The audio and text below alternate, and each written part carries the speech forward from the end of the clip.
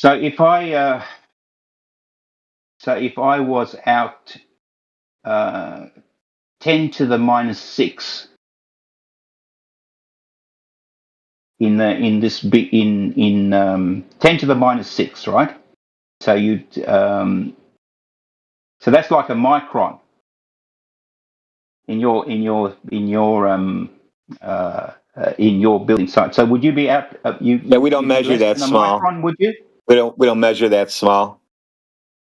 You don't measure a micron? Not for buildings. That's the same level of error margin I would be out if I was 5 meters So I could use in two and a GPS to half build a thousand building then. So I could use miles. GPS to use the building, correct? What? I could use GPS to build a building. No. Okay, so they're not accurate enough for that. Yeah, but if we won't use that for marking headings for cities. Why don't you just stop and listen for a minute?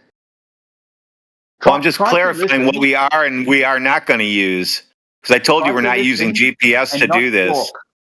Try to listen and not so that you actually listen to what I said and not what you want to say next. Okay. So if you were as accurate as me with my 5 meters in 2,500 miles, actually, yeah, say 3,000 miles. If I was 5 meters out in 3,000 miles, and you had to have the same accuracy as me, you'd have to do your building, your 300 meter building. Yeah, you're not that accurate. With an accuracy of 1 micron. You're not that accurate. Dude, why are you being so difficult, man? Let him finish the thought. You're just acting like a child, man. Because he's not that accurate. Yeah, don't be a nag. Do you need to nag? If you're not going to contribute, hold on. If you're not going to contribute, just put yourself on mute. Let them have a conversation, will you? He said 500 feet was very accurate. No, I said 5 meters. And now 5 meters is very accurate. That's a big difference, isn't it? 5 meters is the GPS. 5 meters in 2,500 miles, right? Or 3,000 miles actually. I've got 5,000 kilometers. Okay, 5 meters in 5,000 kilometers. That accuracy is as good as you having 1 micron. Yeah, but you're not that accurate. I will be that accurate. GPS. No, you have to verify it in short distances first, and you said it's not accurate short distances, so we can't make it accurate. It's not going to be accurate to one. There's no way to verify the accuracy, so we're not using it. Do you get it yet? Everybody in the room will vote for what I said. There's no way to verify your accuracy. If they don't understand what I'm saying, they're dickheads. We have to make sure your device is accurate with known accurate devices. With known accurate devices. Mr. Whatever your name is. Triangle, Professor Triangle, Yoda. Not a Professor Phil. Yeah, sure. Now the ad hom comes on because you want to obfuscate. Go on, put my profession down. Well, you're making fun of my profession, and mine is triangles. Yeah, good. Point being is you're bringing up. You must be good at triangles to get within 1 micron. Phil, point being is that you were arguing for GPS being the way that the professionals use, and he's basically saying that the people don't use that when they want to get their buildings made. Yeah, because you don't need to use a GPS when you're making a building because you've got line of sight, you've got lasers, all sorts of things that you can use for which are much more accurate. That's fine, but what's the point you're raising then? Okay, so what I'm saying, Miggy, is that over 2,500 or 3,000 miles, not 300 meters, 3,000 miles.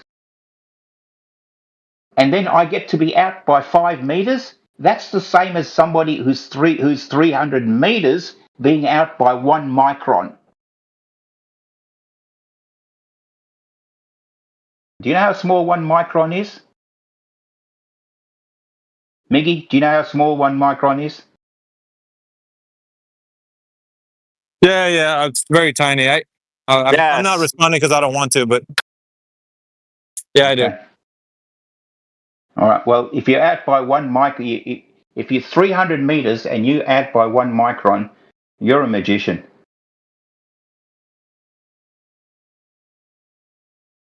Dude, we're not using your GPS, so pick something different. Oh, okay. Good night. I'm going to bed. See you guys later. Later. Okay. Cheers.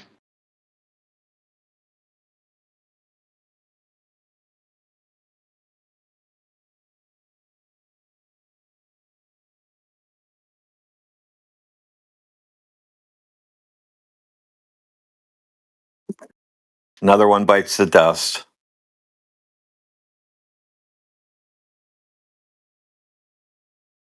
It's so weird that you were thinking that same phrase that I was thinking of, Bradwin. I was thinking of And the actual song though. all his fans are leaving.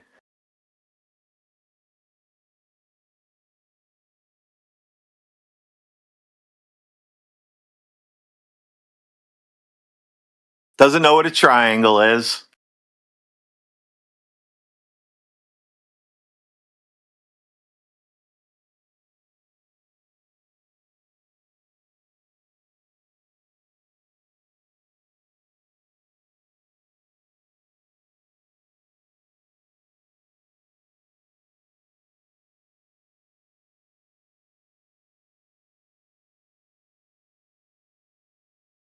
Why does he want to get in within 1 micron from that distance? I mean, who's doing that anyway?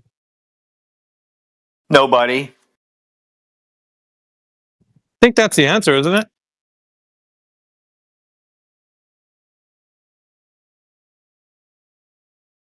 We have to use something that we can verify is accurate. So, sorry. Yeah, wasn't his whole argument GPS? Like that's what he was trying to raise, so right? I threw it out the window. So he's got to come back with something different. So he can measure triangles. He wants to measure them using GPS, and wonders why his numbers don't add up. And I told him why. Hey, the moment you dispensed of that, man, his cheerleaders left with him. That was weird. Like they hopped in his Mercedes and took off with him. Yeah, Phil's not a Mercedes kind of guy.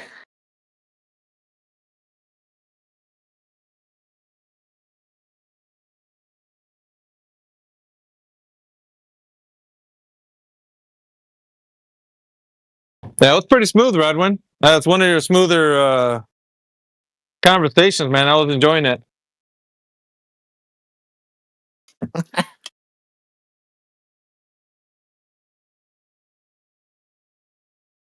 He usually doesn't last that long. Yeah, which was surprising. I thought he was going to exit when I was talking to him, but he kind of, I guess he wanted to still keep talking. So Well, the holidays are coming up. Maybe he's getting overtime in. he's putting in extra. Yep. What's happening, Neil?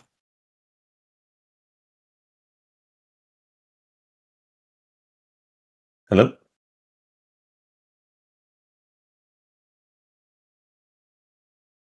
Hey, what's up, man? Welcome to the room. Thanks. How are we doing? Pretty good. Asking newcomers that are joining us, can you prove that the Earth is a globe? I don't really care. Okay, so the topic of the room that you just entered is 24/7 flat Earth. So we're usually on the topic of, does anybody know if the Earth is an actual globe? That's what we're asking people. That's cool. I'm just here to listen. What do you think? Do you think you live That's on a fine by ball? me.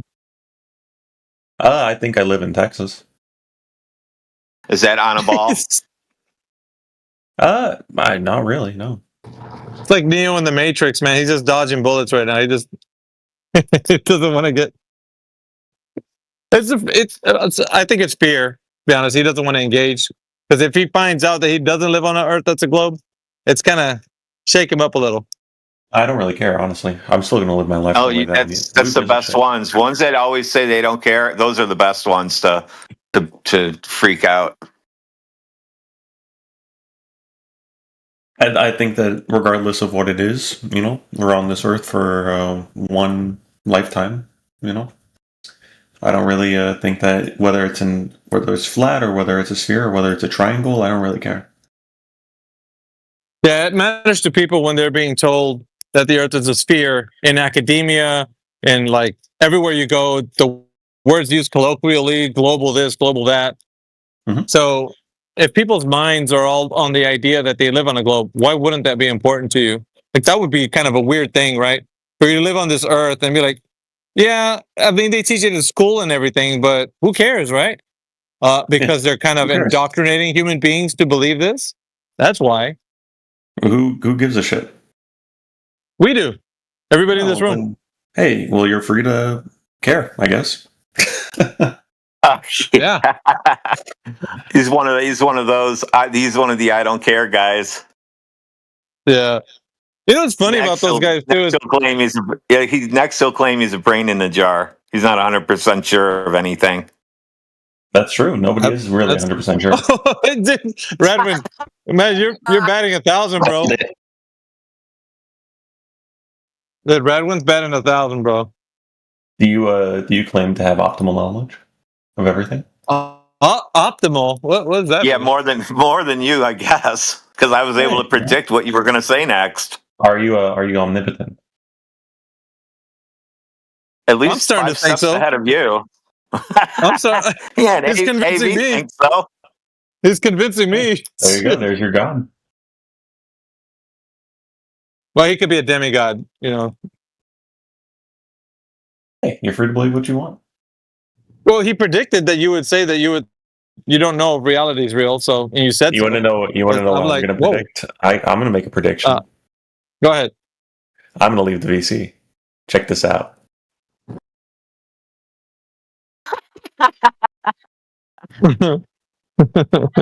That was so cringe. Yeah, I didn't answer you, Root, in the DM, but yeah, I'll have a conversation with you if you want on a private call. Yeah, definitely keep it private. Yeah, good to see you though, bro. Okay. Yeah, but you know, like I was saying, Radwin's betting 1,000, bro. It's almost like he can't do no wrong to. He must have woke up on the good side of the bed. I love the calm, confident demeanor of Redwin when he's on point like that. I like being able to chuckle and laugh at them during the whole exchange.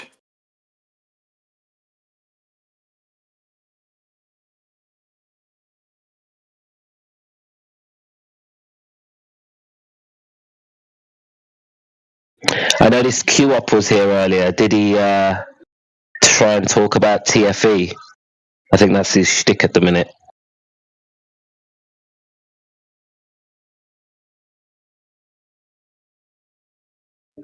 He's been making videos.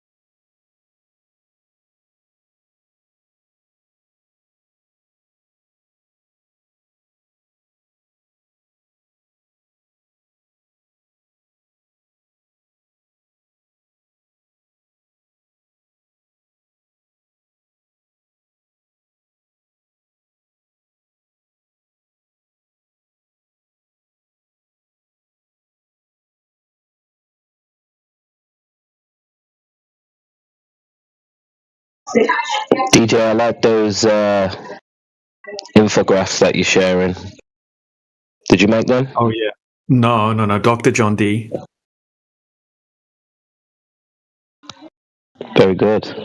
Yeah, very, very helpful.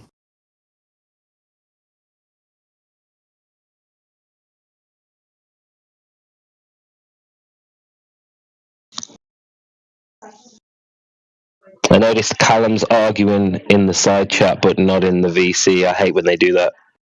Yeah, I tried to get them to join the VC, but yeah, I don't see them in here.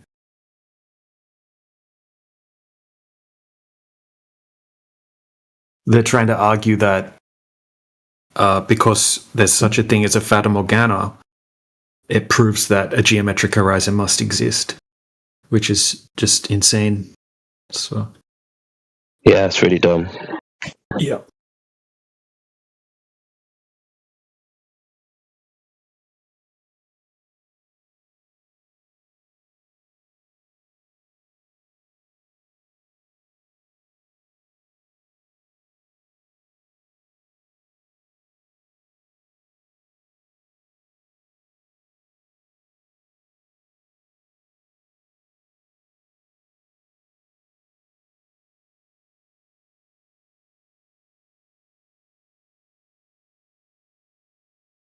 I feel like you should make a meme of all of the different types of refraction all in one place. Just something for people to keep hold of, all of them on one meme. Roots, you're coming in real heavy. I don't know if it's like you get like this, like you're talking really close to your mic. I don't know if that's what's going on or not, but Let me have a look at that.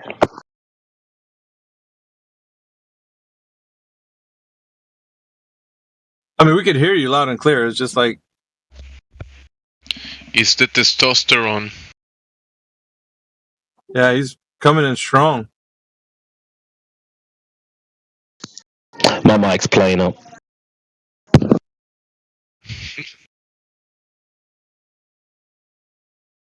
We got some new folks jumping in. Welcome to the group. Do you have any questions about the topic of the room? Perhaps we can challenge you. Anybody in here?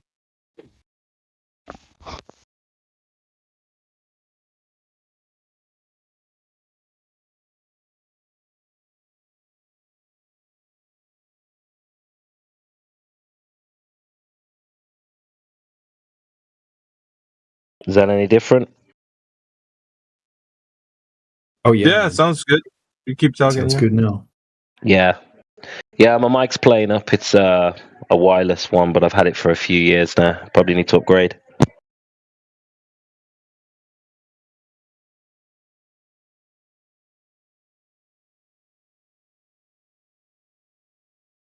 But yeah, welcome to all the newbies. Welcome to everybody who is a baller. Welcome to the channel. Yeah, I'm on break right now. Roots, if you want to jump in a call quick and then we come back. Yeah, let's do it.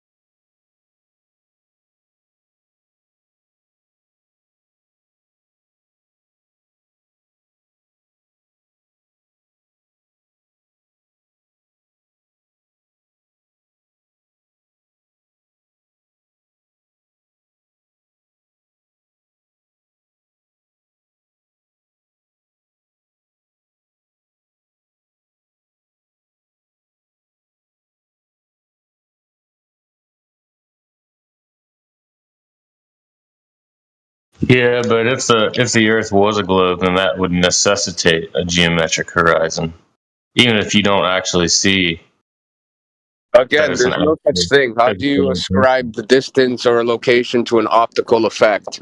If I were to get in my boat and head towards the horizon for 3 days, I would still never reach the horizon. Well, yeah, it moves with the observer. Yeah, because it's not an actual location. There is no location where the sky meets the ground. I don't understand this concept of asking for geometric horizons. It's idiotic. It's Earth curve. Where is the Earth Hold curve? on. All right, mister, hold on. Let me try to explain it to you. Okay, so if you're on a ball, there's a point on that ball where you won't be able to see past the surface because Yeah, it the curves Earth. away from you. Yeah, exactly. That would be the geometric horizon. That point. No, that would be the Earth curve. How would that be the horizon? The horizon is an optical effect that makes it seem like the sky and the water meet. That's not an Yeah. actual location. No, it's not. But there should be an actual location if the Earth was involved for the curve.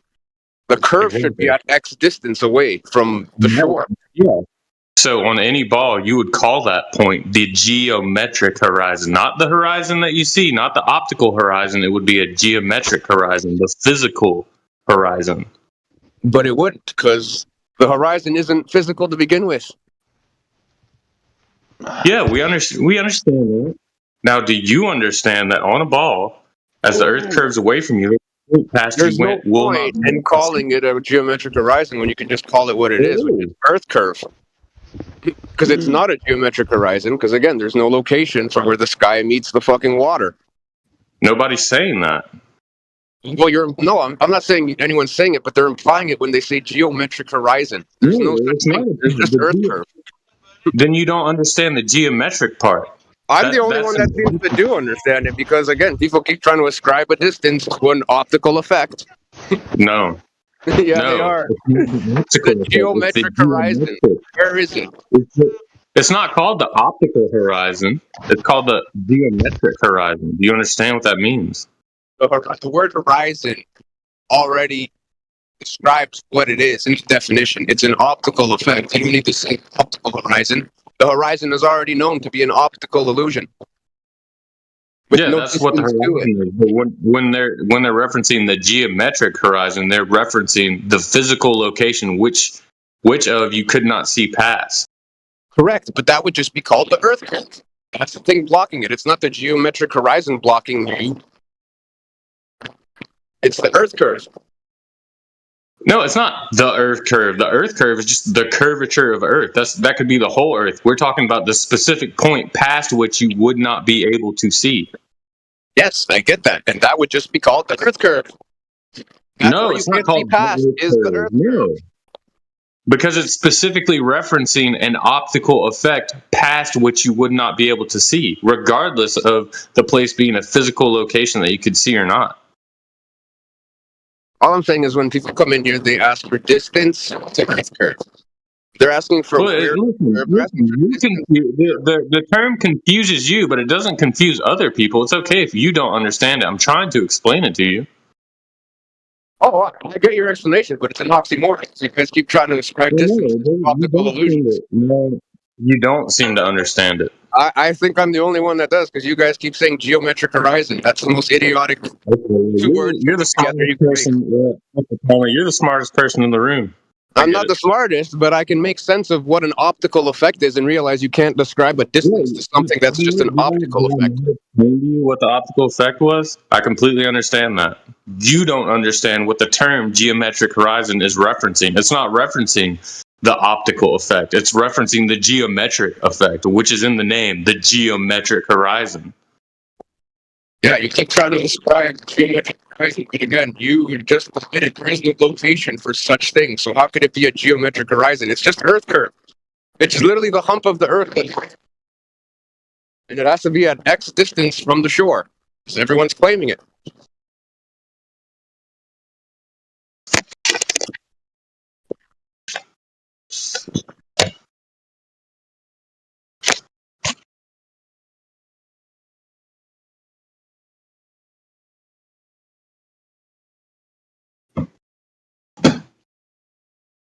Some people.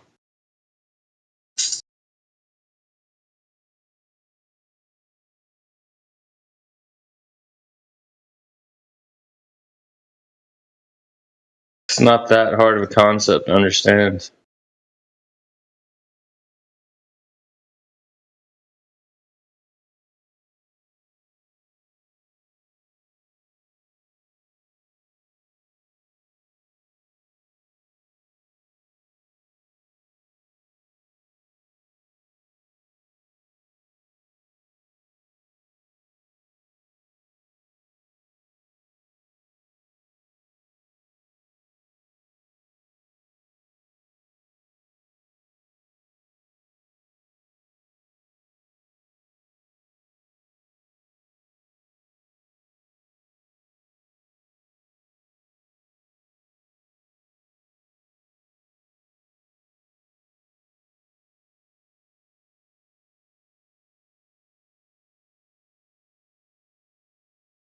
The horizon references the optical location, the location where the sky appears to meet the ground. The geometric horizon is a physical location. It's the location past which you could not see. So you're telling me it's the geometric location where the sky actually meets the ground by the very statement you just made? No, it's the physical location You don't where the realize ground the error? is way past which you cannot see, Mr. Palma. How can you not understand this?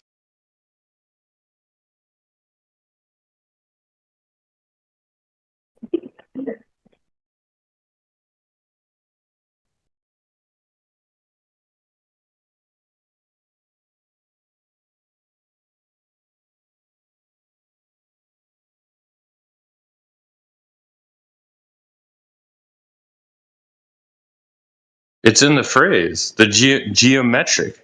That's the clue there. It's not even a clue. It's directly telling you.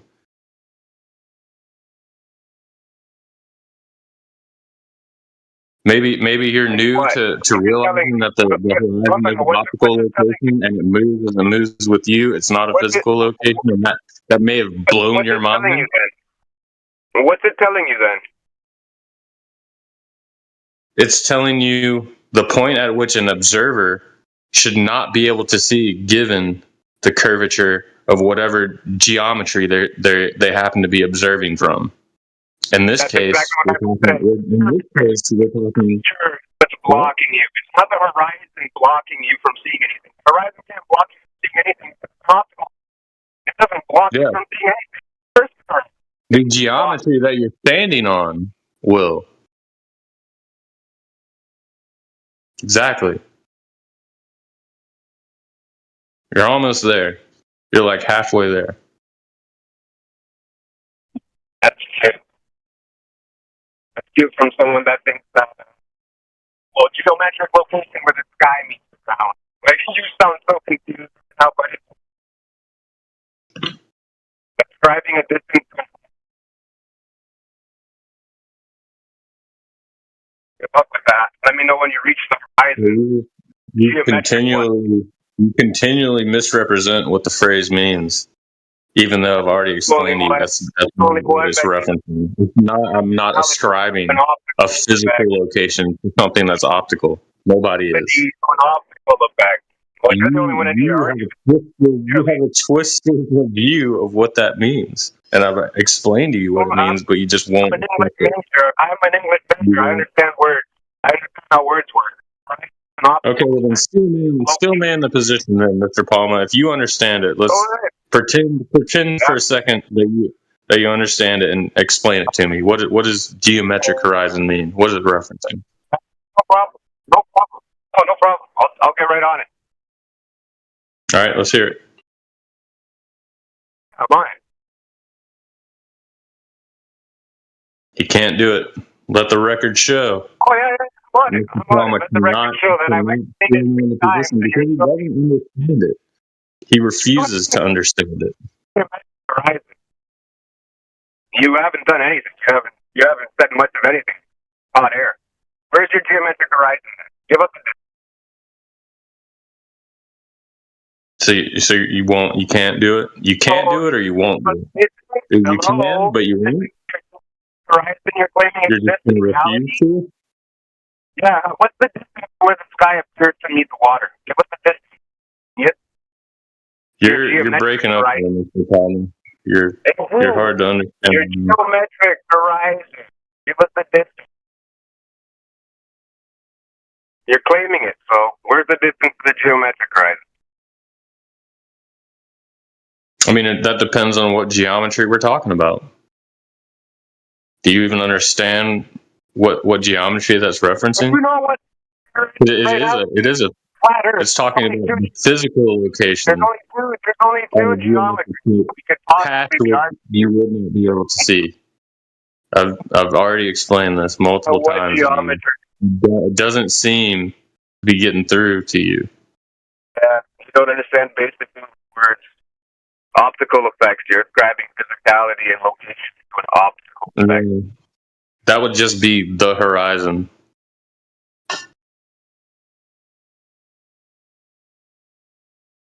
That's why we use words, descriptive words.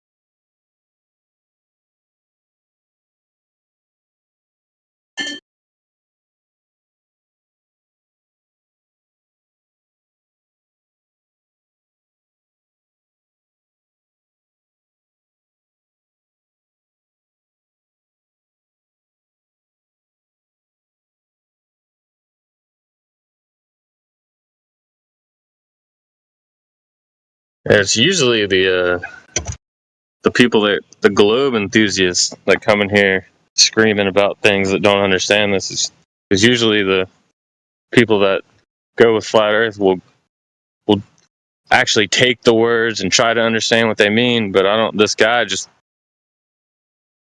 I don't know. I'm giving him the information, it just won't sink in. Doesn't even matter if you believe in globe Earth or flat Earth. I mean, we're just talking about words now. Geometric horizon, not the horizon, Mr. Palma. It's the geometric horizon.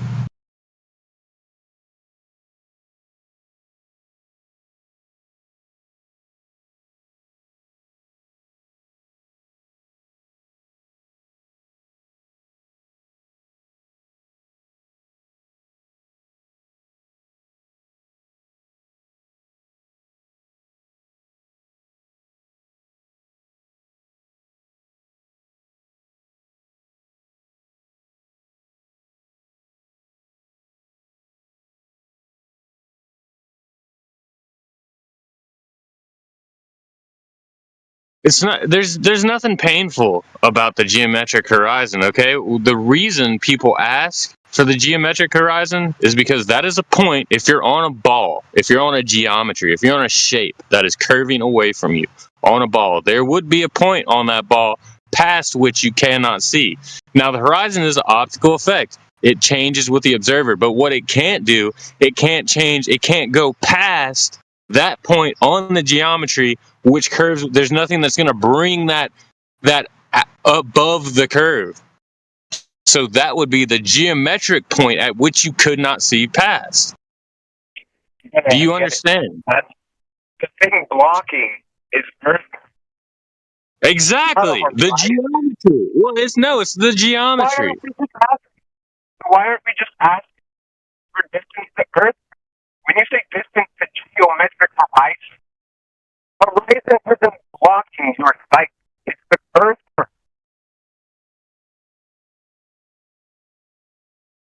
That's why it's so annoying. It's because people are asking for distance to the horizon, but the horizon never blocks them. Like you said, it's the point where the fucking Earth blocks you from seeing any further. That would just be Earth. Exactly. It doesn't need to be called the horizon. It's not called the horizon. It's called the geometric horizon, dude. Dude, the word horizon is in there. You mean you're not calling it a horizon? Why are you using the horizon if you're not calling it?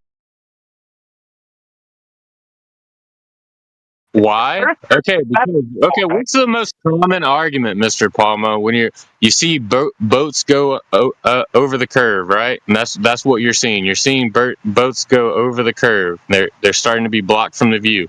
We're using long distance observations. We're always talking about where you can see, if you can see too far, where the horizon is. The horizon moves. Okay, so what we're doing, we're explaining that on a geometry, there would be a point past which the horizon you would not be able to see. So if you want to take the black swan, for example, you see those rigs there. No, you need to listen. You need to listen here and try and learn. You're fighting me on this, okay? Those oil rigs are past the point which you could see. The horizon is behind them. They're past where the geometry of the Earth curve would allow you to see, which we reference as the geometric horizon. There's nothing wrong with that phrase. There's nothing incorrect about it. What was he saying there was, Mushkin? Or whatever your name is now? He's saying it hurts him to hear people use the term geometric horizon because he doesn't get the concept. I guess he just learned that the horizon isn't a physical location. It's an optical effect. Yeah. It moves with the observer. Okay, so we're good on that. But then he's like, well, it pains me to hear the geometric horizon because it's not a physical location. It's an optical effect. And I'm telling him, well, the term geometric before that is a little clue to you that we're talking about the physical location on a ball which you could not see past. And he's like, well, that's just Earth curve. Yeah. Okay, you understand that? I don't see where he's got a problem. I don't get it. Yeah. So if he's just clarified what you said, then he must understand. He just doesn't like the fact that we can't prove it. That's probably where we're at with him, Mr. Palma. You probably just don't like the fact that you can't prove it, so therefore you're agitated by the word geometric horizon because that's what the consequence of the Earth being a globe and the geometry of it being what it is, what would be apparent to everybody, or at least to the effect that you could measure it. And since you're declaring that it's something that's just visual and it's not something you can measure, then obviously no one can actually figure out if it's a globe. You're just really making it more difficult for people to say that the Earth is a globe and know it. I mean, that's all that's happening here. And Mushkin's actually, or whatever, Protect Hate Speech is saying that your inability to do that is the issue, not the fact that you don't understand, because you did clearly understand what he meant by geometry. Well, yeah, it seems like he like halfway understands it, but then he can't square geometric with the word horizon. Like it's not the horizon we're talking about. We're talking about the geometric horizon, which is the point on a physical geometry, if it's a ball, that you would not be able to see past. I mean, the black swan's a perfect example of this. I don't know why I told him that example and he just muted up and acted like stuck his fingers in his ears or something. Well, it's usually the part we get to where they don't want to get into it because it seems like their inability to be able to tell us how that's actual Earth curve is what it is, because it's not what we see. So they'll start appealing to things like refraction or other ways as like how it's optical and not geometric. So that's a problem for them, and we're just going to be at a standstill because that's probably why he muted up. He's not going to be able to produce the unless he is. Well, he's a flat earther. He's a flat earther. I'm a flat earther. I don't know why you're so confused. I'm just pointing out that it's a lot simpler when you keep addressing it as the Earth curve, which is the actual thing that's supposed to be blocking the things ballers are claiming. But people keep switching back and forth from Earth curve to geometric horizon. It's the When it's you the can just concept. use, when you can just say Earth curve, you don't have to use geometric Yeah, horizon. You can yeah, just say Earth curve yeah. since You that's do. the thing they're trying to Yeah, prove it's a distance no. to. Hold on, brother Jim. He and Mushkin went over it. It's important to actually say it that way, because with geometry, right, the consequent of the Earth being an oblate spheroid would be that it has a geometric consequence. Like it would be has a radius, diameter, and circumference. So he is correct to say that. It's apropos for the discussion. You can't say that it cannot be used or that you don't like it. It's something that's akin to the Earth being a geometric shape. So it's totally within the boundary of him being able to say that within what somebody would see horizontally across the surface. There's nothing wrong with that statement. You're having a qualm with it because you don't like it. That's fine. It doesn't matter. You could use something else if you like, but it doesn't make it wrong. You Yeah, and understand? I concede to that. I'm just saying it's much easier when we address it as Earth curve because that's what these ballers are trying to prove. But that's your They're trying to preference. prove the distance. They're trying to prove the distance and prove that things are being blocked because of the geometry of the Earth. But that geometry is the fucking curve. Yeah, brother, that's your preference, though. You can say it that way. However, if he's denoting that it has geometric consequence, it's fine. It's not. There's nothing wrong with it. You're only arguing right now for preference. That's fine. You prefer not to use that, then you do it your way. So long as the job gets done, and if it gets mentioned, you can't discount it.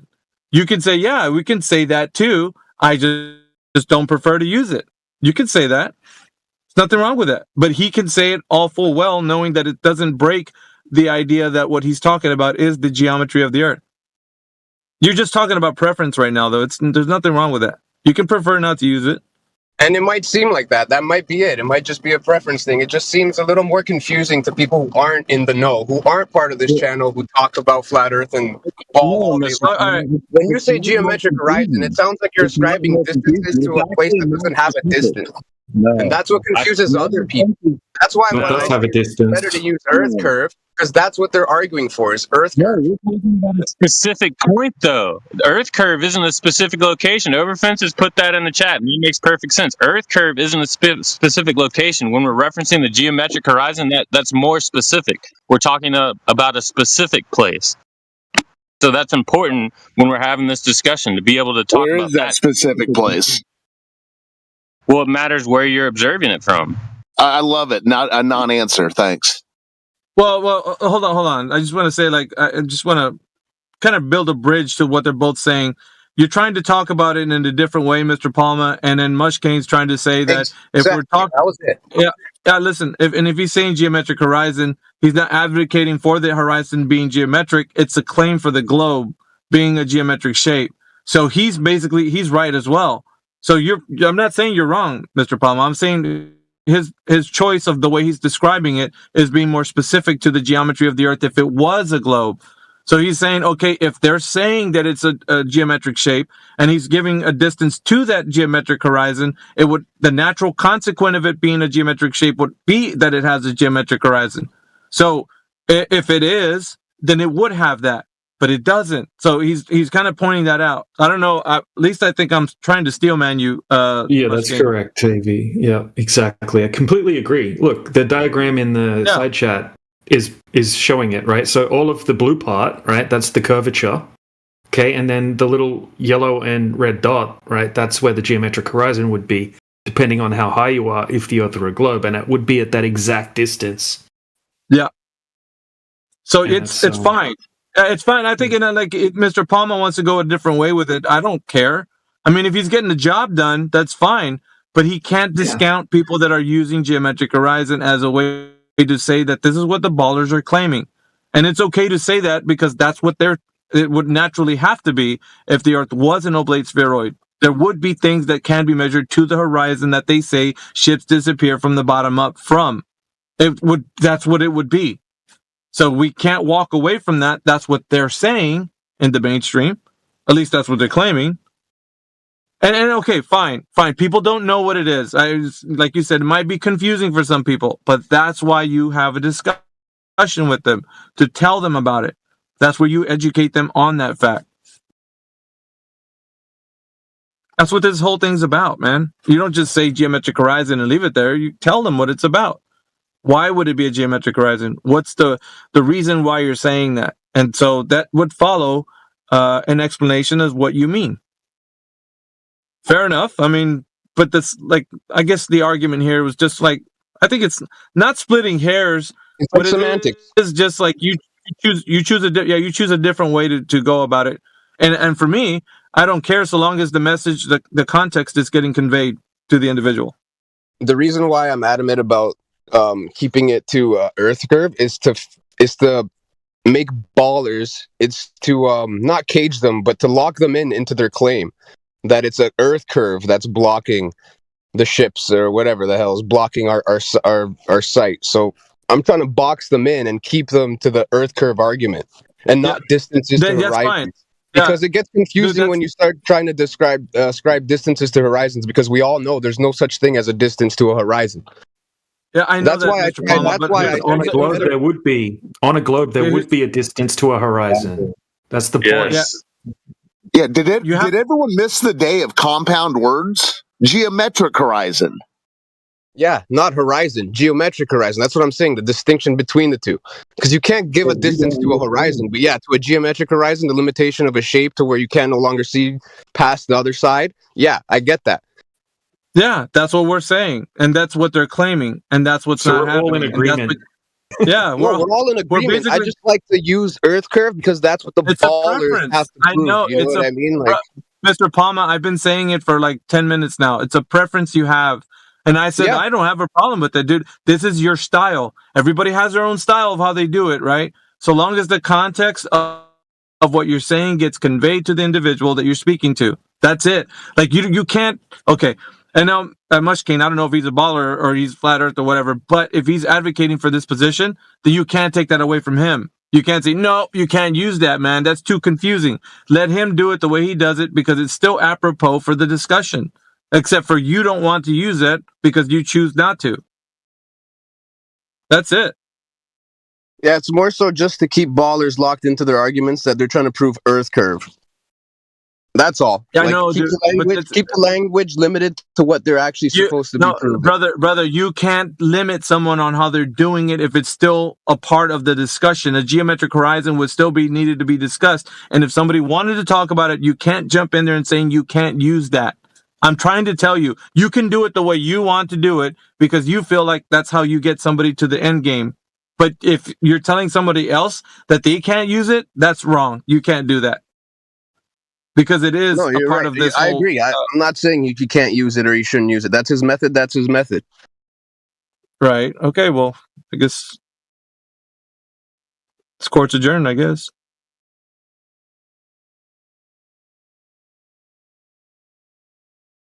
What else do we got to tackle? Well, it seems like he made Mr. shift his position because that's not what he was saying originally. Originally, he just didn't understand the geometric. Brother, it was malformed. Listen, I'm building a bridge here. It was malformed. I understand what he means. It's just that he was trying to go about saying it in a different way. So you can't, for you too, Mushkane, you can't make something that's there that's not there. Yeah, I know what he basically agreed with all of us. So now we're at an agreement. We can't go back to his first premise because perhaps it was malformed. What he really meant was he prefers not to use that because in a style when you argue with somebody, he found it not to be as effective in his particular style, not to be effective when he's talking about geometric horizon.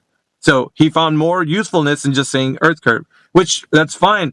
But like I'm saying, I'm not arguing it, but he can't take away from those who do use geometric horizon as what the ballers are saying. So, like I said, I don't know. We should be already. Everybody should be at an agreement.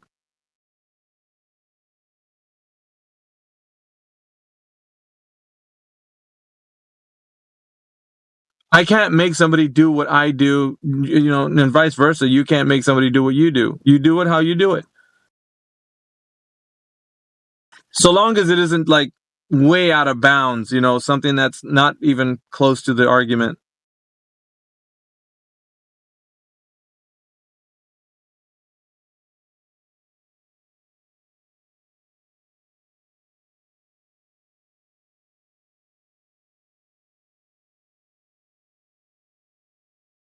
The most confused people about horizons are the globers. They're lost. When you say horizon, they don't know what to do, right? They think it's the physical geometric location, but then in the next sentence they'll say it's apparent, and it's much confusion. They're a hot mess when it comes. Yeah, like the guy earlier. Mess, that's exactly the word. Yep. I like it because that's how they are. They're just completely confused. They're trying to put things together. They don't know how to put it together. Everything's malformed that they're saying. It's the logic's not there, and they just want to like look to us and say that we're just fools for believing what we're saying with flat Earth. And they can't form a logical structure within their sentences to say that we're incorrect, because everything we're saying is sound. It's sound logic from the front to the back.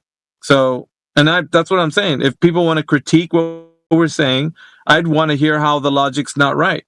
If we're saying the Earth looks flat, what are they going to say? The Earth looks like a globe? They're going to have to say the same thing that we're seeing. The Earth measures flat. Okay, what are they going to say? The Earth measures like a globe? No. None of it is true. None of it.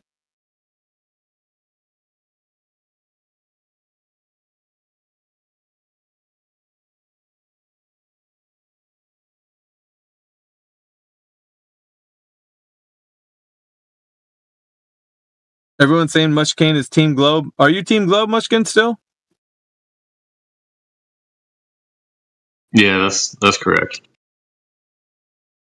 Dude, how can you? That's what's really confounding me, man. How can you sit here, listen to logic day in and day out, and then walk away still saying the Earth is a globe? It is amazing, dude. How do you perform this magical trick of yours? Like, you just walk away, you're like, okay, let me just erase I'm just going to wipe my memory every time I leave 24/7, and then come back with a fresh new, pair of ears. Do you not hear us taking the globe down every time you come in here?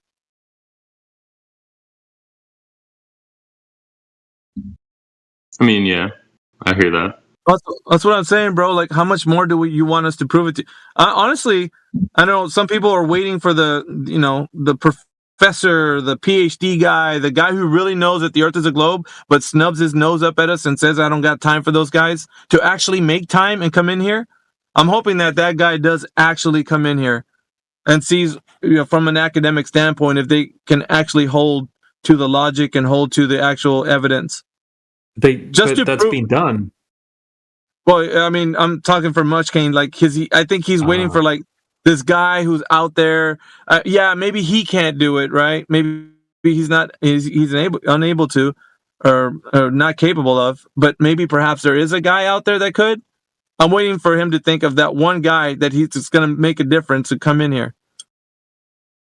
Maybe it'll so be that he could Space Jesus when he returns. It's something, dude. I don't know. Who knows? Like, who he's waiting for. But I mean, if we've done what we could to actually demonstrate in our discussions that the Earth cannot be a globe, I don't know what's next. I mean, are you waiting for that guy to come, the scientist or who? I don't know.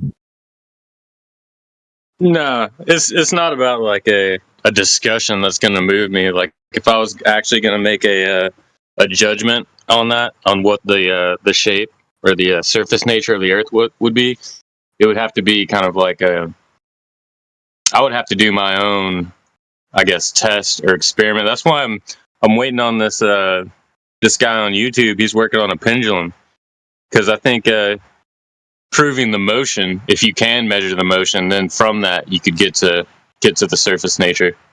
But I mean, I would have to have like hard evidence of that, which I don't have. So.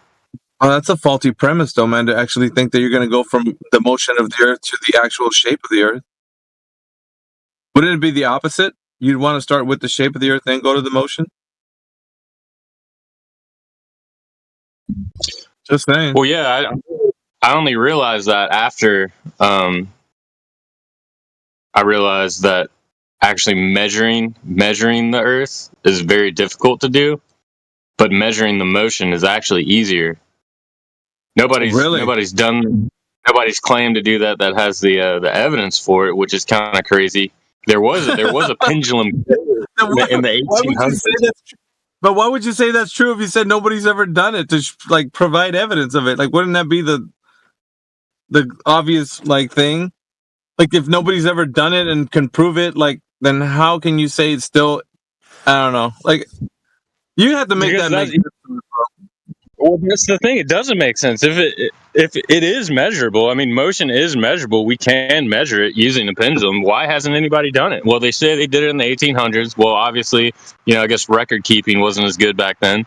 There's some papers I've read about it, but I mean, we need some. It wouldn't take that much money to do. It's something we could do.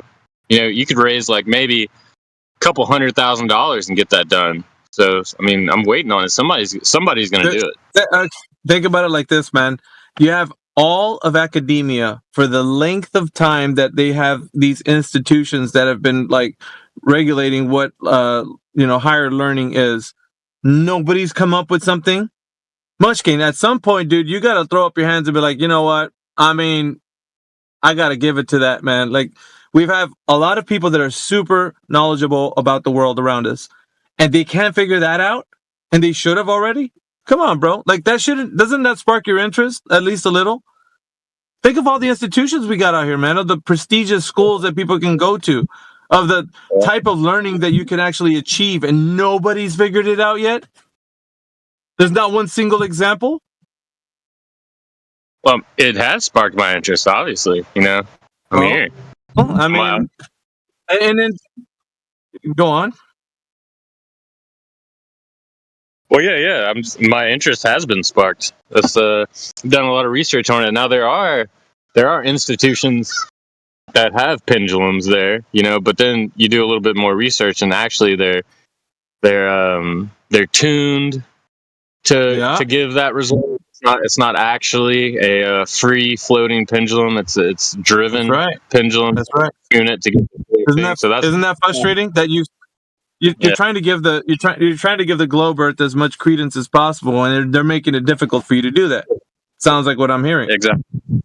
Yeah. That's right. Oh, maybe just stay on that path. I would say it's your path, man. Like, no one's gonna force you into like, okay, the Earth is flat. Like, whatever path you're taking is, obviously everybody has. Some came through NASA. I gotta say, some came through the AE map. Like, even though that's not the case, right? Like, but some came through the knowledge of flat Earth where they're at today through different ways that they came into it. So who knows? This might be the one for you. I don't know. I mean, but it could just be a great tactic that Mushkane's using here. Just keep doing what you're doing, Mushkane. Keep wrecking Globers in debates in our server, like you do. And they can't even go against anything you say because you just tell them you're a Glober. or at least you could tell them all the work that you've done so far. Everything you've done to prove whatever it is, like the spin of the Earth or whatever, prove it to them. Like, say, no, it's not what you think it is. I've looked into it. You could tell them that with your research. That's what most people in here do anyways. They're like, yeah, I've looked into it. It's not what you're saying. And then prove it to them. Show everything you looked into. Show them citations. And that's putting meat on the bone for them to actually challenge you and to say, you know what? That would probably make you happy, right? If you challenge somebody hard enough that they were like, oh, no, I'm going to prove it to you today. And then they proved it to you. But keep challenging them, man. You could LARP as a flat earther and then see what happens. If somebody's going to actually be able to debunk what you're saying. Well, yeah, I enjoy critical thinking. So it's nice to be in here, and then you see somebody come in here and they're very, I guess, confident, kind of like, oh, I'm about to school these retards, and then you see them just kind of be like, and then they just start cleaning out. Money, but there was a guy who came in here, and I don't know who he was, a mathematician, I think, and you took him down. And I know I'm not really sure you're a guy that knows a lot of math or whatever, but you got him to think about it, and he didn't have a response to you. I remember that. It was some discussion like months ago, I think. And I mean, the guy didn't know how to respond to you, and you're like, you see, you don't have an answer, and you just felt like you were on top of the world at that point. I mean, because of the fact that you said something that academic couldn't respond to you on. I forgot who you were talking to, but yeah, it was somebody that I was like, well, I mean, That just goes to show, man. Like even people who are in academia, they don't know that the Earth is a globe. Well, yeah, because I mean, the shape of the Earth, it's not a math problem, and you know, I respect people that have higher degrees in math or physics, and it's nice to learn from them. But just because you know you understand higher mathematics doesn't mean you have a general knowledge, you know. And a lot of times they get shown that, and sometimes they're humble about it, but sometimes they're not. Most times they're not. We had Professor Phil that was in here just a while ago. He was on for about maybe 2 hours. He got historical facts incorrect. He got the idea that you can measure with GPS distances incorrect. Like, because you know, he was challenged by me first with history, saying that Pythagoras, because we went all the way back to the foundation. He said that where did the logic train start? He said that he was questioning Jedi if you can go around the equator in a circle, right? Circumnavigate the equator. And then I put it back to him. I was like, well, you know, Phil, you're asking him to do this impossible task that I know that you can't do. How is it possible that you're doing that? So he appealed to, you know, going around using navigation. And then I said, well, what type of navigation? He said GPS. I said, well, what type of GPS are you referring to? He said satellites. We went from satellites to like, how does he know satellites or what system they're using? And the system that they're using is longitude, latitude, you know, to tell it's a spherical coordinate system. And I was like, so who came up with this? He said Hipparchus came up with it. And he started saying, well, where did he get that information from? Because I was like, and then he went back to the, like, well, he actually derived that from Pythagoras. I'm actually kind of making this a bit condensed. He said, well, Pythagoras actually came up with that. I was like, well, how did Pythagoras find out that the Earth is a globe? He said, well, he was looking at the shadows on the moon and also the ships disappearing over the horizon. I was like, no, Phil, you're incorrect. That's not Pythagoras. Pythagoras says that the world was like a perfect sphere, so he imagined it. So in other words, he invented that the Earth was one. So the foundation is that you are claiming that a guy, Pythagoras, is only inventing that the Earth is a globe, and he didn't discover it. And it kind of stumped him a little bit, so he started to think about that. He's like, no, he didn't invent it. He created it. I was like, well, creating it is the same thing as inventing it. He made it, right? He made the idea. So I was just following his train to find out when I was like, so the fact that you're saying that he derived it from looking at the moon is incorrect. He's like, no, Pythagoras was the guy. He saw the. I was like, no, dude, so I was on to him a little bit about that, and then he corrected himself at the end of it. He's like, oh, my bad. I meant to say Aristotle. Aristotle's the guy who looked, and I was like, yeah, that's correct. You had the wrong guy first when you said. So basically, you were saying Pythagoras was this guy in history that wasn't the guy you were mentioning. So he got those facts wrong, and I proved that. Then later on, he came back around to say that you could measure with GPS. And then Radwin was talking to him because Radwin's an engineer and showed that, you know, to what level of degree. He was saying, well, you got one geographic location, and then you go to another geographic location, and then you have another one, which makes a triangle that's more than 180 degrees when you're measuring at those distances using GPS. And so it just got really convoluted because he couldn't explain the fact that how he knows that you can create like a triangle with that, but you know what I mean? Like he was trying to use that as a way to measure, and Radwin was saying that they don't use that to measure, especially when they're designing buildings and such. So it was interesting. An academic, I guess my greater point is that an academic was in here and he didn't do well when it concerns to what his knowledge was on how the Earth is a globe. So I guess I'm just going to leave it there. Yeah, I mean, I get what you're saying too, but also when you kind of get to the higher level academics, a lot of them they'll be honest about it because you know they're not trying to use their academic prestige to win an argument, and they're like, oh yeah, we don't know that gravity is just a theory. There is a lot of unexplained things. So I mean, it doesn't matter to me like what somebody's accomplished in academia or what they know. It's just be honest. You know, as long as somebody's being honest, then I can have a conversation with them.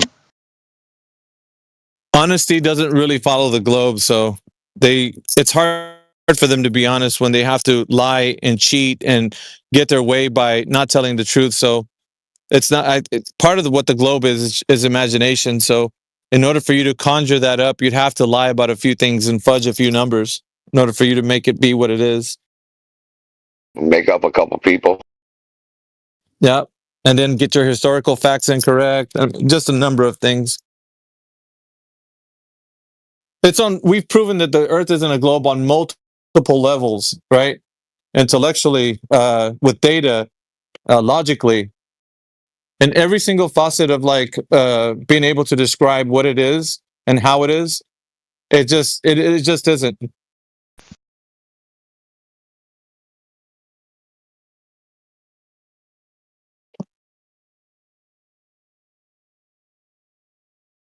All right, we got the Kuiper satellite engineer in the room right now, Josh. He's gonna go ahead and just listening, y'all. just listening.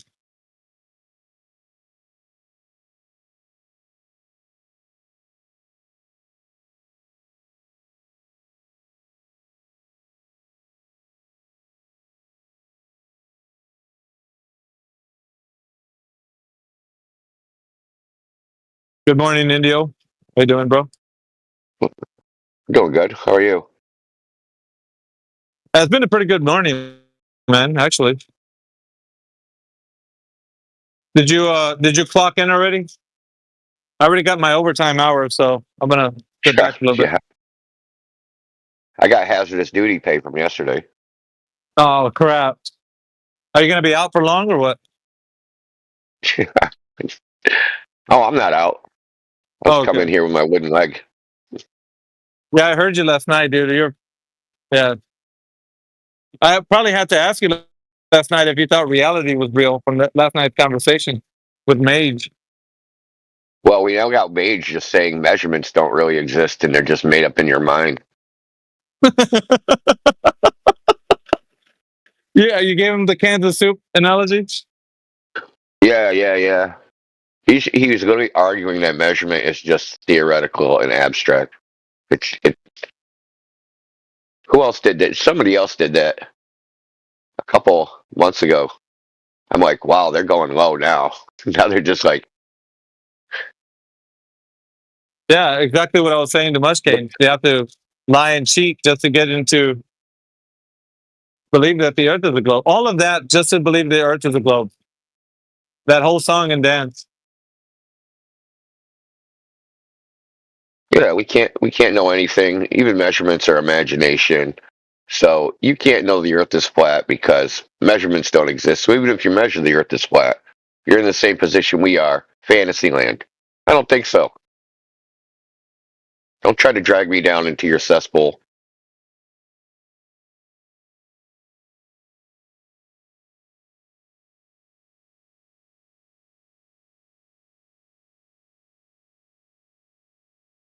Yeah, I'm sure everyone has noticed that's one of the desperation tactics that we see is like they try to equate the nature of globe and flat claims like they're just exactly opposite. Like the evidence is the same, the proposition is the same, everything's the same. It's just the conclusion is different. No, man, there's a lot more different things than that. The entire logic train, as you mentioned, right? The entire logic train from a globe stems from imagination, and it continues to be from imagination. We're not in that position. That's their position. Their position is that our empirical evidence is just illusory, doesn't actually exist. And because we're ants on a beach ball, we really can't tell. So we have to appeal to actual abstraction to figure out what reality is.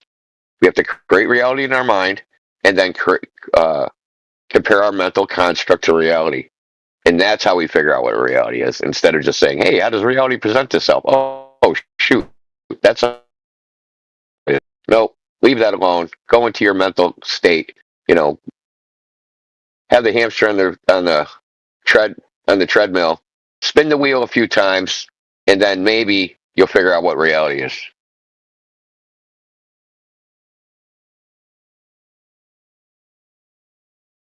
It's a hell of a way to navigate life. I mean, we all did it at one time.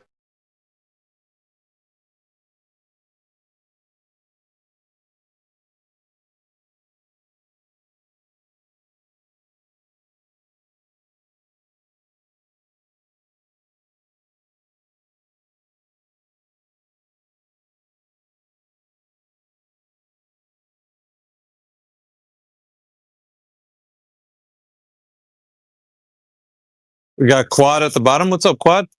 Is that the Quad of FE team? I haven't seen you in a minute, brother. Might not be though.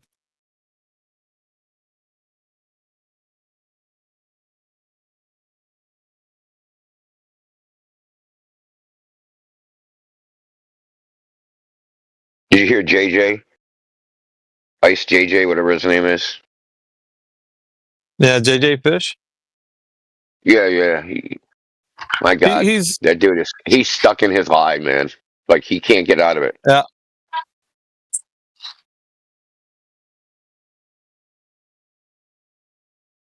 Hi, Mr. Bister.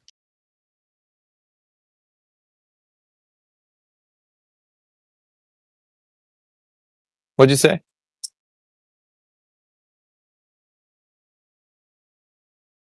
Yeah, don't let him off the hook. Next time he comes in here, right away say, hey, you can't talk until you give what Jedi wants.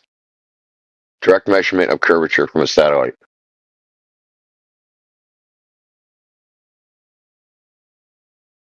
He said that's what he had.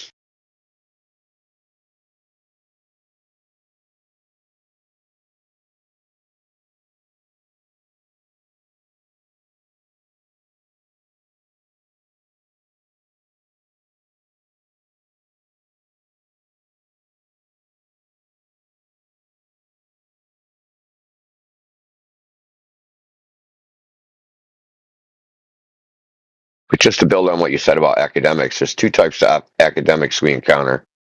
Well, maybe three. There's the ones that try to bully and appeal to their credentials and, their peer group, I guess, that they're at the globe. And then there's the ones that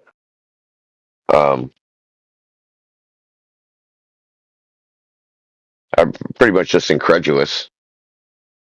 I mean, but usually on par, I'd say they don't know much more than anybody else. When it comes down to it, when we drill down into them, they don't know anything more than any other person.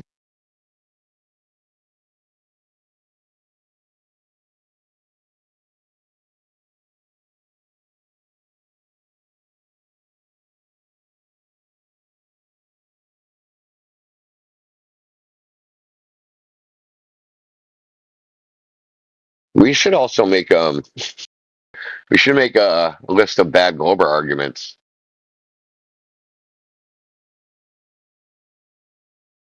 I think the worst one is probably like buy a telescope. How do you know the Earth is a globe? Buy a telescope. There's not enough terabytes to hold that information, Indio.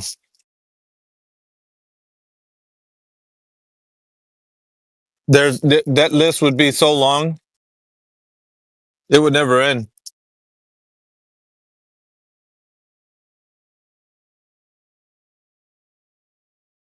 I just think that's so funny. How do you know the Earth's a globe? Buy a telescope, dumpler. Yeah, what am I going to do with that? Point it away from the Earth and look at the moon. What?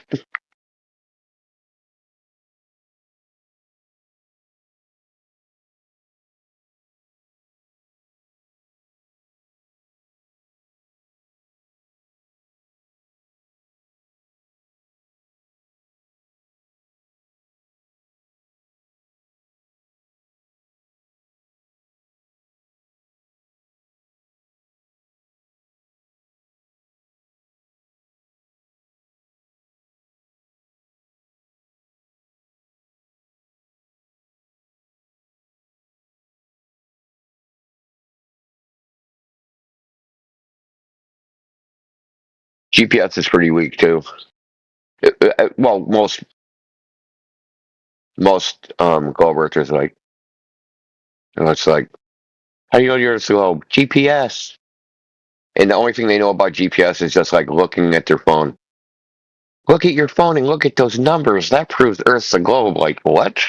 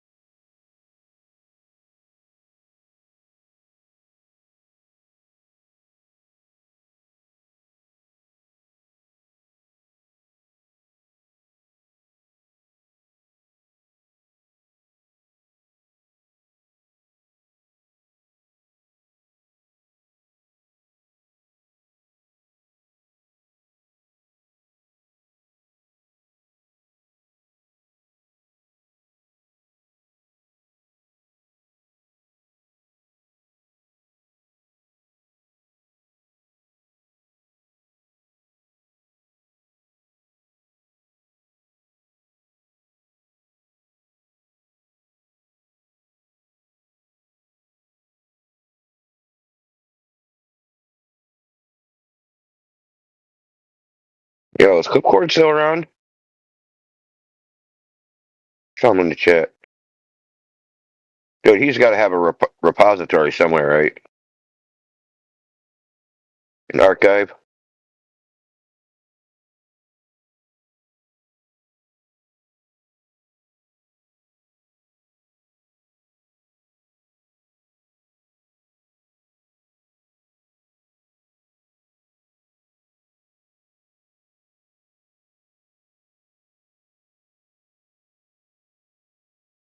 Sorry, India, I was working. What'd you say? Yeah, I know. I said, is Clipcord, does he have an archive or repository of all his clips? I'm not sure. I only know that he does them in DM, so I don't know. Maybe. Do you know how many he must have? Hey, over the many years? Oh, yeah. Yeah. He's got a lot.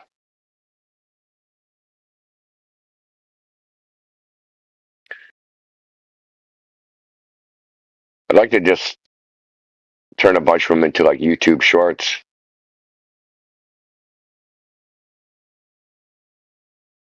Now, obviously, anyone with Donald C in it is not it's not YouTube worthy. Oh, the meltdown. Yeah, you'll get banned in it. You get booted off of YouTube in a second. Like, this is a social media platform, not the hospital.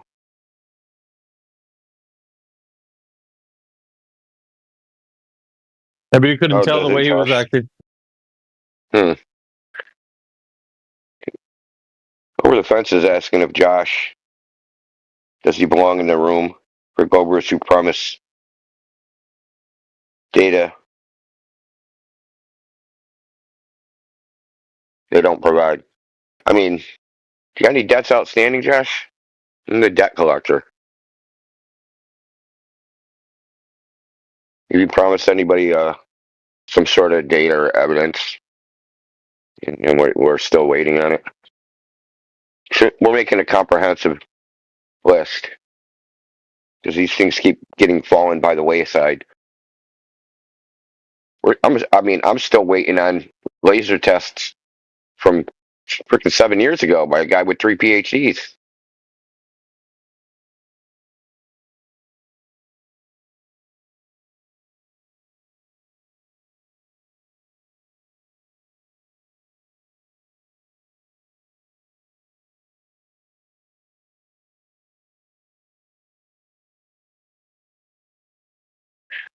His argument was this: there's more globe earthers than flat earthers.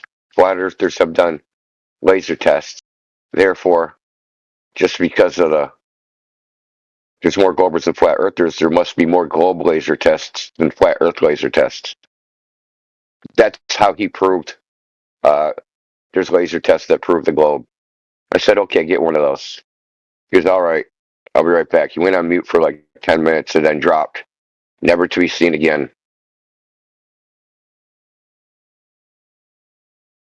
Because I told him, I said, that makes sense that it would work that way, but if you have a globe earther and he makes a flat earth measurement, why would he still be a globe earther?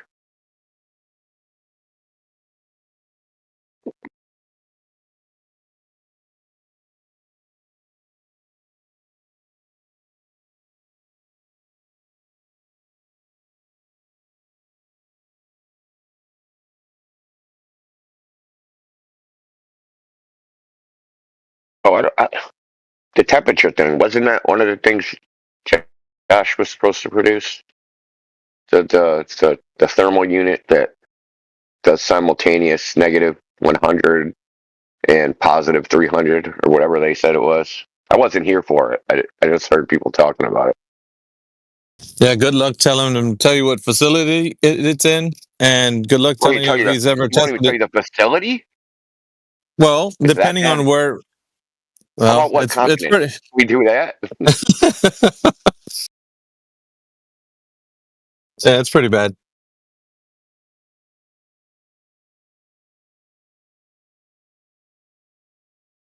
Which multiverse?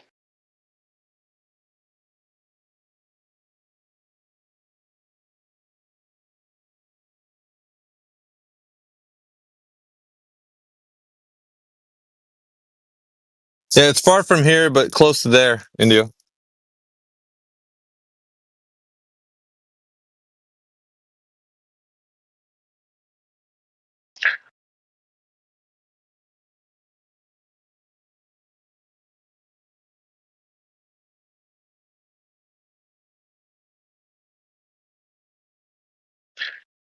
He said it's in Washington. Kirkland, Washington.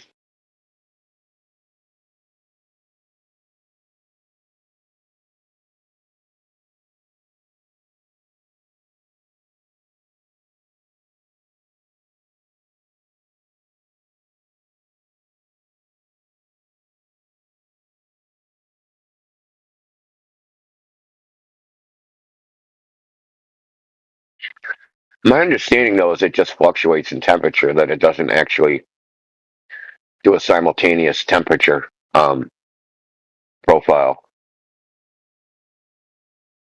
Yeah, you were talking about AB. That's right. I was talking about with you. We need a simultaneous temperature to simulate, what would happen in orbit, right? Because one side of whatever it is would be hot and the other side would be cold.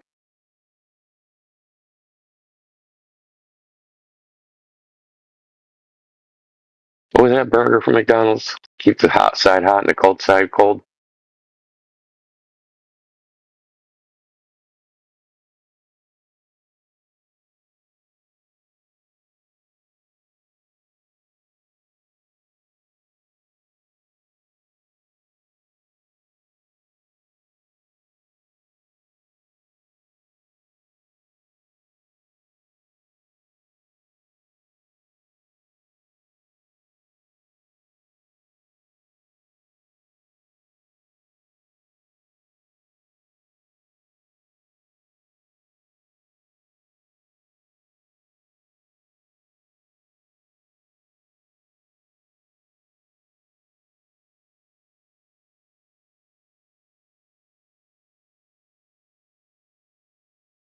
So, for the record, Josh's evidence is a press release, probably that he wrote. Did you just cite yourself, Josh?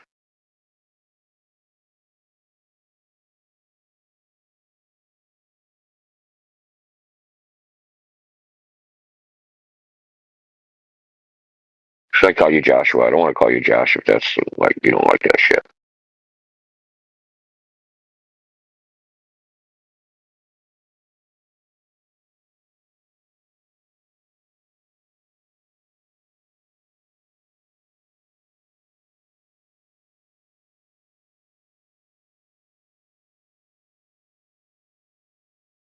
Now you can answer in the text chat. Does that just oscillate temperature? Does it do a simultaneous temperature profile, meaning one side is negative 100 and the other side's the question I really want to ask is what's the distance between the max and min temperature in the chamber? If it does the simultaneous temperature profile where one side is, like negative 100 and the other side's positive 300 or whatever it gets to.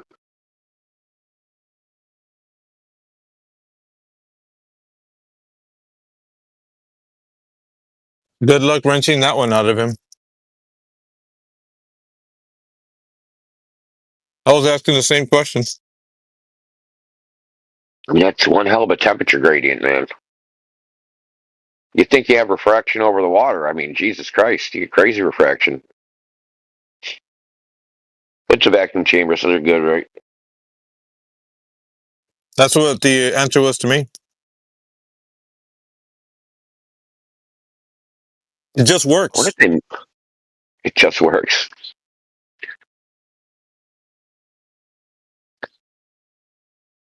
If it didn't work, how could the Earth be a globe?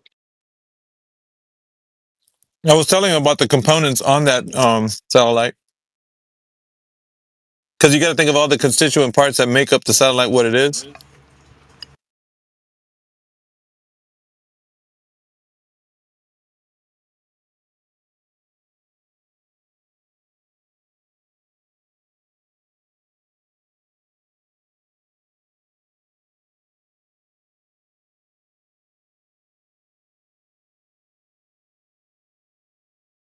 Are these satellites made to be serviceable? Nope. That was the answer I got. Oh, you actually asked that? Yep. We're on the same wavelength, man. Yeah, because that's what I mean. I'll be surprised if he answers you.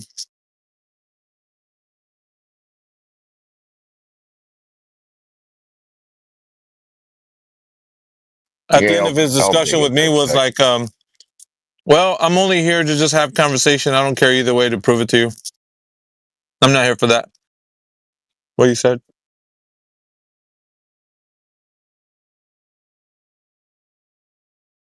I'm just here for a fun little internet conversation.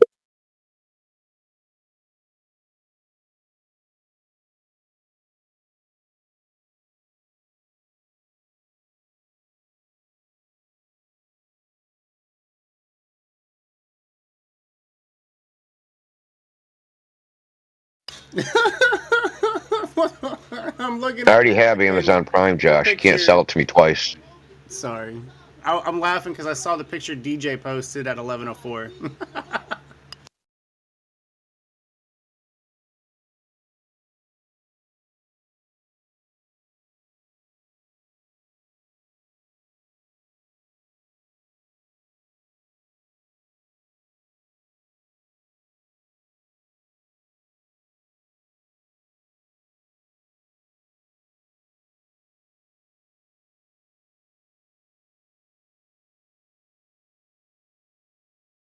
At least we got some details. The link he posted is from Space Simulation Systems. There you go.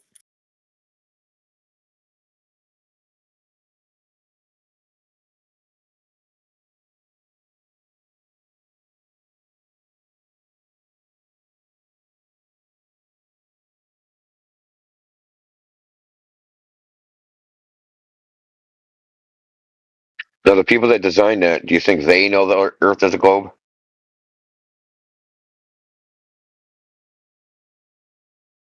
They make vacuum chambers to test the environment of space. So, how could they make that if the Earth wasn't a globe?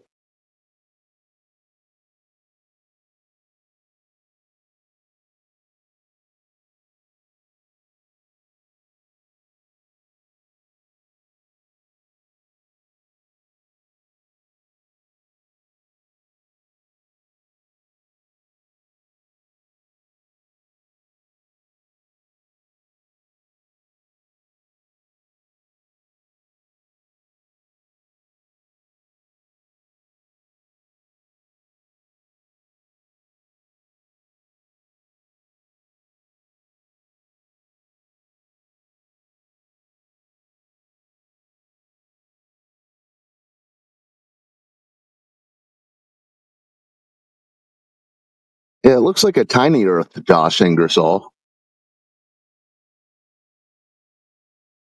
Whatever state that's lifting that up was from. just what I was thinking, bro. That was just. I just posted it in the chat. Yeah, I mean, space cadet guy can't connect those dots. That the state that's launching from would be covering the entirety of the globe. Wake up, Josh. Have some coffee. Get that NASA coffee. Gurgle, gurgle. Now he's got that Jeff Bezos coffee. He's got that saltpeter coffee. Jeff Bezos or Bezos? I'm not really sure how you pronounce it. And then you got Chef Kegwin, who's going to come in here and make sure that you guys are on the right track with the globe evidence.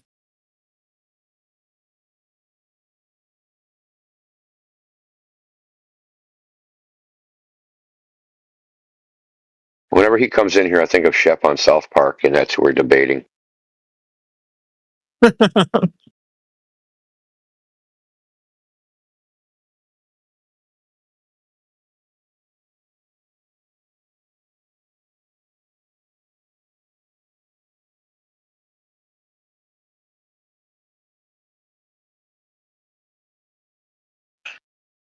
So that screenshot from that Amazon website, Josh, I'm pretty sure you said the satellites don't go very high.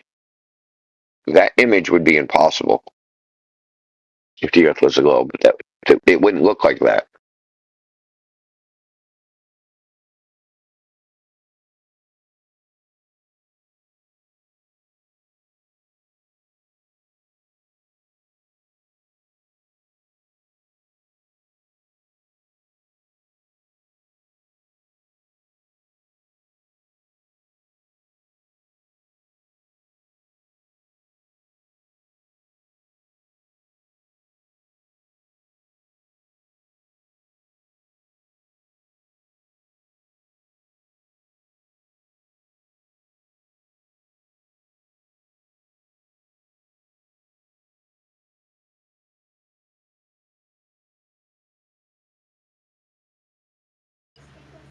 I guess Master Debater came on last night, but I was going to bed, so I missed it.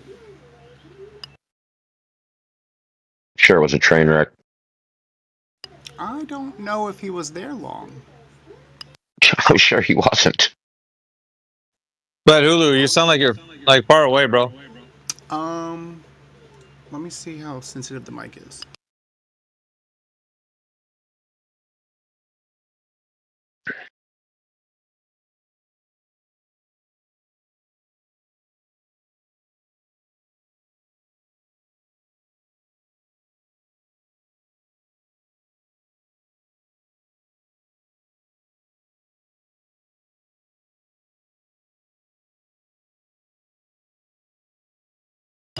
Thank you. Yeah, please let me know, because I don't really know. This is my mic turned up all the way, as sensitive as I can. Yeah, it sounds like you're Major Tom and ground control trying to get a hold of you. Oh, dude, that's funny. I love it.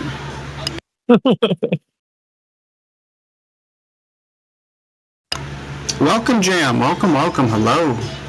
Flat Earth.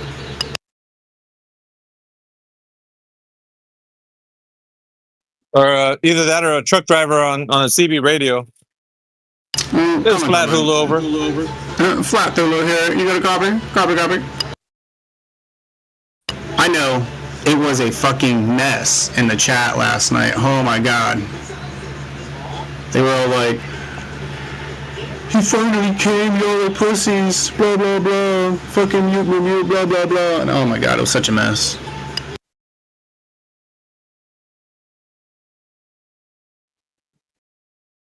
What do you mean? It sounds like my kind of party. I was loving it. I was like, there's no mod abuse here. There's just people that act up and spiral out and get muted for it. It's not mod abuse, it's just fucking moderation. Welcome, Nephilim. How are you doing? I love the name. You believe in Nephilims? I believe the Nephilim are the celestial beings created by God, some of them, as the Bible Hell yeah. teaches. Yeah, but topic is whether the Earth is a globe or it's a horizontal plane. What do you think? I don't think any crazy things about that subject. I'm not a nutter. You're not a nutter? Are you like Excuse agnostic me? towards the shape of the Earth? Are you like agnostic, like you don't know? Oh, Wait a minute. I He know. just finished saying he's not a nutter. I want to know what that means.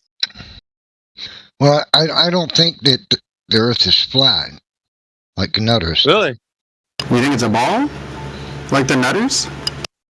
Yeah, Flat Hulu, your mic is really bad, brother. Like, listen to yourself back on the live stream. It's really bad. But let me address this guy. So if you think it's a globe, go ahead and point that out, sir. How you know it's a globe? I think debating the shape of the Earth with somebody is to step down into the world of insanity, and it's not worth my time. Any more than debating goats designed automobiles. Hold on, do you think flat's a shape? Sorry, pal. Find an insane person to talk to. I found one. The guy who's so concerned about his time speaks like this. Do you think flat is a shape? You go find a goat to talk to. Spit it out, Junior. Yes or no? When you have any level of semblance of intelligence, let me know. Well, prove your intelligence by answering the simplest of questions. Is flat a shape? I've No, got you don't have 1,000 to. videos on YouTube, me debating PhDs. You mean like one of the? You mean like the one that Josh just I posted? think you are nutty. Planet if Florida? You think the Earth is flat. You're welcome to believe that insanity. You're welcome to. Okay. Why are you so upset by it then? I'm not upset. I just think it's You crazy. sound upset. Not upset. I think it's crazy. I ridicule it. It's laughable. Insanity. I feel the same way about the globe. I really do. Well, good for you. That might help demonstrate how insane you are. Why do you believe it's a ball, though, besides just pointing fingers and laughing? It's not worth anybody's time to engage insane people. Yeah, but why do you think it's a ball, though? Well, this guy's a hypocrite. My time is not is too valuable to spend on insane people. Okay? So you think because nighttime happens, Earth must be a ball? Is that what you said? I'm sorry. I'll say for the last time. I You got this, old hoss. insane people. I was about to mute him. Save him his time. That's fine. Oh, shit. You're not going to hurt my feelings. You can't manage, dude. I'm not looking to manage. I'm just looking to manage your time for you. I don't need you to manage anything. Okay, you have thousands of pictures. Do you include the one that Josh just posted of Planet Florida? Just talk over me, dude. I don't know what you're talking about. That's because you don't stop yapping. I'm not yapping. You seem to be. Okay, if I'm yapping, then it's your turn to listen. You said you have thousands of pictures. No, is one of those pictures one of the ones that Space Cadet Josh just posted of Planet Florida? No, I I can didn't say talk have over thousands of you. pictures. You're an idiot. You don't. You listen. just I said did I say have 1,000 thousands of videos. pictures. No, you're an idiot. I said I have 1,000 videos on YouTube. Okay, Josh just posted one. Do you include the You're stupid. video? Now you're talking over me, so I know you're not listening. Well, again. What's good for the goose is good for the gander. Do you include the video that Josh just posted in those thousands of You're too videos? stupid to listen to what somebody says, so I don't respond to people who don't listen to me. Goodbye. Bye. Next. So yeah, how's my mic sound? I put in an earbud. Yeah, it's way better. By the way. Okay, thank you. Hey, if you have Yeah, any he said. intelligence, The guy said next. somebody said. Yeah. Nephilim, did you want to try talking to me? Did you want to talk about Earth, or do you just want to listen, or are you leaving? What are you doing, buddy? Stupid people. What are you doing? What are you doing, Nephilim? No, he's coping. I find it bizarre that you people are so insane. Me too. Anyway, what are you doing? You having Projection. a conversation, or are you leaving? Dude, I don't know if Father Time can have a conversation with us, man. He sounds like he needs an oatmeal or something. I don't know. Do you need a hug, Nephilim? Do you want to sit here and talk about it? You want me to tell you why you're the crazy one? Is that what you want? He probably saw the moon landing on TV, man, when he was in his 20s. You believe it, Nephilim? You believe they land? It's gone. Yeah, that's what I thought. Welcome, Nomble. I like the picture. Welcome, Josh. How you guys doing? Welcome, OXE. Welcome. Welcome to your doom. Welcome to Flat Earth. The real boss. That sounds familiar. Did I see him in here yesterday or something? I don't know. Oh, yeah, Ainsley, yeah. Welcome. I don't know about Newt, but I like that picture. I don't know if I've seen him before. Shout out to Super Monkey Ball. What's up, brother? Just haven't seen you in a minute. Good to see you back.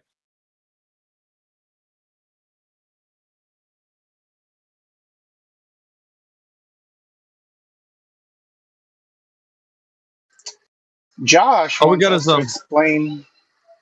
Sorry. You go ahead, Flat. He wants us to explain the QF-28, and I don't really know what he's referring to. Is that a satellite or a rocket or something? He's a flat earther, isn't he? He's got that flat sign.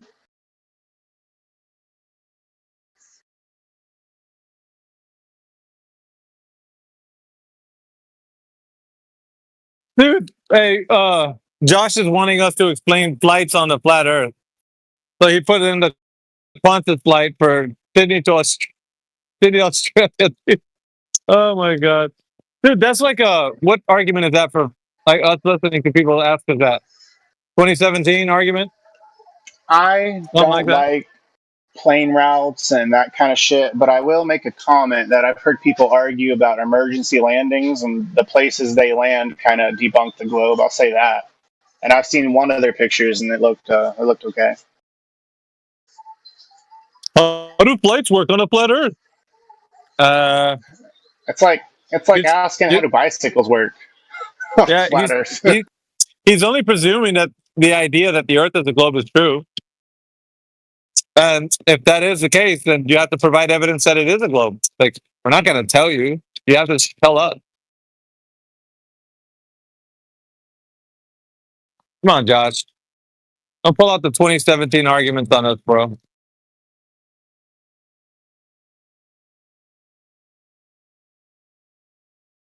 Yeah, and you look for online how to debunk a flat earther, and you got this really stupid list that you're trying to go down one by one. Forget it. It doesn't help your cause, bro. Sounds entertaining. Just because Try it's it an out. old argument, does that make it invalid? Yes. Yeah. It's already been discussed. We debunked it a long time ago. Duh. Okay, so then why couldn't you do it just now?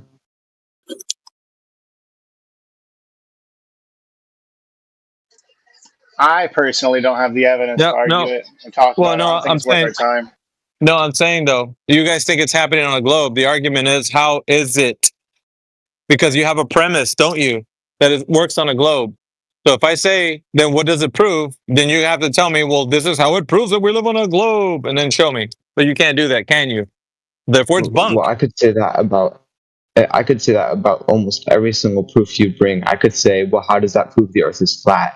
If you try to debunk the round Earth, I could just say, well, how does that prove the Earth is flat? If you just bring that up to every single argument, We got an issue. We have an issue. The issue is, the claim is, how does this work on a flat Earth? Which means that you already have a premise. So you didn't solidify the premise, is what I'm trying to tell you. That's what you haven't done. You need to solidify that premise in order to continue the logic stream of how this works on a flat Earth. If it's not even logical, that's why I'm trying to show you. It's a false dichotomy. You're putting flat Earth against globe Earth, and you haven't proven the globe. So you don't have a dichotomy. It's a false dichotomy. Well, that's just opinion that we haven't proven the globe. You can just say anything's No, fake. it's not. I can show you It's proof not an that the opinion. Earth is a globe. It's not an opinion. It's a and you can fact. just scream fake. It's a fact. Go ahead and prove it if it's a fact. If it's a straight up fact, go ahead and show us how it's a globe. Let's look at the 24-hour sun in Antarctica. That's impossible on a let's do flat that. Earth model. It's how? possible on a round Earth No, model. wait. Actually, Boss, okay. I'm asking for you to detail how that works on a globe. Tell me how it works on a globe. Go ahead.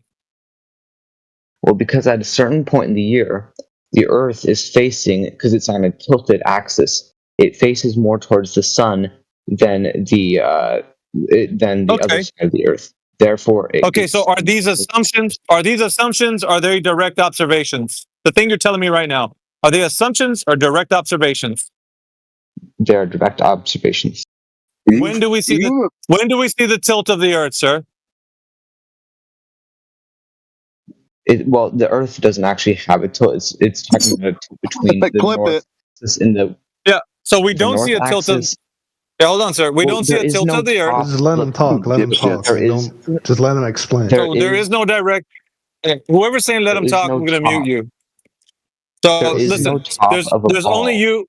There's only you, sir. There's only you assuming that these things are occurring. When I asked for the direct observation, you didn't provide me with that. I need a direct observation of the Earth tilting, which is one of the things you said is happening. I'm saying there is no top of the Earth because the Earth is a ball. There can be no top of a ball. A ball doesn't have a I'm not talking about a top. I'm talking about a tilt. A tilt. A tilt. Not a top. A tilt. Well, I'm going to say that I'm not a scientist. I didn't research how we found the tilt, but I do know there is a tilt. So you got nothing. Good lord. So you got nothing. You got nothing. You didn't prove it. I'm asking you to prove it to me, and you're leaning on the this 24-hour information. sun does prove it. She didn't let him finish. No, though. dude. The real my boss. God.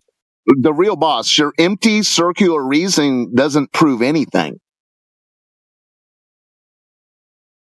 How does it not prove anything when I'm saying that there's a 24-hour sun? It can't have a 24-hour sun unless we're on a tilt. That's one way of That's proving it. I'm circular sure there are other reasoning. ways. But how do you guys explain a 24-hour sun on a flat Earth model? What? Can I see that? Can I see that flat Earth model that you're talking about? Wait, hold on one second. Can we please expound on the point that it's circular reasoning? Because I want Olhas to actually, he doesn't get it. It's not sticking. The circular reasoning part needs to stick real quick before we. Yeah, I know anybody can, because I'm kind of busy right now. It's not sticking, so we could try something else to see if it could, shake something loose. I'm asking you, how does a 24-hour sun work on a flat Earth? You guys aren't answering me. You're asking something. Topics. No problem. You're asking about the sun, okay? And you want to know how it works in the flat Earth. Let's go through it step by step. Or you think you're asking a question that can't be answered. And let's go through that step by step. I'm asking you to explain to me how a 24-hour sun works on a flat Earth. That's simple. Yeah, just how you see it. Exactly how you see it is exactly how it would work. Now we have to So the spotlight dissect. sun just kind of sticks wherever you. I don't know why you added spotlight sun, wherever the spotlight sun came from. Is that how you observe the sun to be? That brings me back to my other point where I made the other day. No two flat earthers will agree on every single thing. All you guys agree on is that no two globalists agree on everything. We agree on a lot more things than you guys zero. do. So a lot of you guys believe in a spotlight sun. A lot of you don't believe in a spotlight sun. What you will see, you agree that what you flat will Earth flight agree is on impossible for me to debate is that these people somehow you because think don't the agree with each other. astronauts are telling you the truth. And they're also telling you that God of the Bible exists. So then you disagree. The globalist worldview is so broken, you will agree and disagree with exactly the same statement. Now on the flat Earth, I don't need that. How do you believe in a flat Earth without? So what you're asking for is like if you've done the final experiment and you compared the flat Earth to a globe Earth and you've used the sun to do this, show me your flat Earth that you've used. If you can't do that, can you explain how the sun works on your flat Earth? Yes, the sun is in the middle of our solar system, and we circulate around the sun because the sun has a gravitational pull. Does the sun set? On the flat Earth, does the sun set? No. Not some of you might think it does, but it doesn't. No problem. The sun does not set on your flat Earth. Now, can you explain the 24-hour sun in the Arctic or Antarctic? Yes, well, we are not completely straight up if we assume that the North Pole is the top of the Earth. So we're not completely straight up. We're on a tilted axis in comparison to the sun. That tilted axis turns us towards the sun, and when our Earth spins, it stays at the sun. How do you prove that? How do you prove that? How do you prove that? Do you realize you're just making empty claims, the real boss? You're not doing anything that's literal. You guys won't listen to this. You guys can get a cruise ship and you can go to the Arctic and you can see the 24-hour sun. It's so simple. You guys will not listen. So a sun that doesn't set, is that a flat Earth or a globe Earth? A sun. I believe that both models believe that the sun does not set because unless it really depends what perspective you're looking at. If you're in space, the sun doesn't set because it's there in the middle of our solar system. If you're on a certain point in the Earth, yes, the sun sets because the Earth is turning away from the sun. In your perspective, it looks like the Earth is setting. The sun is setting, and yet. Even though we can observe that, you guys can't quite understand that we are on a ball that turns and then we face away from the sun. but you're not able to accept that. So you believe that sun is just a spotlight for most of you, but then some of you don't believe it's a spotlight. Some of you believe it's a god. Some believe that there is no god, which I absolutely do not understand how you would believe that this would all come to be without a god to make all this dome dinner plate business or whatever. I don't You're rambling. understand how You're you guys rambling now. are believing this. This is a ramble. This is a Dear Diary rambling. So prove me wrong. Explain this. Exactly how you see the sun behave is exactly what it's doing. Don't add any other observation could you that model you it? can't make yourself. If your observation requires you to go to a mythical land where space is no longer space, the space is now an outer space that you can't access, don't use that observation. The same reason you wouldn't use Narnia as an observation of the Earth. That's a space that doesn't exist where you exist. Well, just use well, your no offense, own, just what do you because see the you've been sun sitting do? on your What do you see no the sun offense, do? but just because you've been sitting on your couch all day and you haven't been able to see space, astronauts have gone to the outer space and they have seen. Okay, this and is they rambling again. This is rambling. You're rambling again. So you say we haven't been to? You say we haven't? We can't go to space. No, we. Well, guess Yeah. what? We No, have we. gone to space. You got it. No, we. There's a group of people that you think We, have as gone to America, space. as a I am country, not part of that group. have put a man on the moon. No, you haven't. You have not done that. You are not part of that group. Yes, we have. No, there's no we there. Do you think NASA's just like censoring all this stuff and things? What is going on, dude? How did this happen? You said you had evidence the Earth was a globe. First, you pointed at the sun. Now you're talking about 1970s TV shows. Well, that's because he said that we can't go to space. Okay, and what the hell does moon travel have to do with whether or not the Earth is a ball? Because you can go to space and look back at the Earth and see it's a ball. Have you done it? Yeah, let's see that image. Have you done it? If you haven't done it, I don't want to talk about it. I'd like to add a comment with the sun. If the Earth is proven flat, then any and all of cosmology happens over a flat Earth, regardless of if we have an explanation, if we have a model. It doesn't matter. We can say we don't know and be humbled by it, but if Earth measures flat, then guess what? There's a 24-hour sun in Antarctica over a flat Earth. It's that simple, buddy. It's not an argument. It's just like an explanation. Fact, Do you have an explanation? It's not an argument. Do I have an explanation for what? I wasn't asking a question. I was making a statement about your 24-hour sun comment. I was making a statement. But I will tell you this: nobody's seen the flat Earth model, so that's kind of an invalid argument. That's perfect. For you to say Good. that I've Nobody's never seen sharing the one. round Earth. Nobody's sharing one.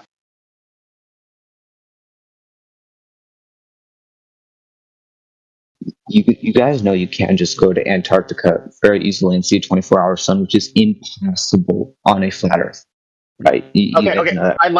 I would like. Okay. You're making a claim that it is impossible. I would like to see whatever evidence you have to support that claim. All right, go get a cruise ship to Antarctica. They're for sale, actually. A few Hold on. $1,000. You can go to Antarctica. Are you talking about making see the 24 hours. observation? No. I'm not denying a 24-hour sun. No, I'm I'm telling asking you, you can go make the prove observation. why this observation cannot happen over a flat surface. I want you to explain and show me why with evidence. Okay, well, first I will, but can you tell me what you believe the sun is No, it's doing? not but first. You're making a claim. You're making a claim. You're making a claim. Back it up. Okay, Back well, it up. I'm assuming you believe in a spotlight sun because most flat earthers do, but because you guys disagree a lot, I can't 100% say that. So I'm asking you, what sun do you believe for the flat Earth? Don't What sun do you see? The one you see. You can Right there. for this for Okay, humility. Why don't you just go ahead and make multiple models and test out multiple models with multiple suns? How many have you tested to be able to say it's impossible? Because you are saying it's impossible. All right. Well, most philosophers believe that the sun is a spotlight, so it goes. It was a around question. the How many Earth. models have you tested? But if the Arctic is an Arctic wall, the spotlight sun can't be spotlighting on the entire thing. It's only spotlighting on one part, making a 24-hour sun virtually. Okay, so the sun sets on the flat Earth. I hear you making another claim, but I'm asking how many models have you tested 0. to make these statements? He said 0. He said there's an any Oh, did he? Yeah, he said there's no models have ever been presented, and he's adjudicated every single one of them. Okay, so if you haven't tested a model, and if you don't have any physical evidence to back up your claim, then you don't have an argument, buddy. There's no Have you tested foundation the to your claim. Again, this isn't about us. It's about you and your claim. You made a claim, not me. You did. So basically, you're going to tell me that you don't believe in whatever I'm debunking. So therefore, I can't debunk You don't have because I don't know what in the world you're believing because none of you people agree with each other. No, you don't have evidence. So any claim made without evidence can be dismissed without evidence. That's how that All works. right, I'll give you evidence because Thank you. you people, you No, not philosophers, because the you people, just majority- evidence.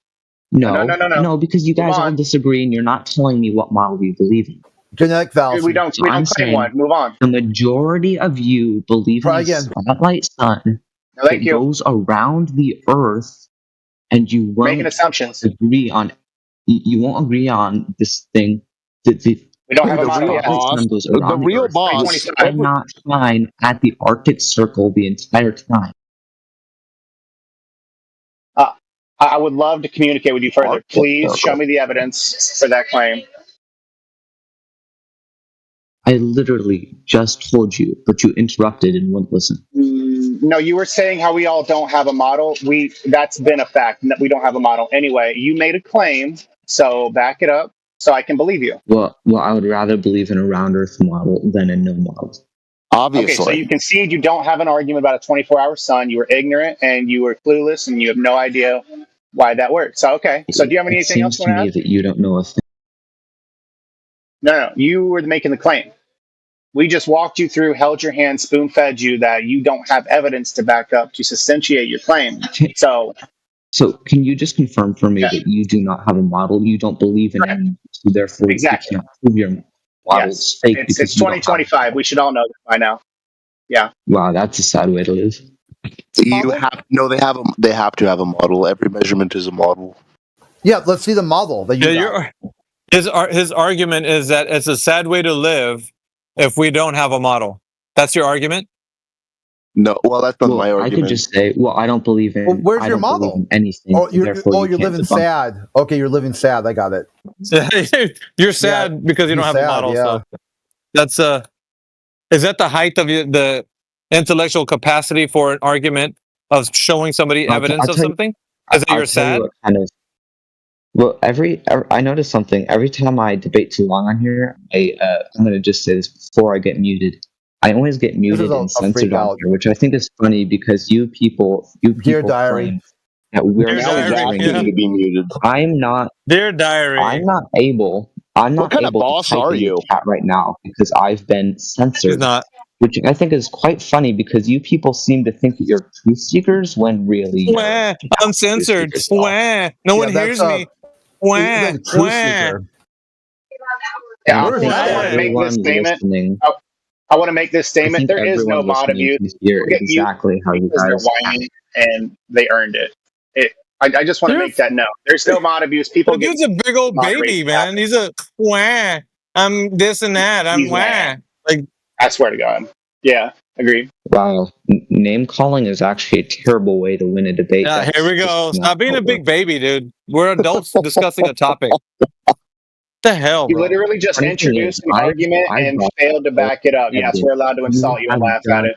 Absolutely no evidence to back any of your claims. All you've done is That's just what you did. You just did that. You just did that with the 24-hour sun. What the fuck, buddy? So, do you believe in a 24-hour sun? The guy's Oh lost my it. God, dude. But you can You talk don't need about to it if you believe come it up or with not. the evidence. Bro, you listen to this. You don't need to believe in something that's observed. You observe something. You don't need to believe in it. Does that make any sense to you? Am I getting through to you? You guys have absolutely no idea what you believe. So how are you trying to say What? you believe something? We're not talking about belief. Okay, how many times are we telling you we're not talking about beliefs, brother? Why do you keep saying you guys don't have beliefs? Just because you, at the end of the day, believe in ideas that the Earth or a globe doesn't mean we have to believe with you. Right? What model do you believe in? What model? Hey, there's not a model, dude. Reality doesn't Yes, have a there is. model. You can't model it.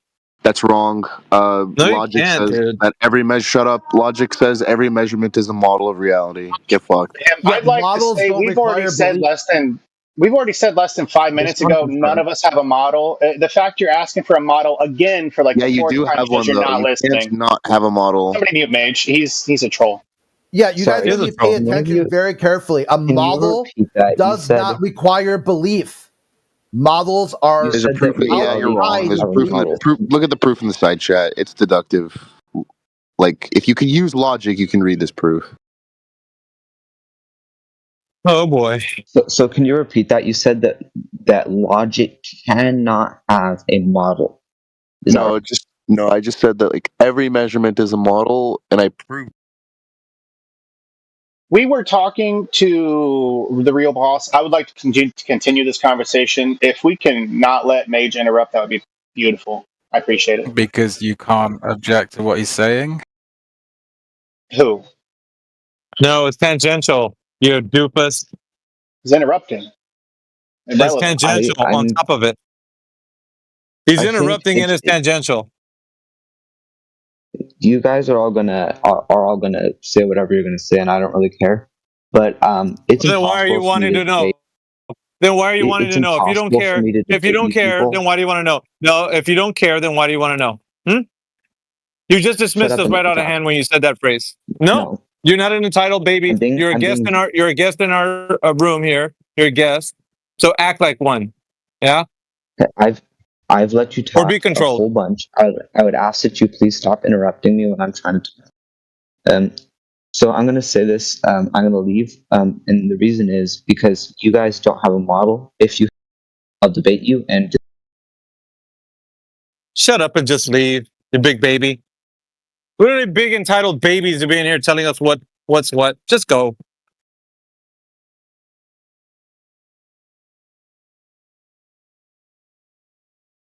He doesn't even know what he's asking for. He's like, hey, I want you guys to present a model so I can present my model too. Just present your model. Let's see your model. Where's it at? Actually, you just want him to leave, to be honest. He says, I don't care to hear what you guys have to say. He said it outright. Okay, then fuck off.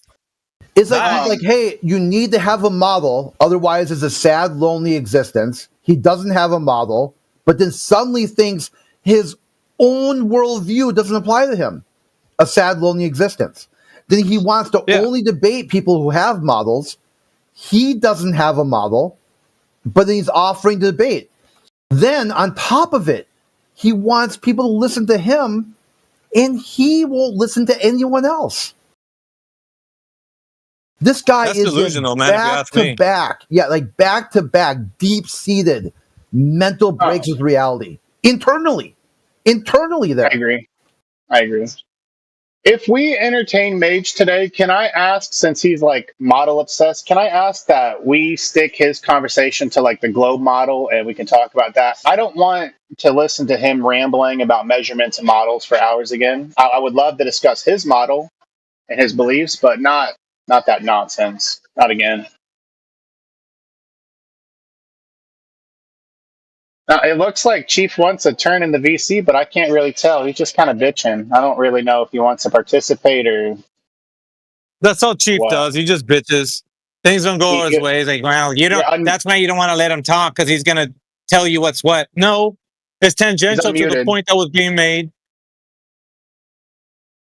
Chief, you're unmuted if you want to try and prove us all wrong and have a civil conversation and talk about your beliefs. Civil is dependent on your part of it. Oh, see, he's just bitching. Do you He's just believe? bitching. marbles out of your Why do you mouth. believe you live on a ball, Chief? Why do you believe that? Quit bitching, dude. Just have a conversation. You're gonna have one. Yes. Why do you believe you live on a ball? Because of my experience. What do you experience? The That implications specifically. of my experience. I experience a flat horizon, a flat Earth. I experience the ground doesn't move. I experience a flat and motionless Earth. What do you experience? I experience the same things as you, but I contemplate them and, and think about their implications, and you are unwilling to do so. Okay, talk about it. So you experience flat, motionless Earth. Let's walk through that. Walk me through it. How do you get from that, our experiences, to the exact opposite? Tell me about it. Because the sun sets.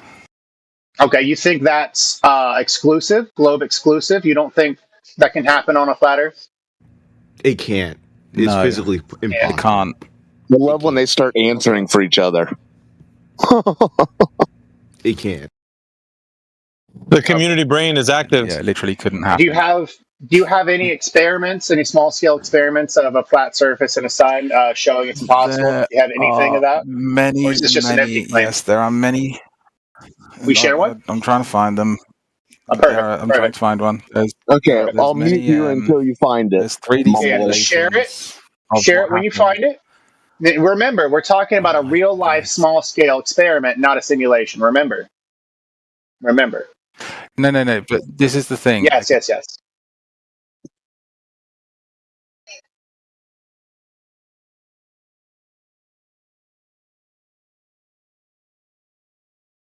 Yeah, once you find that, Chief, go ahead and post it up. Make sure it's not a simulation, but an actual small scale experiment, and we will love to discuss your beliefs with you. Somebody screaming? Yeah. I don't see anybody's name popping up green. I'm sorry.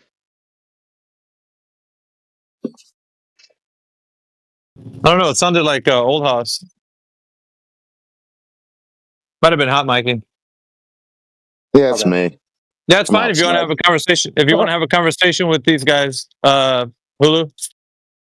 But I think some of the moderation in here is going to hold them to the points that they would always have, which is producing the thing that they say they have. Otherwise, if their mic stays open, they filibuster. So the cows come home. So it's like we don't want to hear their filibuster. We just want to hear them actually saying what they say and then produce the evidence. Yes, a lot of the mods in here are kind of tired of that. Go ahead, Chris. It's fundamentally muting people. It's like where you just mic spam the whole conversation. They never listen to anything. They keep repeating themselves. They keep asking the same question, even though it doesn't matter how many times you answer it. They'll adjudicate the answer and then repeat back to you again that you didn't answer, and then go into some logical fallacy like appeal to motive or genetic fallacy, and then repeat the question again. At some point, you're like, okay, enough is enough.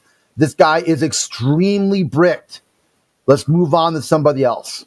Oh yeah, I agree. I would love to start VCing more. If I'm talking too much, let me know. If I misrepresent, let me know. But I would love to give these guys a chance, though. I would love to talk to them. But if you guys want to moderate, please just do whatever you got to do. If you got to mute me. But Hulu, this is the way it works. Like when they say they're going to produce something, and a moderator steps in and says, "Hey, I want to see that proof," and then I'll unmute you.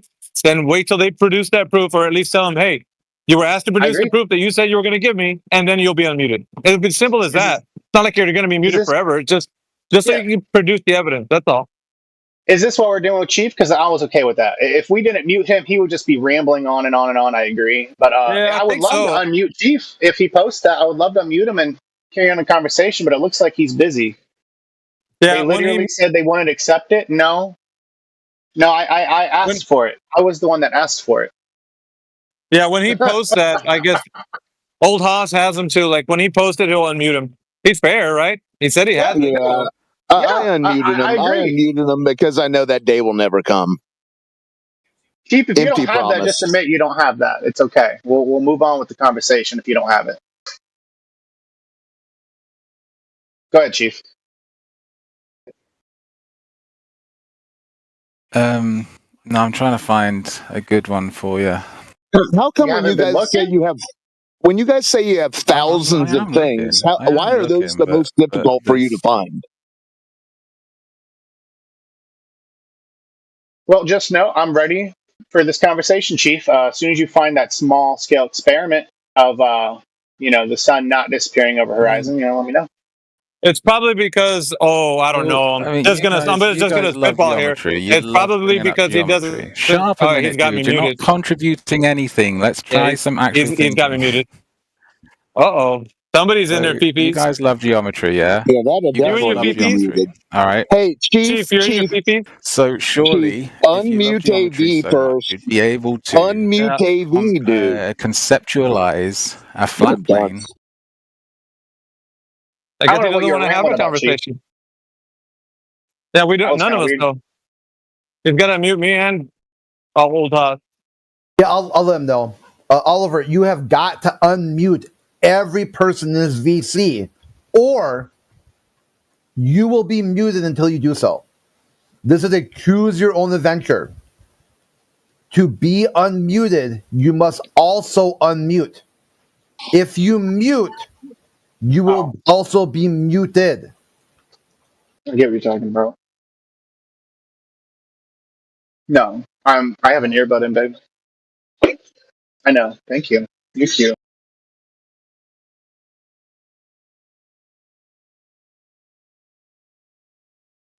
Okay, since we have a quick second, technical question: does anybody know how to split audio between like speakers and an earbud?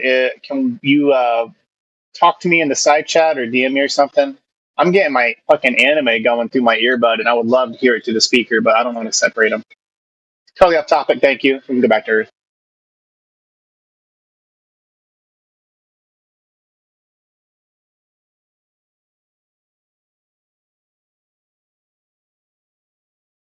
Chief, I see you're making comments. I would really like to see the evidence. He's not in the voice chat. Never mind. Oliver is being a naughty boy. Is his name Oliver? Okay.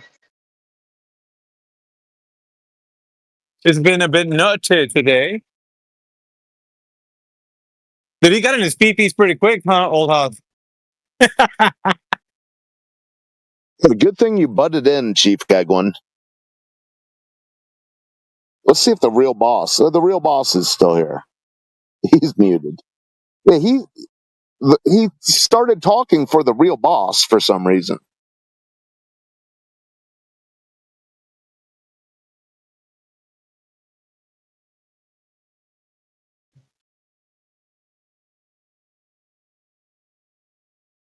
Can I ask one thing? I was muted.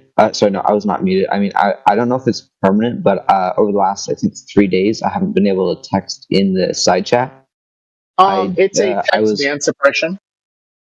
Yeah, it's a text ban banned because I wasn't talking in the VC enough. I was not able to talk in the VC because of my real life, and I was muted. I was shut down for that in the chat, so I could only talk in the VC. I was wondering if I could be banned from that, maybe.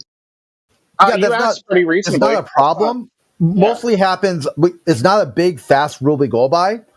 The main thing is if there's a conversation happening in VC and somebody needs the text chat, so it appears on the YouTube stream too, and then someone's spamming the text chat, burying the relevant content, then someone will suppress. They probably forgot to unsuppress you.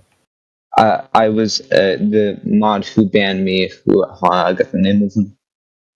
Who banned me was DJ. He said that he banned me. He said, "Talk on VC. You have no other choice." And then I wasn't able to text in the chat. That was a few days ago, and I thought maybe I'd be unbanned within 24 hours or something, but I'm still banned. So I've never spammed it. He just wanted you to get into the voice chat because if you were saying something in the text chat that needed to be addressed in the voice, that's probably the reason why he was added. I understand that, but to say that I have other people in the room with me and stuff. I can't always get in the VC, so I wish he would have said something like "get out of the chat" or just like a warning or something. I don't know, but however he handled that, I'm pretty sure his reasons were solid. So we can't undo what he did unless he's the one that actually happens does again, well, I am able to text again now. Thanks to whoever did that. But I'll let you know if it happens again. I'll screenshot it and send the message or whatever. Yeah, you don't need to. This is how you. I'll give you a pro tip: how you stay unmuted, VC and TC. Stay on topic. Don't mute other people. Don't spam. I was having don't mic. Dude, like what the fuck? Are you even listening? If you do a few very simple things, you'll never be muted. Ever. Professor Phil was in here for like 5.5 hours. Hard anti-flat earther. Hardcore. One of the most hard-headed anti-flat earthers for years. You know, he wasn't muted once. Like Israel, the Jew. So that's what you have to be able to do. You have to maintain just very simple things. Don't mic spam, don't text spam, and simply be responsive when somebody answers a question you have. That's it. Quite frankly, I did all that stuff, and you can believe me or not, but I've never spammed any chat, really. I've never gone off topic in this conversation. I think I talked about religion one time, but other than that, no, I've never gone off topic, so I really don't know why I was banned. Besides listen, when anyone tries to address things you say, you plow right through it, so call it what you want. You're no saint. Sorry, say again? You have the evidence is whenever somebody's talking, you plow right through them. Like Britt was talking, you went right through him every time. He was telling you the rules on what it is people get muted for. And he said, follow these simple rules, and you were talking right through him. So it's evident you don't even know how to follow simple rules. So don't act all surprised when you get muted text-wise. Yeah, dude. When we were trying to point out to you your circular reasoning, you started talking about moonwalking. Well, that's because one of you brought up the moonwalks. It doesn't matter. That's no. Talked about it. You're the one who shifted it. Anyways, if somebody pauses and they're talking, Discord has like a 1 or 2 second delay. So I start talking and someone else starts talking at the same time, and I really keep with that. And I'm sorry if that happens, but I didn't mean to do that.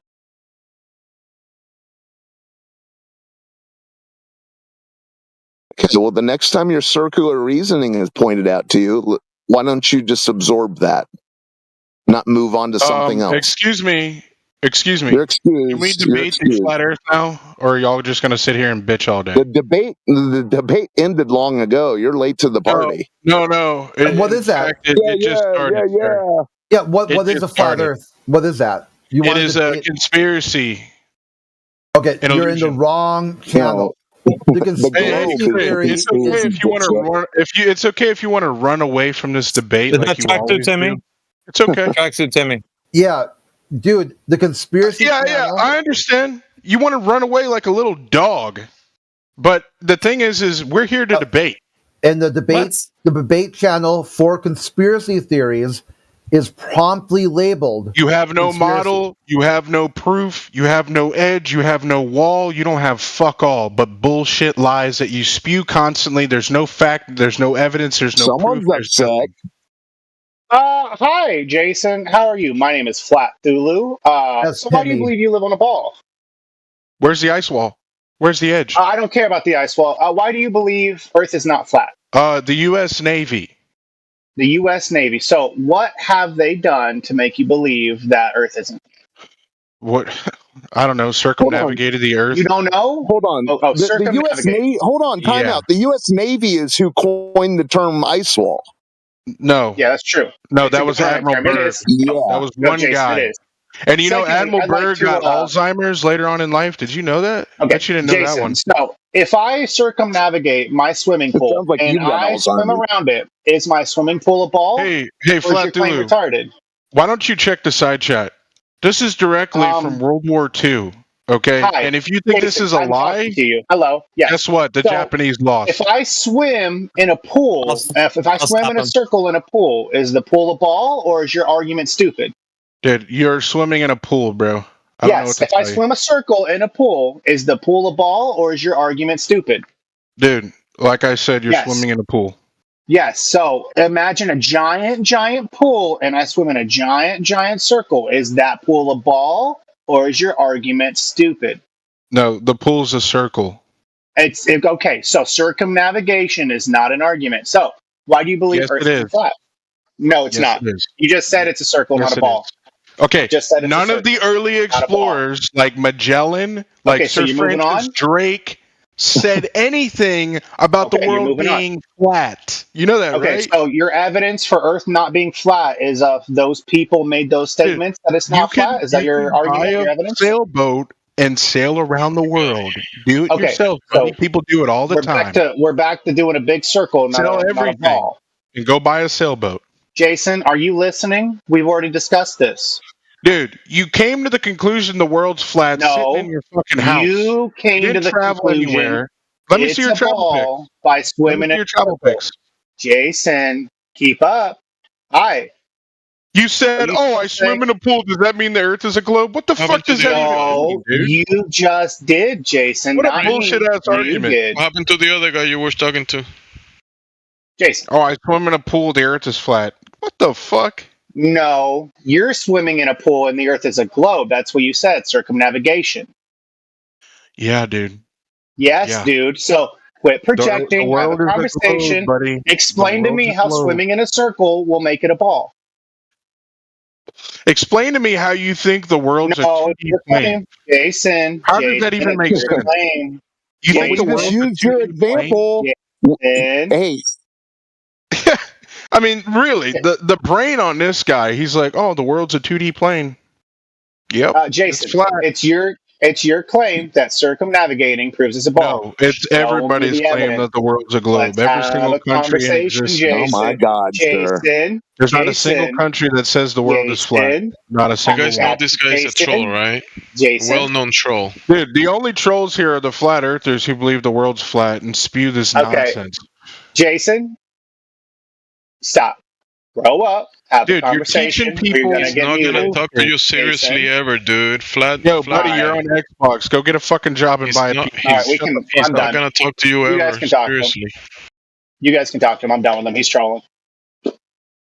Kids on Xbox talking shit. Get a fucking PC, shit. I'll talk to the next guy if that's okay. Yeah, talk to the next Yeah, guy. no worries. Yeah, talk to the next Glober. Oh wait, there are none. All of you are fucking retarded. I'm the only one here. Yeah, but you don't want to have a conversation. You're very There was obtuse someone and else, and he jumped confrontational. in.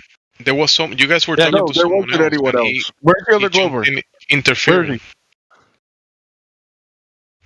Yeah, we I were think it was talking only to the Jason. real boss, Jason. Yeah, there are none.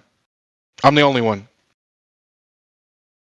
What the heck? Yeah, but you just wrecked yourself with your circumnavigation, realizing that you can No. circumnavigate a pool. The U.S. You Navy, dipshit. the U.S. Navy proved the Earth is a globe. Thank you. Thank you, he says. That's a conclusion. Thank you. Just say right.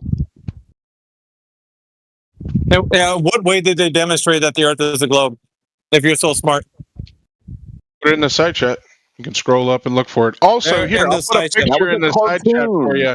Hey, you ever heard of Lake Pontchartrain? What do you got to say about this? So what he does is that he never proves anything. He just goes to a red herring every time you try to hold him to a point. So every time you start a point and then he's about to tell you, he goes to a red herring. Oh, what about Lake Pontchartrain? Oh, wait a minute. What about the moon landing? Oh, wait a minute. How about astronauts doing spacewalks on the ISS? Like, it's never going to be that he's held to one point and answers that single point. You're a scatterbrain, bro. And you want to sound like you're intelligent? You're a big doofus, bro. You can't even take one point to its logical conclusion. That's evident. Act like you're all smart and shit. Dude, you ain't shit, bro. Jason, go ahead and look at the pictures I posted. I posted the exact same picture you did, but zoomed in and pointed at a certain spot that completely debunks your claim it's Earth curve. If you believe that mirroring optical effect is Earth curve, Jason, you might be retarded. Hey, dude, you submitted a doctored photo of some bullshit. He tried to, tried to erase the curve. Look at Jason, that. What a fucking idiot. Jason, Go click in learn how your to use picture. Microsoft Paint better. Jason, click on your picture and zoom in at the exact same spot. Go learn how to use Microsoft Paint better, buddy. Jason, click on your picture and look at the exact same spot and shut your mouth. No, I don't need to. Because you're bullshit. Then you're wrong. That's all you are. This is .org. This is a government website. It's your picture. This is a government website. Look at the side chat. .gov. That's .gov.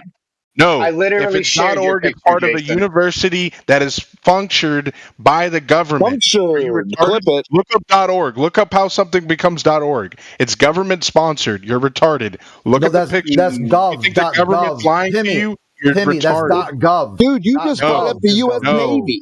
If it's .org, it is a government-sponsored university. Look it up. Look up how something You becomes just brought up the U.S. Navy. Yes, I put in a actual logistical manual that teaches gunners on battleships No, that was a how to shoot long-range targets, and it clearly shows that they take account for the curvature of the Earth. And you're like, oh no, that's a lie. Well, guess what? I'd rather talk to What do you have to say now, buddy? You think they weren't accurate? They blew up more ships than any fucking navy on the planet. They were very accurate. So the fact that you say, oh, the U.S. Navy doesn't prove the Earth is a globe, you're lying to yourself. You're just lying. You're lying to yourself, ignoring the picture I shared, and I literally shared your Thank you picture. for your doctored photo. Appreciate that. It's not. It's your picture, No, buddy. it's not. It's your picture. No, It it's is. not. No, it's It not. is literally. I can Jason, literally if right-click you're just gonna say photo. I can look up where you found this bullshit. Hold on, let me. Jason, you're reaching, buddy. You're crying. You're spiraling. It's your picture. It's literally your picture. Yeah, and did he tell anybody the methodology by which the Navy is describing the Earth as a globe and proved it? Did he do that? Yeah. Or is he just making a bold claim that they said he so? did. Thus it is. He said I that don't want to listen to him anymore. I don't want to listen to Jason anymore. He's not worth it. his whole proof is in World War II, the U.S. Navy sunk a lot of ships. Therefore, the Earth is a ball because they somehow calculated for the curve of the Earth, but they didn't. Yeah. You know, Tracksuit Timmy has come up with some whoppers, man. I think he thinks this one's a good one.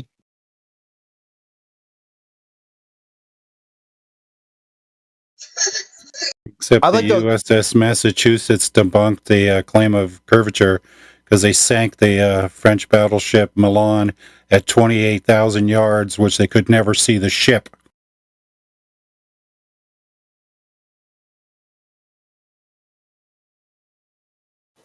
Look, one of my favorite ones that he's done is he says a flat earther. Okay, what is it, Timmy? Timmy says a flat earther is someone who is unemployed. Like, okay, sure. I look up the unemployment rates. I'm like, how many flat earthers are there? He says, I can't remember the exact figure. It's like 0.000001. I'm like, well, the current U.S. unemployment was like 4.5% or something like that. I go, so are you going to revise your numbers now? Are flat earthers unemployed or not unemployed? And then he'll just jump. He'll teleport to another topic. I mean, you just slam that pie right in his face. He doesn't give a shit. He's got he doesn't care about being embarrassed because he really doesn't have any understanding of what he's even trying to. Let me say it this way: his full shtick, the full shtick, is that he's deemed flat earthers as below him, and that's it. He wants to talk down to you, and that's all he'll do. And he'll slap labels on it. Flat earther, unemployed, Xbox user, whatever shit he can try to throw to the fan to try to make himself feel at least a little bit better about himself. That's what he's doing. He's so deep in his feels. And what's even better, he does this in all the channels. You can look at the admin log. He goes from channel to channel and does this exact same thing. What's fascinating, like him what's fascinating is that he says that golf balls with Coriolis can prove that the Earth is a globe. He said that in text. What is it? The homie just shot it to me right now. Oh, yeah, there's so many bangers from this guy. This is like... At this point, I think what he's doing... We put my conspiracy hat on. I think he's a flat earther who's pretending to be a globalist, so the other globalists will act more reasonable, so they don't want to be paired in with that guy. They're like holy shit! Like I do not want to sound like that guy.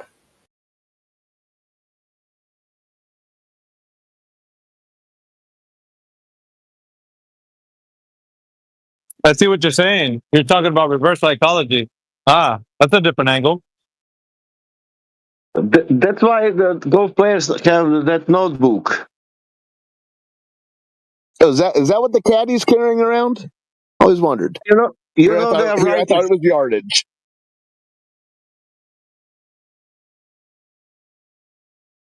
Is that what when they pick some grass and toss that in the air? Is that what they're checking for, Sasha Coriolis? Yeah, they're writing everything in that small notebook. They're putting that in the pocket in the pants. If you can see every golf player doing that. They're writing the calculation. If they are 270 yards, then you account 270 yards. How much is that? It's like 0.8 inch, I think, something like that.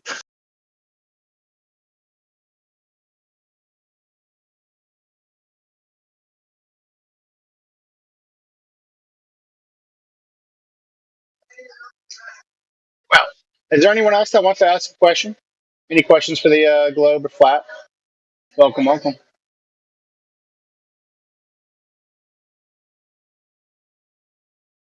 Jason, if you can learn to calm down and communicate with people, it looks like you're having a hard time communicating in the side chat. If you can go ahead and do that, I'll gladly get you unmuted so we can have that conversation. But I think an apology might be worth it.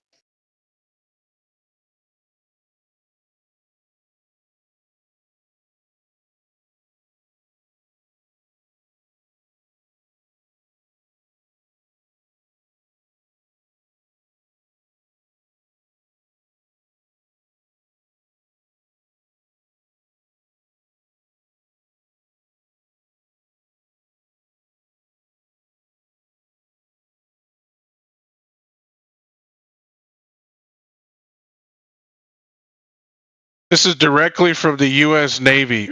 Y'all ain't got fuck all to say. An admiral signed off on this. Oh, they're lying. Oh, they're lying. Go fuck yourself, idiot. My God. You ain't got fuck all to say now, do you? Yeah, Timmy. Oh, can you prove that the U.S. Navy is lying about the curvature of the Earth? Timmy, can you prove that? Can you prove that? Can you prove that? Yeah, naval combat would not be possible. Naval combat is not possible. On the globe card. Shut the fuck up. They're firing at distances that would be beyond the curve of the Earth. Hey, dumbass.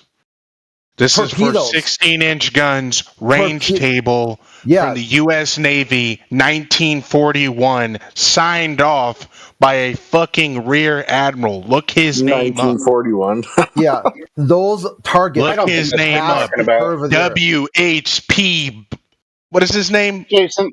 It's not worth talking about, Jason. Rear Admiral, U.S. Navy, Chief of Bureau. This is directly from the Department of the fucking Navy. I don't like talking about things we can't verify. This is a person from like 60 whatever years ago. Look him up. Let's talk about something we can verify, like Earth curve or gravity. You can't verify the flat Earth, buddy. That's not what I said, Jason. Please learn to listen. Something we can all verify, not just some story about a guy. You think he's lying? Here, I'll put his wiki. I'll put his wiki in the.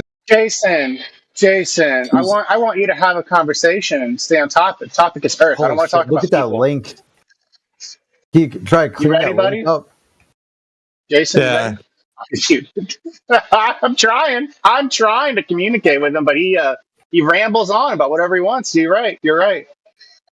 Yeah, the thing is too, he's saying that the guy who put this name on this is certifying that the Earth is a globe, but he doesn't know if that guy knows the Earth's globe or not. He's just saying he's an rear admiral.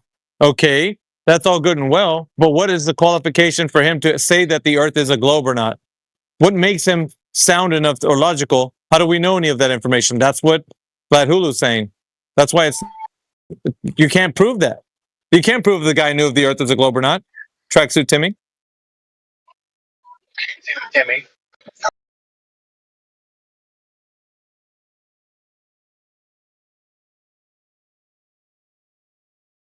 Dude, let me ask you a question. Why in the fuck would they have a table chart that shows curvature of the Earth in feet? Why do you think that? So what's funny is why is it I'm gonna hold him to this. Ignoring your table chart, do you have any direct measurements of Earth proof so we can verify your table chart? Hold on, Flat Hulu. So if they came up with this table chart, what is the methodology by which they derived that the Earth is a globe so they can get that table chart? So they have to have acquired that table chart in some form or fashion. And I want you to tell me what form or fashion that is. I got you, bro. Go ahead.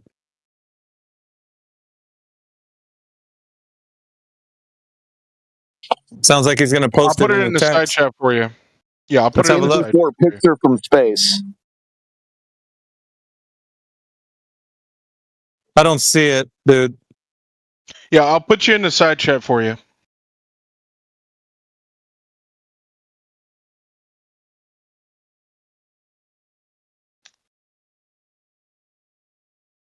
Oh, I guess he's about to post something. I don't see anything now, but drum roll. Unless he's appealing to the last thing he posted, which is a little bit up.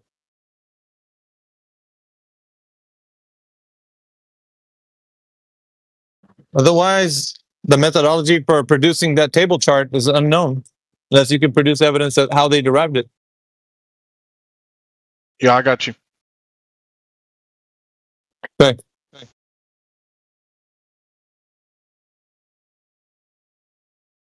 He's asking his supervisor.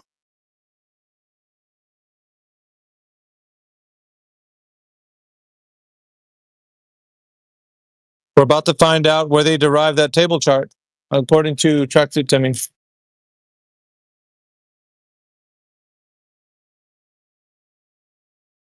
I do love how he shifted from circumnavigation to this.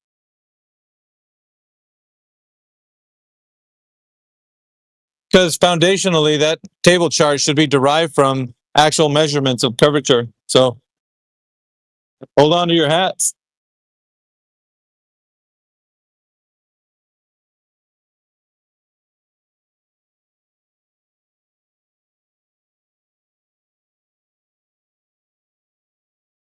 All right, so here you go.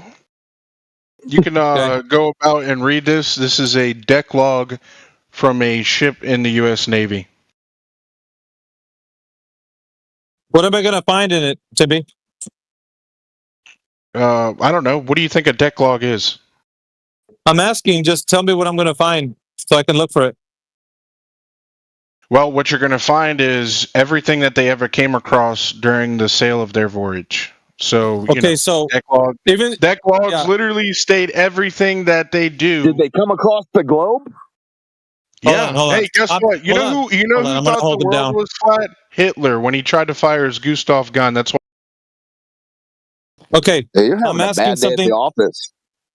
Yeah, I'm asking something very specific, Tracksuit Timmy. I'm asking for how they derived the table chart that the Rear Admiral that you said came up with. How do they know that the Earth is curving based on that? So does this link support that? Yes or no? I'm going to unmute you. I'll put you back on mute if you don't answer what I just asked. Hey, dumbass. Do you know what a cannon is? Okay, so he's unable to support the claim that that table chart shows that the people on that ship understood where it was derived from, he was unable to answer that question. Or either that or the evidence that he was trying to support to make the claim, anything substantial is invalid because he doesn't even know where to find that information. So therefore, the table chart that you thought would support the Earth being a globe is not evidence. Obviously, we can toss it out. You got anything else, Tracksuit Timmy? Retarded? Are you generally retarded? No, I take down people like you that assume you that don't the do globe. shit. You don't do shit. I do. You don't do shit. I've exposed you. He's I'll expose you again.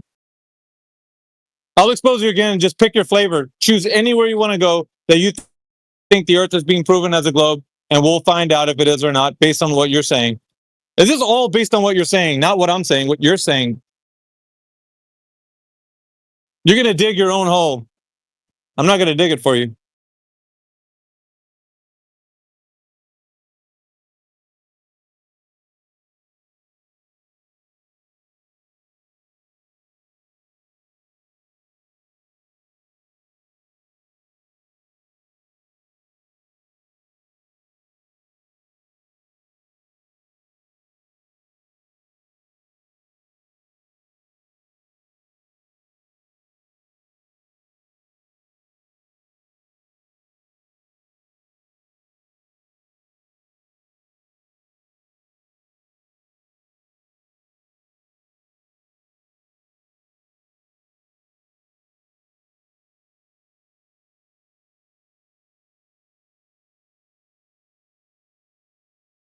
Welcome, LT and masculinity, and how you guys doing? Hope you're having a good day. And Sasha, you sound familiar though. You guys have any questions about globe or flat? Just ask away. And Doog, you look familiar too. Not the name, but the face. Who can provide elevation profile of any country? I'm pretty sure. It's a fun fact. Antarctica's the tallest continent, but it's not an elevation angle, I know.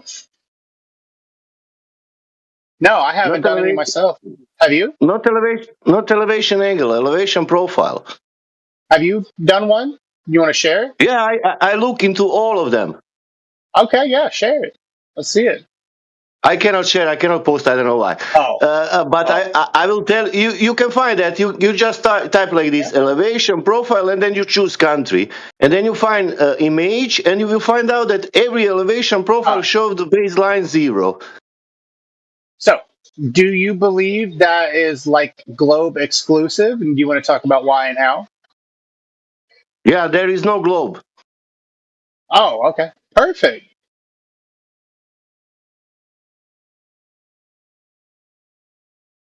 If there is a globe, the elevation profile will show the curved baseline. Maybe this guy wants to take a shot at proving the globe to the class. Perfect.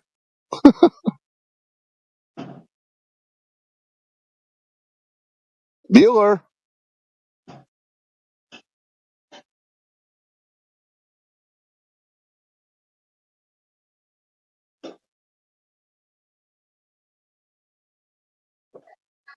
You know, I tried giving Chief a chance over there in the side chat, but it seems like he doesn't even want to have a conversation.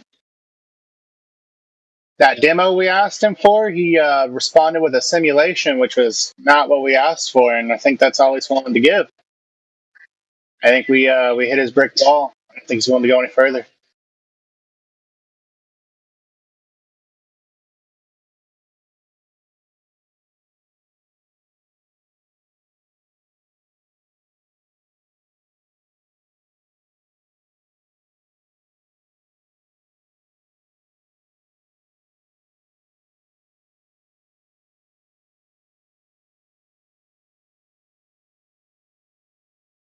Nomble's been here for a little while.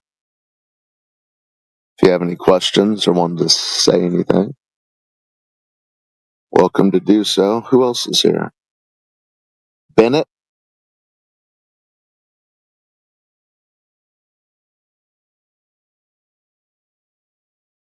Kind of cool. Chris got some extra mic time today. Good to hear you, bro.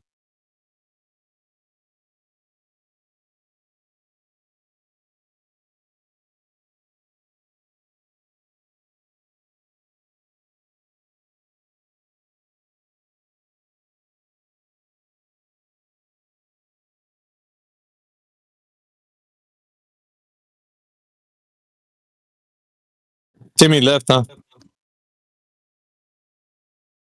He'll be back. He always comes back. Yeah, he left and never explained how the Navy was able to hit a ship at 28,000 yards when that ship would have had to been taller than 169 feet to be seen at that distance. I think we can get what we can get out of him, and then that's all we can get. Yeah, so he brings up these, look at these U.S. Navy charts that they use for shooting. I said, just look at how the Navy claims they hit a ship at 28,000 yards. Debunks their whole entire charts. Someone gave them those charts because that's what they were told to do. Oh, give us some charts here and account for Earth curvature. Yeah, that's what they were paid to do. Doesn't mean they were correct. They were just paid. You tell me to give you charts that pay me to give you charts that have Earth curvature in it. I'm going to do it because I want the money. Not only that, he's appealing to this rear admiral that he put up there in the chat, but yet he doesn't know how the guy got the information to know that the Earth is a globe using those tables. And does his rear admiral have a PhD in mathematics? Can he verify all those numbers? Did he do the calculations himself?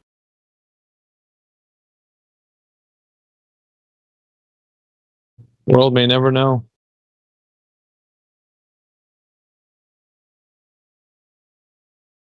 Oh, also a little tidbit of trivia about the USS Massachusetts. It was the first ship to fire its 16-inch guns in wartime during World War II, and it was the very last ship to fire 16-inch guns in the war as well.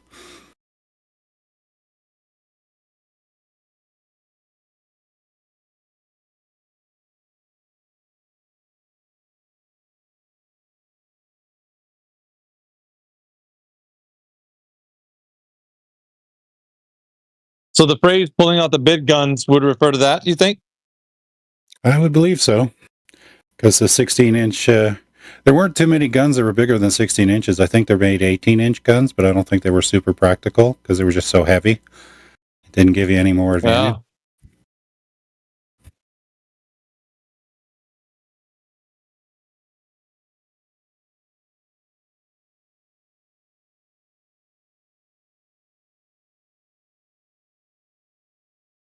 What kind of destruction do those things lay down? Bet you it was pretty substantial, huh? Yeah, they cut a section of the Yamato's hull or whatever, I think, or a test piece. They fired a 16-inch shell at a test piece of hull that was similar to what the Yamato had. It just punched a hole through this armor like it was nothing, like it was butter.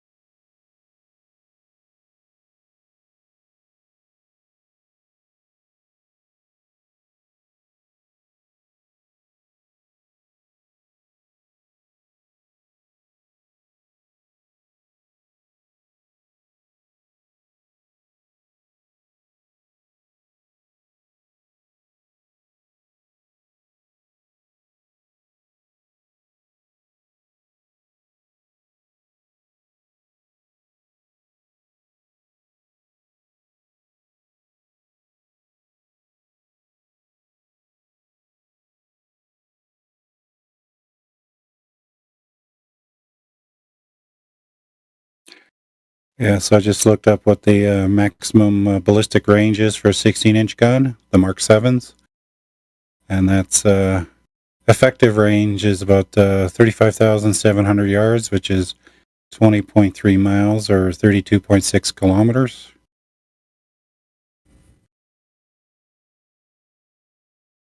And shell-to-shell dispersion at 34,000 yards is about 123 yards spread. So a little bit more than a football field. Man, that's massive damage, bro. Yeah.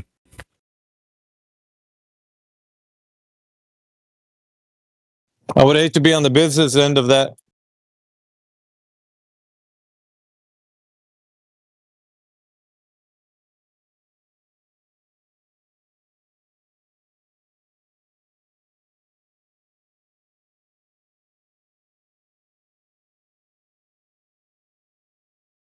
Tracksuit Timmy just got messed right up.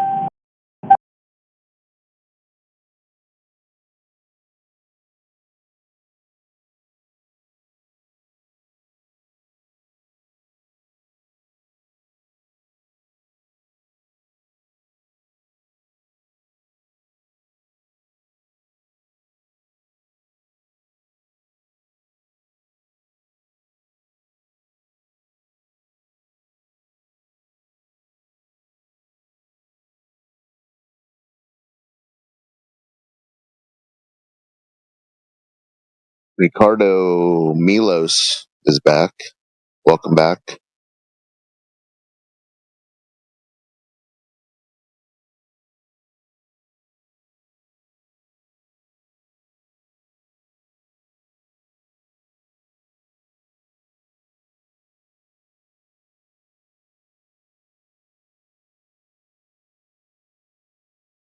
He's still waiting for the chink in the armor. Ricardo is. You'll slip up one day, Flat Earther, and I'll catch you.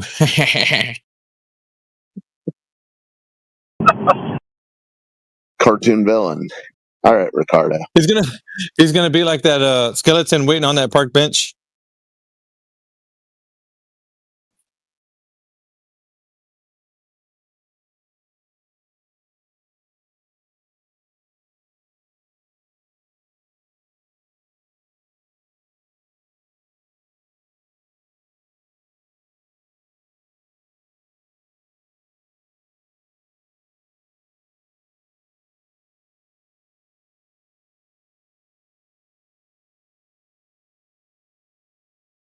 Yeah, but if these 16-inch guns are accurate at 20 miles, that just destroys the U.S. Navy's claim that they account for curvature.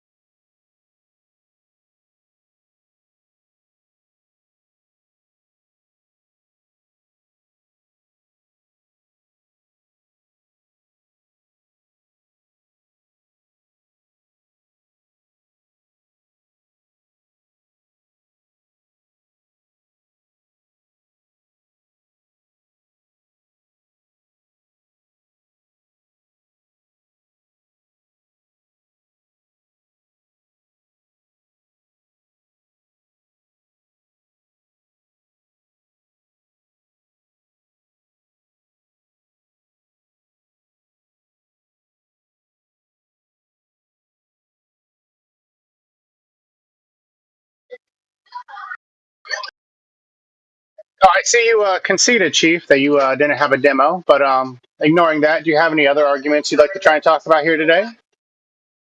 If you're willing to think and conceptualize, yes.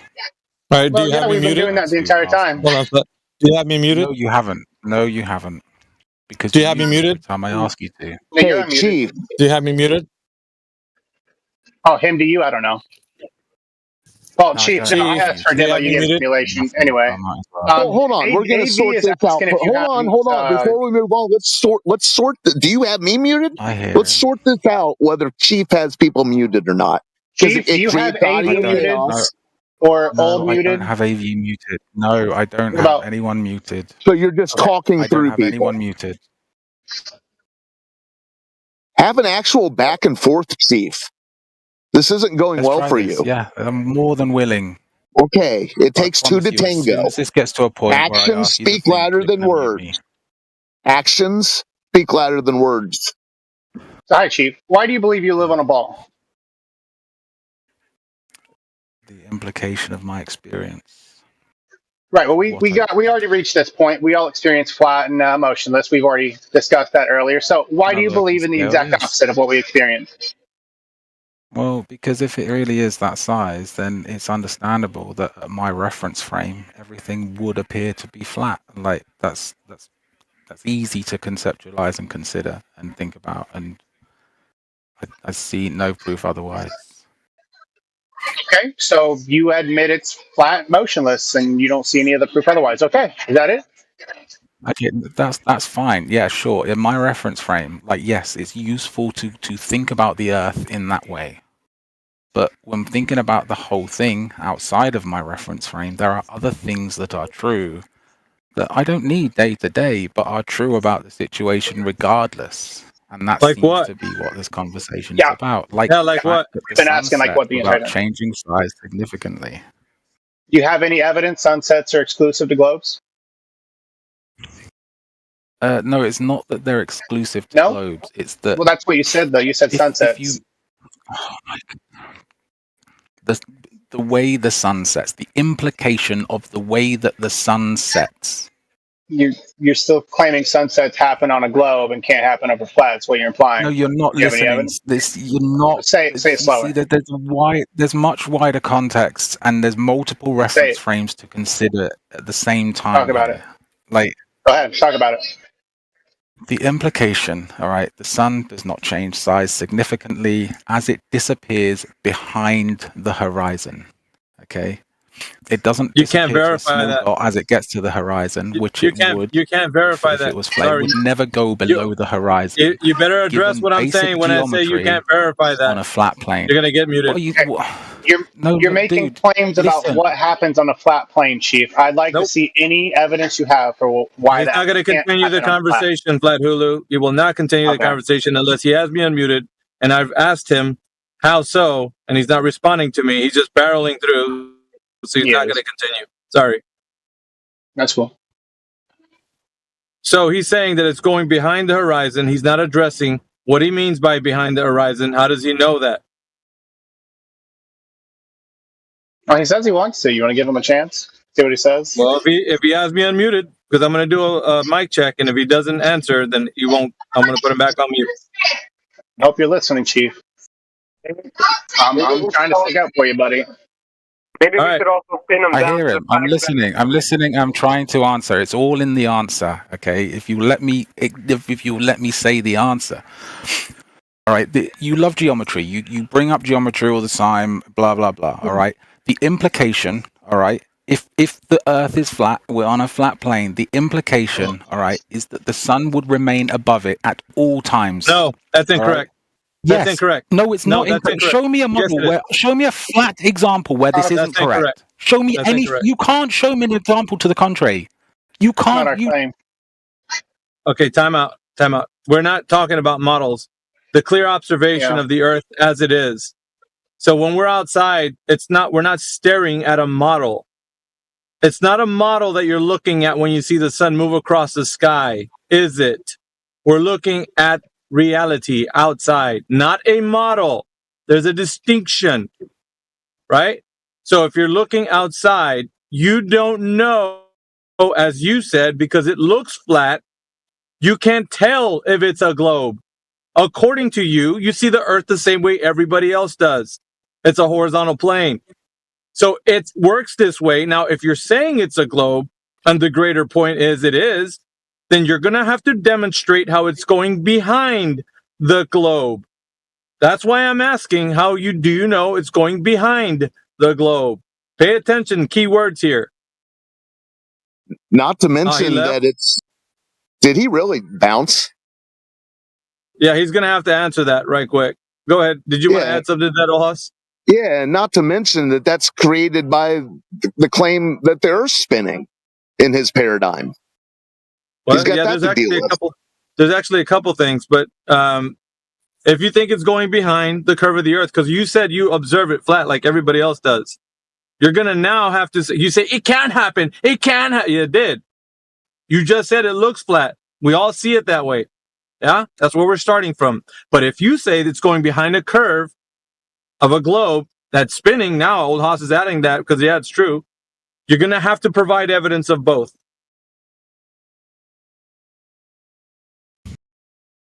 Go. You're not thinking. You're doing. I literally asked if you're willing to think. I'll have a conversation. If not, I'm just going to leave.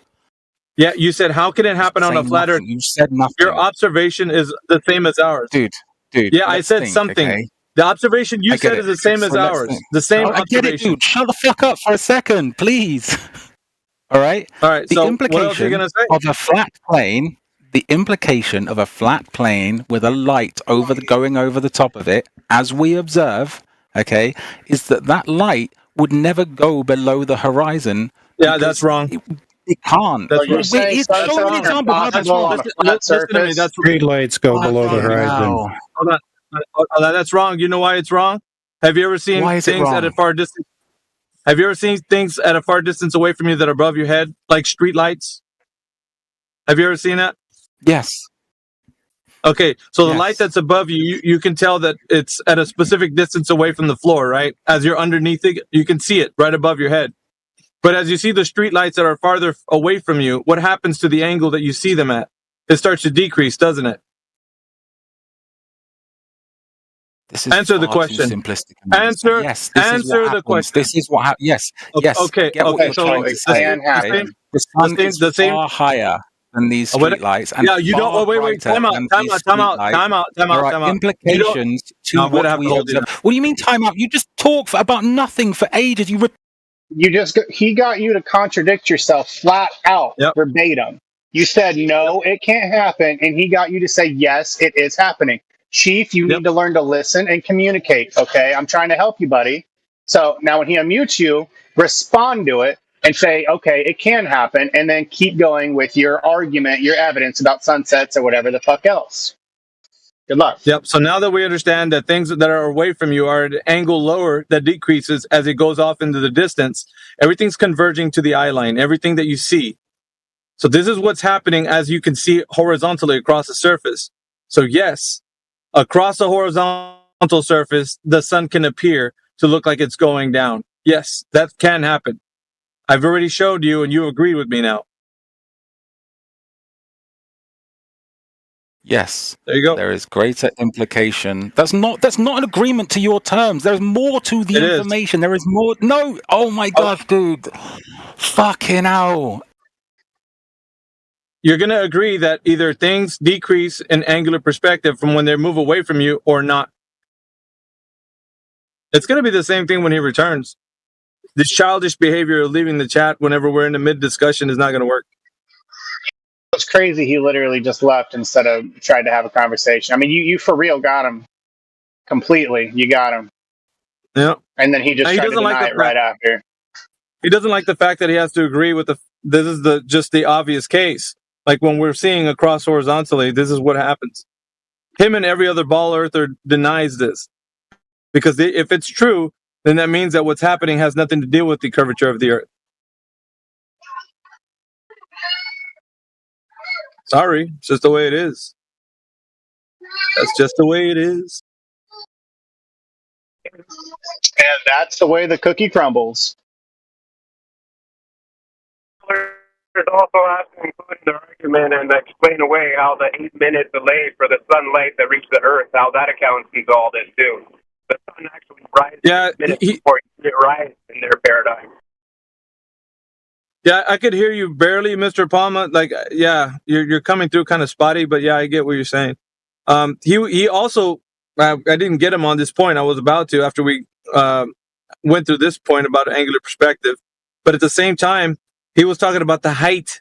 Yeah, I can't think of it like that because the sun is a lot higher.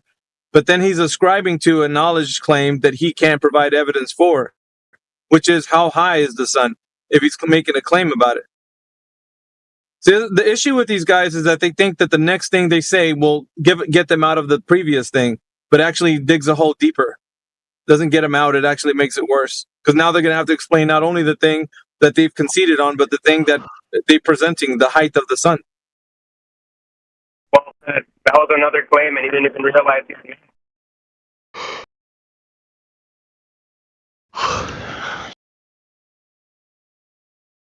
Deep breaths, man. Deep breaths. Well, hello, Sonri. Haven't seen you yet. Welcome. You have any questions for Flat Earth Globe? Not really. No, hang out. That's cool. You believe you live on a ball? Like a sphere? Yeah. Yeah. Why don't you give us your favorite bit of evidence for that claim, and you can just listen to us talk about it. So, why do you believe you live on a ball? I mean, that's what it feels like when you go outside. Okay. Well, personally, I experience a flat and motionless Earth. You go to the beach, it's flat. If you look at the ground, it's not spinning. So, I'd say the opposite. Truly. Are you all about feelings, bro? I got a feeling tonight's gonna be a good night. You guys will go outside and you feel it's flat? I felt the sphere feel in it my when hand. you see it's flat. And when you experience, it's motionless. What do you experience? Do you experience anything different? No, I'm saying like, I mean, if it was flat, there wouldn't be like... What? Like what? Like when you see the horizon, it would be like flat. It is flat. It is flat. This guy is I didn't hear else. What? It is flat. What can happen? You would see the horizon as flat, he says, if it was flat. It is flat. You can Google. It's locally flat. You can Google it. Like Google even says, because it's so big, it looks flat. What are you talking about, buddy? Sonri, come on. I Google it and it says the horizon is not flat. Google says it. Well, I'd love to see an example of this. Do you have pic firms? Can you show us a not flat horizon? It just says it appears flat for the human perspective. Oh, it does. It's so large, but it flat. appears, but it's not. Okay. Okay, so Google is. You just said Google said it doesn't appear flat, did you? Yeah, that's how it started. No, the horizon is not flat, but it can appear flat to a human. Oh, okay. So the horizon is not flat, to a dog but it appears flat. Yeah. What about a bird or a cat or an insect? Does it appear flat to those guys? What about a fly? Well, hold on. Do you think that makes sense that the horizon is not flat, but it appears flat to everybody? Yeah. Do you think that makes sense? Okay. How? Give me any bit of logic defending that. Okay, when I stare at the horizon, I might not see any mountains, but there might be mountains there that I cannot see. Let's talk about a hypothetical. You're at the beach. Now, go ahead and explain your logic while you're at a beach. Yeah, You're I can see the horizon. I can see the horizon of the beach, and you're not gonna see. It's gonna be empty, right? But there might be a volcano like all the way back that you cannot see. You're talking about topography makes the horizon sometimes not flat? No, I'm saying like what you see in the horizon is like you cannot see everything in the horizon. Like there might be stuff that is too far to see, like a curvature.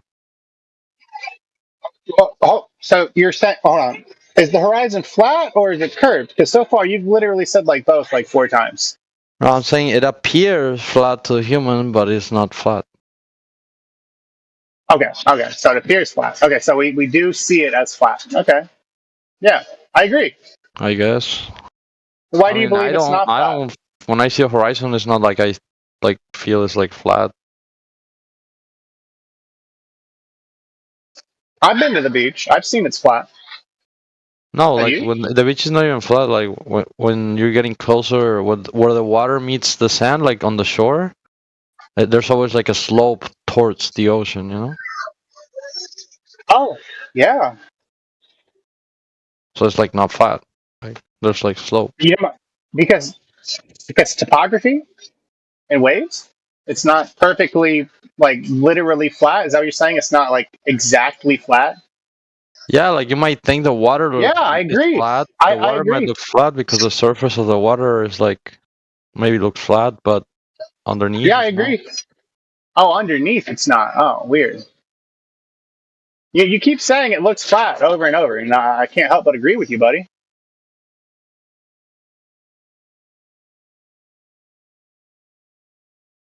That was a very productive conversation. They've been saying that all morning or afternoon or wherever time it is for you. Yeah, the theme today is that it does look flat. It does, just isn't. Really? It just isn't. Yeah. What about gravity, my friend? What do you think about gravity? bro. Trust me, bro. What about gravity? What about gravity? It's. What do you mean? What about gravity? You believe in it? I mean, like if I dropped an object, it's gonna fall on the floors. Like, yeah, like Yeah, I believe that too. Is that gravity? I mean, that's what they call it. Yeah. Yeah. What's causing that?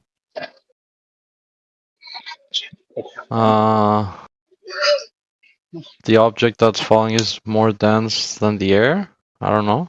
Holy shit! You're sounding like a flat earther. You just said something we say. So not gravity then. I like you, Sanri. I like you, buddy. I like this guy. Yeah. It's like, I'm going to prove how the Earth's a globe. We use everything that flat earthers say.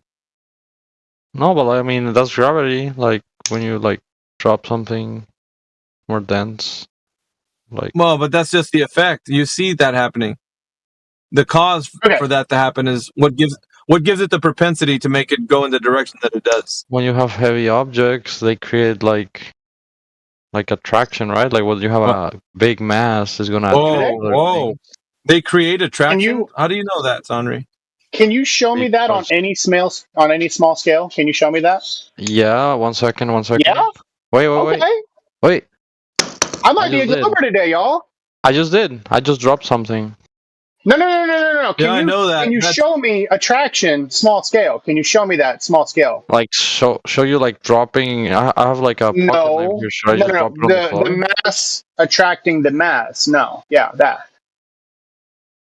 Yeah, that's what it is. So you have the core of the Earth that's making things attract towards it because it's so dense. So you can't just get any object bigger than another object and make them attract to each other. You're only talking about dropping a rock, and that's your only. You can make that happen. What you say, yeah, but it's gonna be like it's gonna be so minuscule that you won't even see it. Yeah, let's see it. Well, show me whatever you got, because I'll literally denounce flat Earth today if you can prove gravity. I'll do it. I'll join your side, buddy. You need a big scale to see it, like actually. No, giant scale, not super small scale. Okay, so either super small or super big. You can demonstrate gravity. Like super small, you cannot demonstrate because it's like so small that it's like you cannot see it with the naked eye, right? But when you have like, are you able to demonstrate it super big then, like you're saying? No, I'm not a scientist. No, well, hold on, because you're saying it happens always, so you don't need to be a scientist to get or to find a giant object and put a little one next to it, right? You don't need to be a scientist to do that, unless doing that makes you a scientist, right? You want like I just said, drop something on the floor and you can see it. Oh no, well, we were talking about like proving mass attracting mass, not just rock fall down, go boom boom. So no, no examples of mass My point attracting is mass like when you besides drop dropping a rock. something like the Earth's core is so dense that it's attracting things towards it. That's why like things fall Crazy. down towards it. Crazy, but no evidence. So nothing but dropping a rock. I mean, they have done like scans on Earth, right? Is that an experiment for gravity, or is that a scan of geometry and No, to geography? prove that Earth has like a dense core. I don't care about the core. I'm talking about gravity. Yeah, but the core creates the gravity. Can you create a core that creates gravity on a small scale to prove anything you're saying? Yeah, core of the Earth, dude. That's unsubstantiated. Nobody can prove that.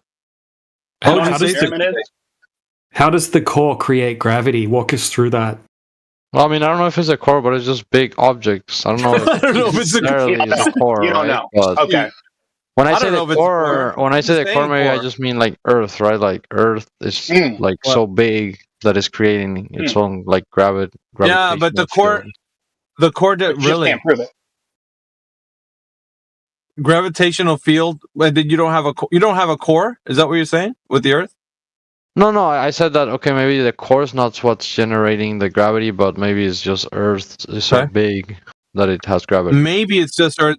You're saying maybe because the Earth is so big. You're not really doesn't sure it- if it's the core or because the Earth's so big. You don't know which one it is, do you? But AB doesn't like Mars and like the Moon, they all have different gravities based on their sizes? Do they? Yeah, that's what the lore says. The lore tells us the lore of the Earth being a globe, and then you got solar system. They're saying that the size of those planets, because of their size, they have different gravities, like the moon and such.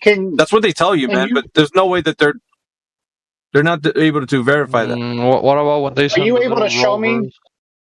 Are you able to show me different sized objects with different gravity, or no? Like, because you just claimed different Like sizes had you different mean like gravity. a video? No, I mean like an experiment.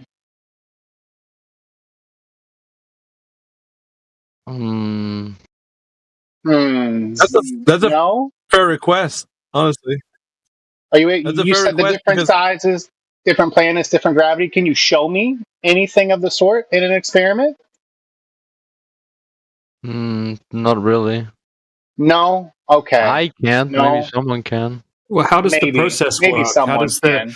How does the gravity generation process work? Okay, so we've got the big dirt ball rock Earth. How does it generate gravity? How does that process work? How's it generating it? I mean, so in space supposedly it's like a big blanket, right? So when you put like a big object in a blanket, Nice and it's gonna make it. Yeah. Let's say you have a flat blanket, right? Nice and fucking flat. And it got the blanket has ropes on each corner and it's like tied down, so it's like stretched. If you put like a bowling ball on top of it, you're gonna have like it's gonna bend the fabric and it's just gonna like if you put a little ball next to it, like a marble, it's gonna roll towards the center because it's like a little flat. I mean, I give you that. Cool story, bro. I give you that. Space is flat. I've seen this on Google. I've seen this on Google, but I've never seen a person actually say it in real life. I've never seen a person say it. The man said space Holy is flat. shit. You'll give us that. Yeah, I give you that. Space is flat. If space is flat, why space is isn't flat. Earth flat? Because I mean, one doesn't have to make the other one like true. Like if a space is flat, it doesn't mean like the Earth is flat. Like So Earth can be flat and the stars and all that shit can be round because one doesn't make the other one flat or round, right? space So we is can like be a flat and big they all can be round? space is like a big blanket or a big yeah. So how did flat plane? where did the blanket come from? Where did the blanket come from? And what's it made out of? I don't know. The fabric of Alright. space. Fabric of space. Are there any globe related topics you do know that you can have a confident conversation about?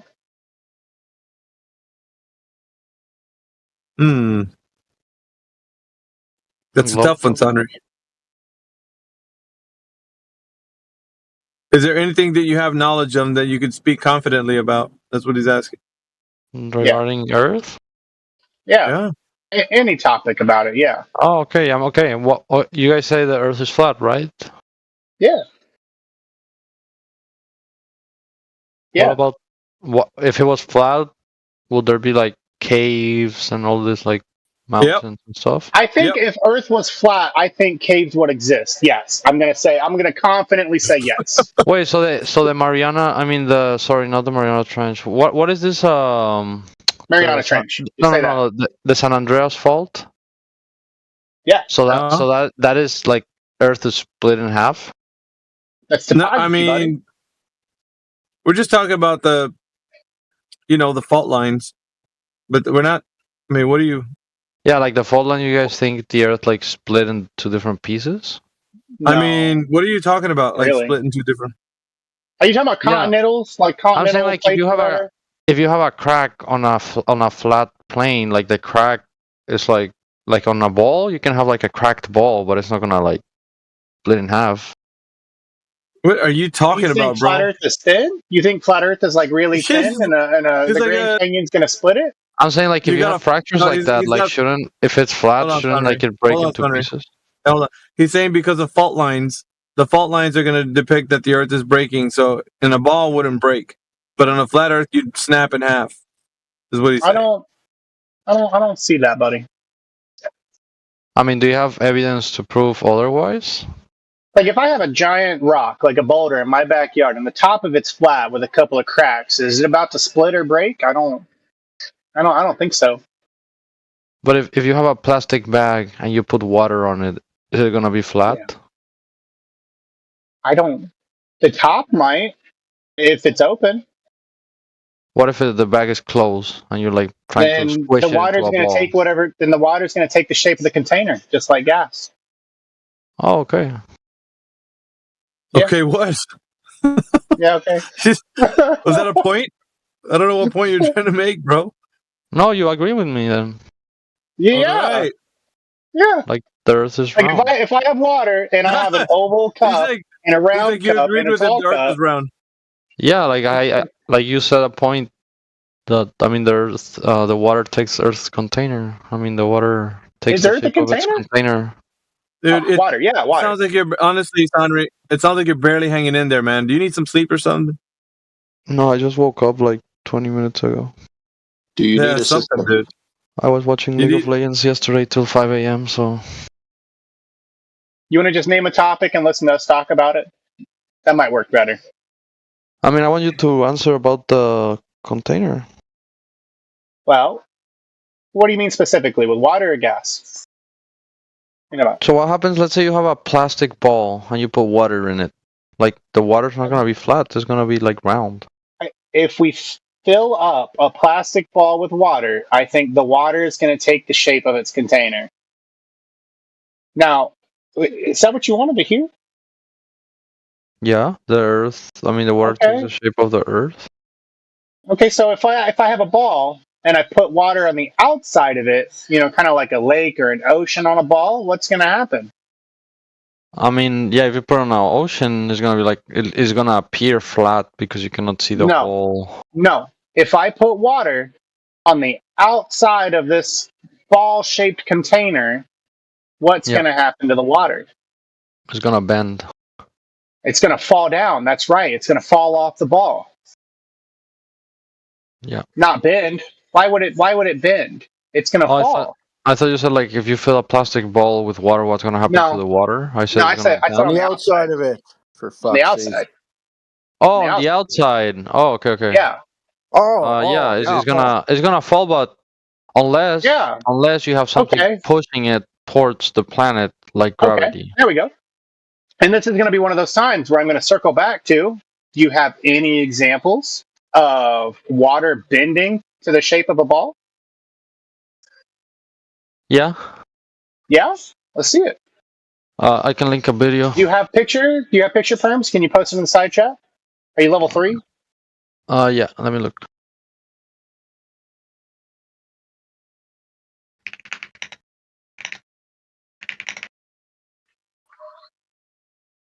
I got a couple balls here myself. I got a lot of kids. I got balls at home. I can go grab a ball right now.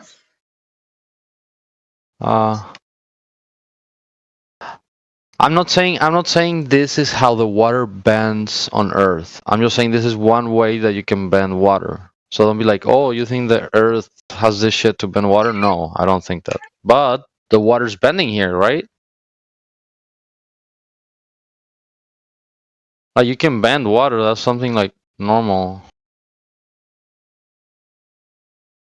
Okay, well, the conversation between flat and globe. So, can you show me this, but happening over a ball? Dancing water with sound. So, can you use sound to make water stick to a ball? I don't know. Let me see. Okay.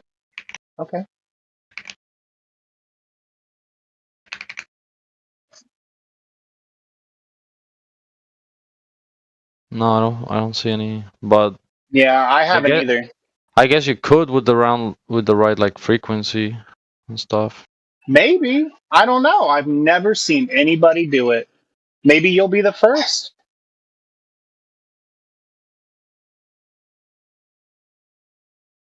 So if it's flat, then like, I mean, wouldn't you like how many billion people is there on Earth? Wouldn't you say like someone would like found a different like fucking space or something if they keep walking straight?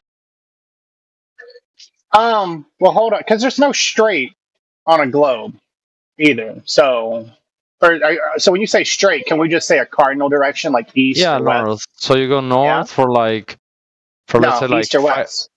Well, you go east for like 5,000 miles or 10,000 miles. Yeah. I mean, someone has to probably have done that already some time. Like, and like, did they find like dragons or something? Like, I don't get it. So like, okay, I'll help you. So if there's a giant, like 10K mile wide pool, right? A giant 10,000 mile wide pool, and I swim 5,000 miles in a circle, what's going to happen? But why in a circle instead of like east? Well, east. If we put a magnetic center in the middle, and then we swim around the magnetic center, because it's going to continuously point at it, and east is going to continuously circle around the center, then I am eventually going to do a giant circle and go right back to where I started. Whoa, wait, so if you... Oh my god. So if you keep walking in a straight line east, you're eventually going to go back to where you were on a flat plane? That made no sense. I just explained it. The magnetic center. So wherever you are, that north needle is going to point to the magnetic center, and east is always going to be to the right. So if I just keep following east and the magnetic center is to my left, and I keep going in that direction, keeping the magnetic center to my left, I will eventually go back to where I started. Okay, I see what you're saying. You're saying if you follow a compass, you'll eventually be. But I'm not saying you follow a compass. I'm saying you walk in the same degree. You're not switching like degree angles. You're walking in the same like, you know what I mean? Like you're walking like. Talking about the edge of the earth, then, yeah. I mean, I don't know. Is there an edge? Is there like a I've never been there, buddy. Game of Thrones wall? I've never been to Antarctica or anywhere south. Have you? My point with that topic was like, out of every people on Earth, wouldn't you imagine that someone has tried to like walk in that direction for a long time? Like Admiral Byrd? You have to start swimming eventually. Well, this is just speculation, and Admiral Byrd did that exact same thing. You can just look up Admiral Byrd. He has a lot to say about it. But I've never been. I don't think any of us have been. I don't think you've been. All right. I got an idea. We put one guy on Africa. We put one guy in South America. We put one guy in North America. All right? They're 90 degrees. Mage again. Shut up. They're all 90 Hey, at least he's not talking about models. Go ahead, Mage. No, listen. They're all 90. At least he's not talking about models anymore. I'll give him that.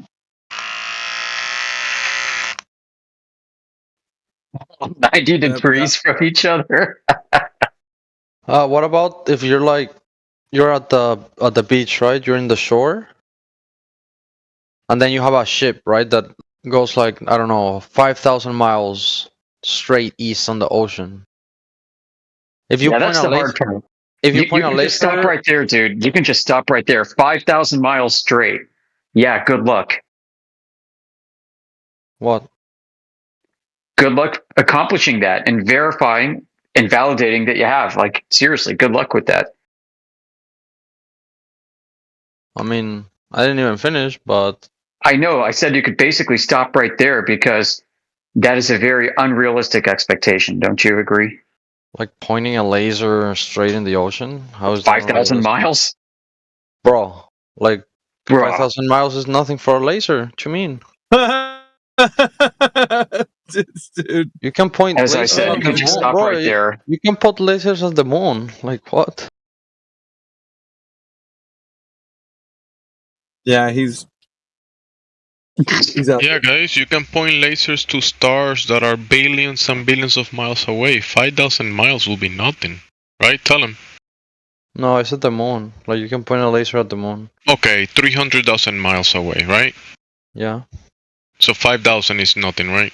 Yeah. There you go, guys. Yeah. Why is Guinness record then 255? Another mystery solved. But why is it so hard to believe that a laser could like reach 5,000 miles? I don't Why is Guinness record 255 miles? For what? Sanri, who verified? For the long distance shot. Yeah, who verified that laser distance of 5,000 miles? Well, what I'm saying is like, oh, so you guys don't believe you can point a laser for 5,000 mile distance? Who verified the laser at 5,000 miles? Who did it? I mean, I don't know anybody that's done 5,000 miles exactly, but what about... Well, then why are you using that number, sir?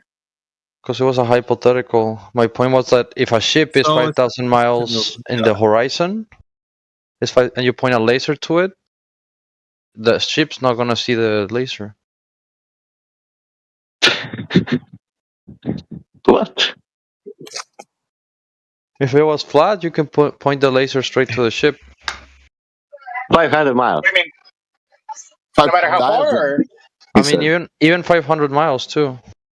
Whoa! No. You think you could see 500 miles through gases and all that stuff on a flat Earth? Let's ask him. How far can you shoot a laser? 1 second. 1 second. Okay. 1 second. Okay. Can't do this. Can't do that. Can't do this. Hold on. The postman is here. Was here? Oh, I just got a call. No, I'm saying his 1 second. He's all of a sudden he's got a pot of boiling water to tend to. No. I just got a call 1 second, on my phone. please. I got a call. Yeah. What? Can you say that again? I just yeah. No, just tell us what you GPT'd. What? Well, you keep saying what a laser can't do. What's your understanding of how far a laser can be shot?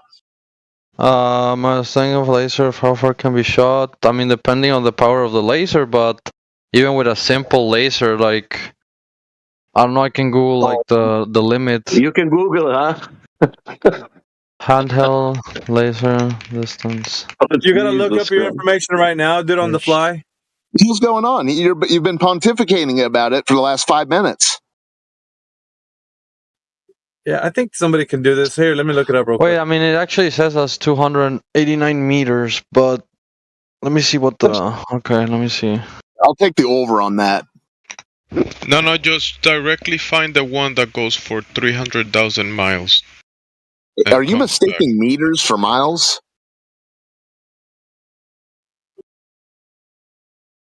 No, I'm looking because okay, so I thought there was an experiment where you could bounce the laser off the moon, right? But now it says that the max distance reach of a laser is 289 meters, so I have to look more into this. Uh-oh. No, it's more. What 289 meters? That's less than 1,000 feet. You can see with your eyes that you don't need laser. Oh no! Look, yes, we can point laser at the moon, and it's done regularly by scientists. However, a simple laser is too weak. So if you have a strong laser, you can... I'm asking about shooting a laser across the surface of Earth. Yeah. How far do you think you can see on the globe? Like the curvature, how far it allows me to see in the horizon? Yeah, sure. Yeah. How far? Let's say If 6 I had to foot. How guess, far is yeah. that?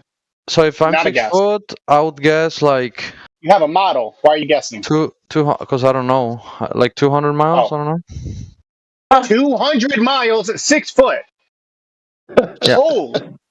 Holy God, buddy, you have a model. I'm sorry for yelling. You have a model. You don't see I'm 200 totally feet at off. 6 feet. Yeah, I'm totally off. I just Google it says 3 miles. Yeah. I don't even I think just you said could do I'm that on a guessing. flat surface. Yeah, I mean, I think maybe I'm over exaggerating with the 500. Yeah, you're right. Okay. So if you're saying the Earth curves at 3 miles at 6 foot on the globe, if we show you a 6 mile or a 10 mile observation, will you concede that it's not curving and that it's not Earth curve? So okay, let me Will see you if okay. Yeah, so you mean like I stand on the shore and a ship You said is it's 3 five. miles. Yeah, and a ship is 5 miles away. I should not be able to see the bottom part of the ship. Well, sure. Okay, Or maybe I can see the top, Earth right? Maybe curve. I can see the top. My question is because you're claiming the curve starts at 3 miles. So what happens if we show you 10x, 20x miles of no curve? Will you concede it's not Earth curve? Wait, like the one in chat, the Sure. oil. Yeah, because you said 6 miles, right? And that one's 9.4 miles with the horizon at least a few miles behind it. So that's almost double what you just said. So you're talking about 200. But would you agree? But would you agree that showing this picture is like me showing like a NASA picture? Like No, I'm talking about a real life picture of Earth curve that we took, that a Glober took, that shared it right there. That a person took that, not NASA. So does that picture debunk Earth curve or no?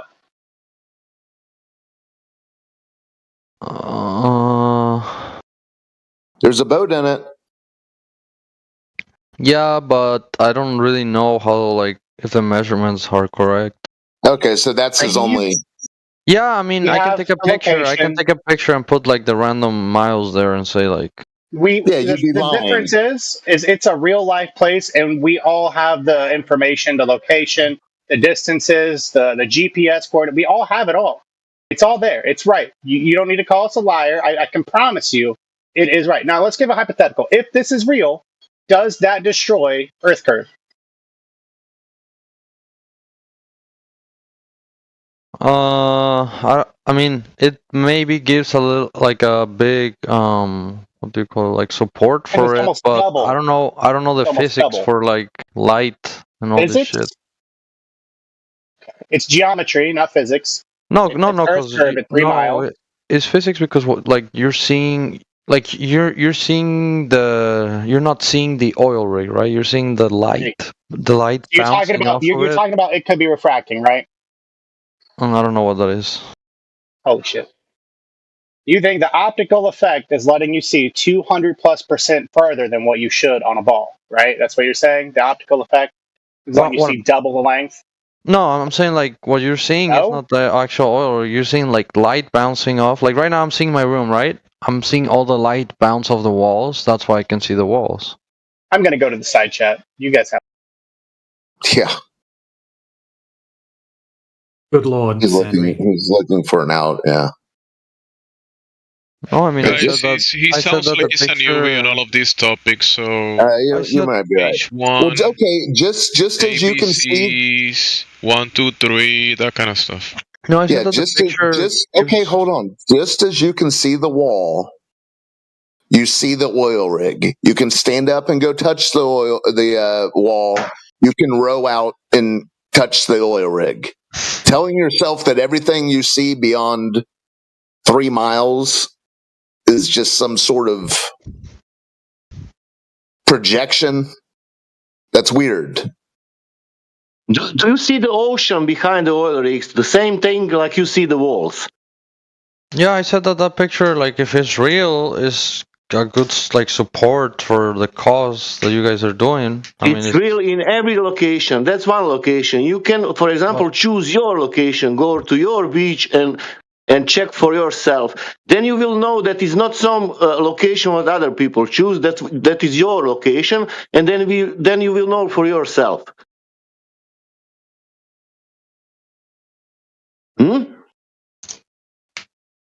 Yeah, I said that picture is good, like support for it, but what I say is I don't know if there's any physics. We want more observation. Do we want from Chicago? Do we want from that mountains? Do we want Suez Canal? Do you want Bolivian South Platte Lake? Do you want measurement on the ground, elevation profiles telling that everything is measured due to sea level, not the curvature? So you can see like other countries across the ocean? All countries measure the elevation, that means the topography above the sea level. All countries, yes. That means that Austria has no sea, but has the mountains above the sea level.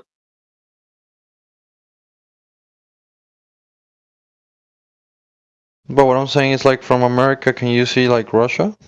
No. Well, from Alaska, you can. They can't even see a tree that's like 200 feet away. It's so foggy. It's crazy. From California. What do you mean? You can go to Alaska, then you go to the island that is. You can look to the other island that is. Yes, from America you can see Russia. Yes. Yeah, but that's not my point. Not from Alaska. No. Okay, from California. From California. The air isn't completely transparent. For one. Right? I mean, on different days, you open your newspaper, it's going to give you different visibilities of the day. And two, what are you trying to see? Wouldn't it be whatever you're attempting to see, the biggest thing in the place you're hoping to see, from that distance, it would be too little to see, even if the air were transparent. Okay, I agree, right? But if that is the case, then if the moon is whatever the fuck the moon is. Okay, looking up, yeah. The moon is probably farther. You said it. Yeah, whatever the fucking moon is, like we can agree is farther than 5 miles away. Yeah, but looking up is different than looking across the surface. Why? It's air, and air is not transparent, so like you shouldn't be able to see celestial bodies. You're cutting through the densest layer and just looking up. And I hate to break it to you, we don't know how far the moon is or what the moon is. Oh, let's say like this, we are watching moon and it's far away. How is that telling us that the surface of the earth is curving?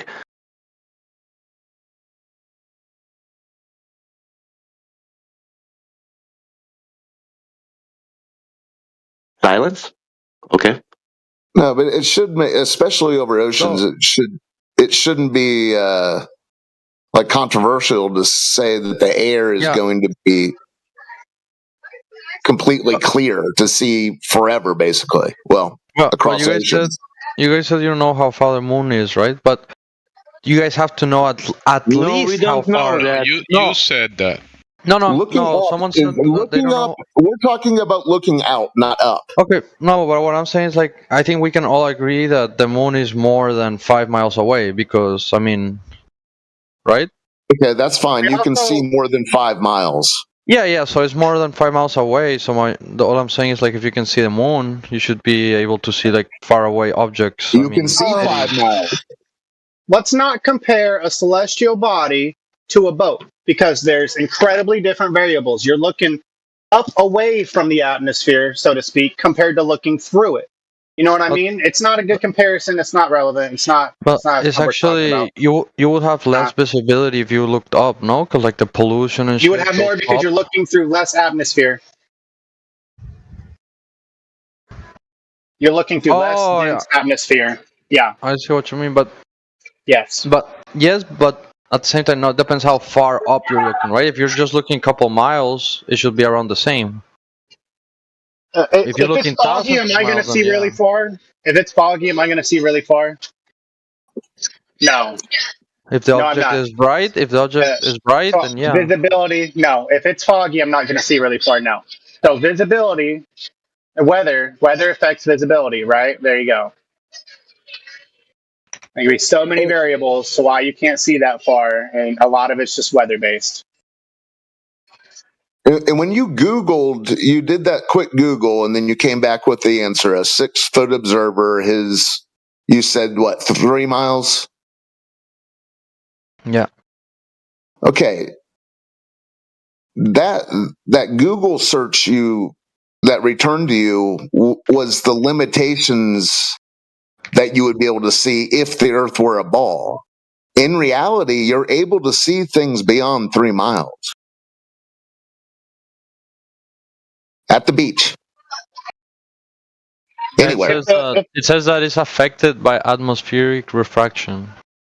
So if you can see 3 miles on a globe, what happens if you can see 30 miles? Does that mean it's 10 times refraction, or does that just mean you don't live on a ball? Look, if you can show me a picture where you can see 30 miles. You want to see a picture where we can see 30 miles? All right, gang. Who's got it? Well, hold on. The crazy thing is the 6-foot observer's height is 3 mile. Well, the one we just showed you of the oil rigs is a 1-foot observer's height, and it's at least 10 miles away. How do you write that off? 275 miles, by the way.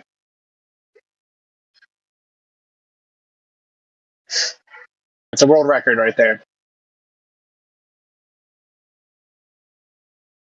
I mean, it's probably the light bouncing off the water, too.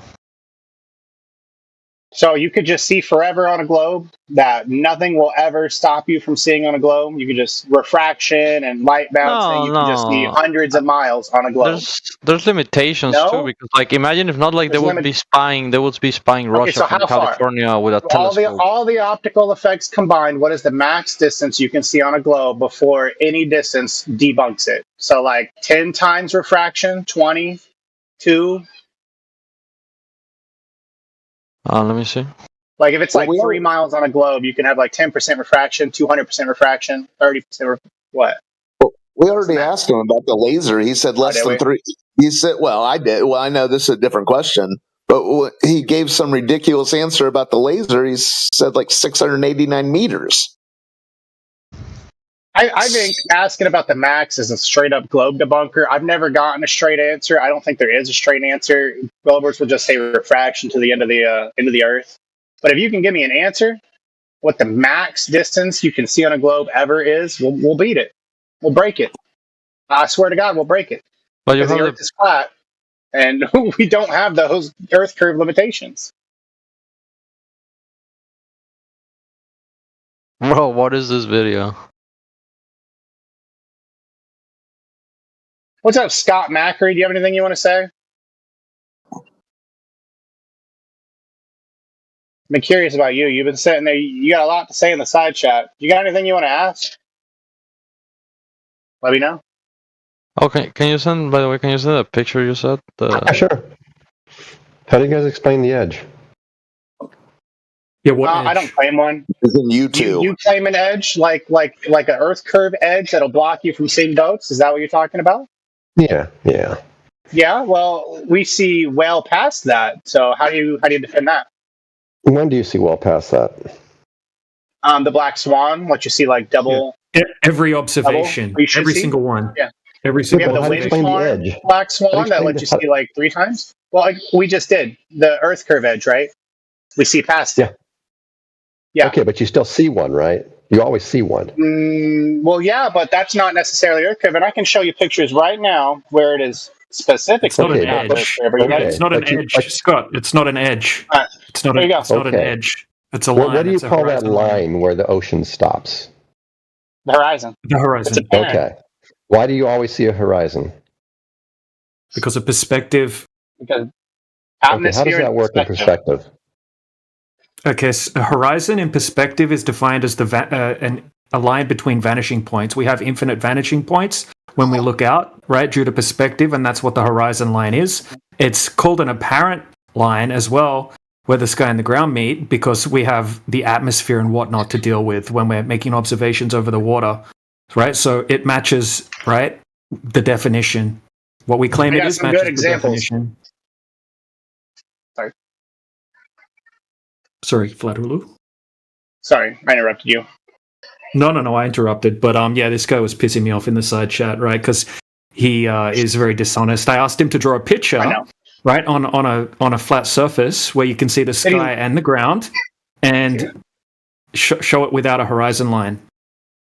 So, Scott, do you see these examples right here? That's things disappearing in the horizon. Well, two of them are in the horizon, where you can see they're visibly getting compressed via some optical effects or getting mirrored. Is that Earth curve, or are those optical effects? The building missing? Yeah, it's that's the Earth curve. Yeah. So where the hand is pointing, that's Earth curve and not just compression? Sure. Yeah. Yeah? Well, you're wrong, because you can literally measure the windows. We'll just say the window's like 1 inch, and you can look at the very bottom where it's like 1/10 of an inch. So yeah, it's compressed. There you go. GG. No, that's what's compressing it. Exactly. It's perspective, optics. It's all that stuff. Be specific. No, don't know all that stuff. What is compressing gases? It? Gases minus all of it. It's called a stooping but effect. slow down. What's compressing it? Let's figure this out together. Let's not go with I don't know. He answered you. He didn't say I don't know. He answered you. He did. He said all that stuff. I don't know. That's what he said. It's a well-known effect called stooping. Okay, what is stooping? It's a type of miraging effect, right, where objects in the distance appear to be compressed, and it's due to a particular variation in the refractive index gradient. Okay, so we have refraction in the atmosphere then. We agree. Obviously. Okay, we obviously have refraction in the atmosphere. And so we can have refraction going through just a single medium, right? Obviously. Okay, cool. I mean, that's a progress. You guys just not to concede that. No. Well, yeah, some flat earthers, yeah. Okay. So we can have refraction. So why can we not explain the black swan with refraction then? Right, because there's no type of refractive effect that can account for such a giant discrepancy in it, right? You don't understand anything about refractive or miraging effects if you think that can be explained. Okay, so you would need a K factor. You know what a K refractive coefficient is? Refraction coefficient, K factor. You know how that works? Yeah. Yeah, so you need, when you punch these observations in, right, you would need, if you assumed the Earth were a globe, right, you would need to punch that up to 1 or just under 1, right? So there would be so much refraction that the Earth was flat or appeared flat. That's incorrect. You've not done the math. No, I have, right? I can show you right now many observations.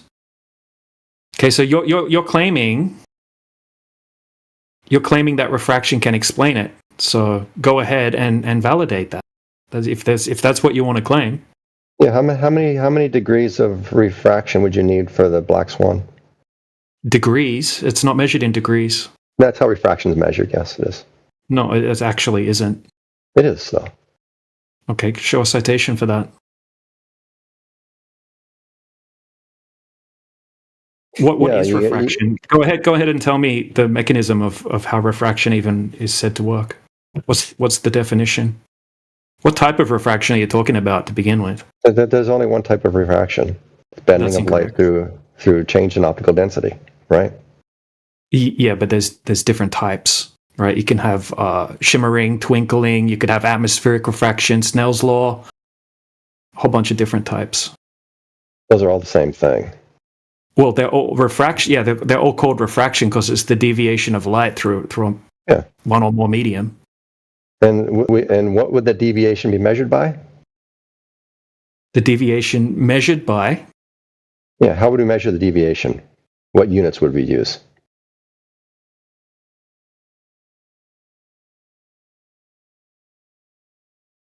Well, it depends what situation that you're talking about. Okay, give me the situations in which units would we use in different situations. Okay, so let's say we have. Okay, so you're the one that needs to give me, right? You're the one claiming that refraction can explain the black swan. Well, you're the one claiming that refraction. We measured in degrees. What do you measure it in?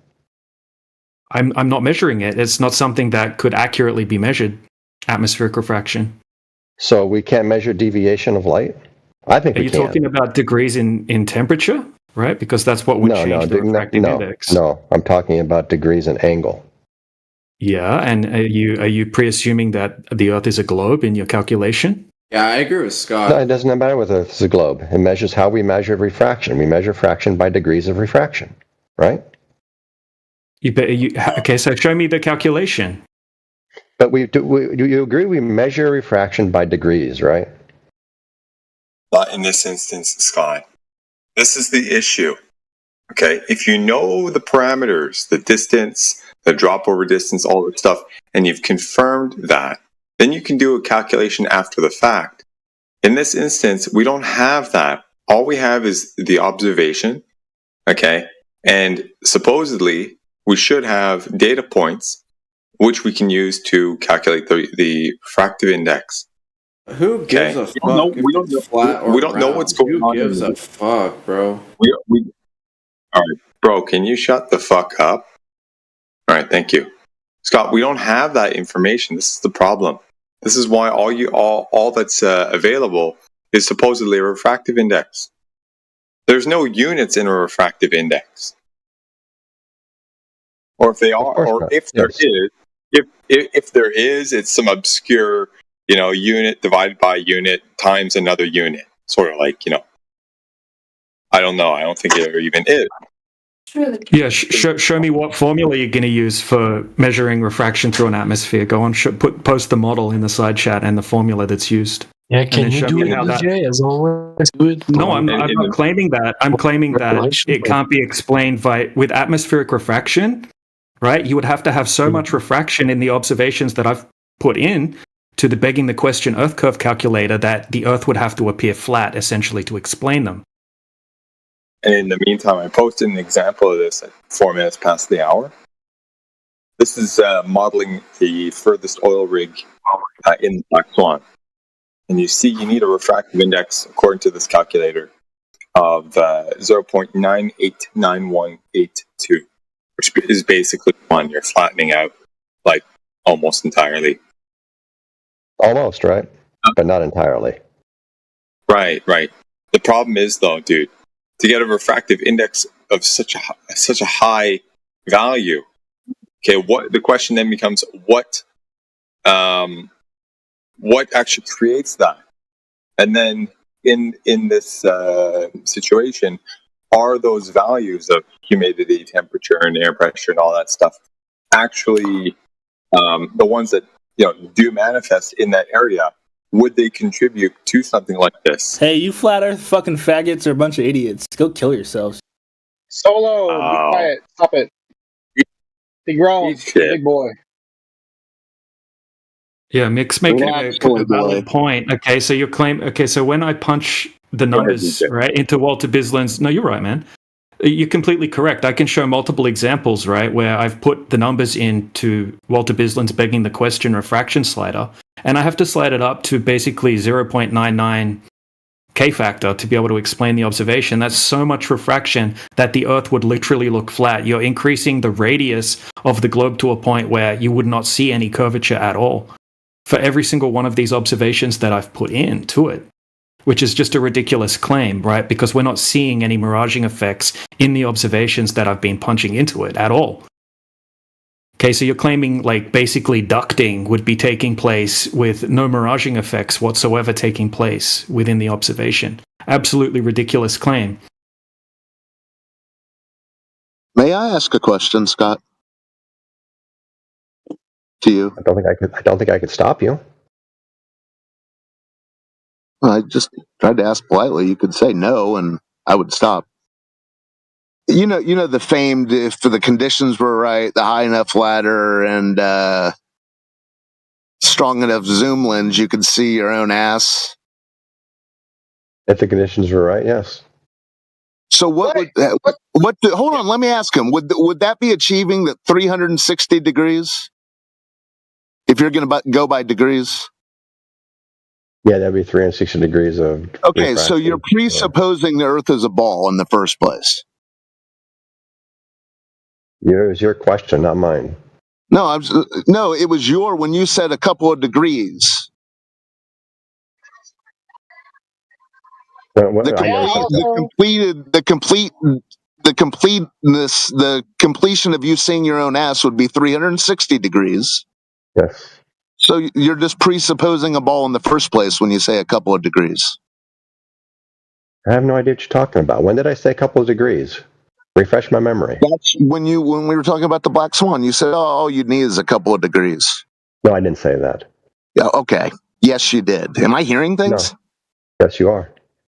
Well, Scott, you're the one, you're claiming a geometric horizon, but you don't have any evidence such a thing exists. Except we have pictures of it. No, you do not. You have pictures of an apparent horizon. Well, hold on a second. Hold on a second. Yeah. I want him to present evidence. He's made a positive claim. You have not provided any empirical evidence that a geometric horizon exists at all. What's the difference between the apparent and the geometric? There's no such thing as a geometric horizon. So you're asking me to prove something that can't be proved by definition? Something that you're claiming to be factual that cannot be proved, has never been proved, and doesn't exist in reality, that you're claiming does exist. Okay, does a basketball have an edge to it that we can see? We're not talking about a basketball. I know, but just please, humor me. Does Technically, spheres have zero edges. Technically, okay. If you're talking about a geometric horizon, sure, from a certain height above the surface of a sphere, right? There would be a maximum distance that you could see. It would be a point, like if you drew a tangent line to the surface of it, depending on your height, it would be at a specific distance, and you could measure that based off the radius value of the basketball, and it would check out. If you're claiming the same thing exists in reality for the globe, right, then you would need to validate that, right? A basketball's not going to help you. You guys don't. No, not you guys. I'm trying to have a conversation with you. Can we just? Right? We can't. Okay, so, can you slow down then? I'm not slowing down. Okay, I can slow down. Okay, listen, I'm going to say it very slowly.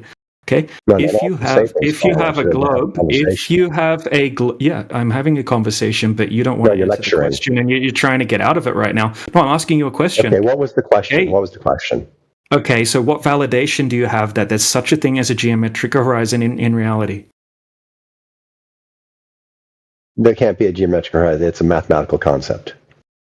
It's a mathematical. So the globe is just a mathematical concept, is it? No, the geometric horizon is a mathematical concept. Well, okay. So what are you talking about? The horizon that we see is real. Horizon's an edge. Okay, so what's it the edge of? A globe? It's the edge of a sphere. Yes. Okay, so it's physical. Yes. Okay, so what evidence do you have that a horizon is physical? I can see it. You just said you can see an apparent horizon. What's the difference? A horizon is just a straight line between vanishing points, a product of perspective.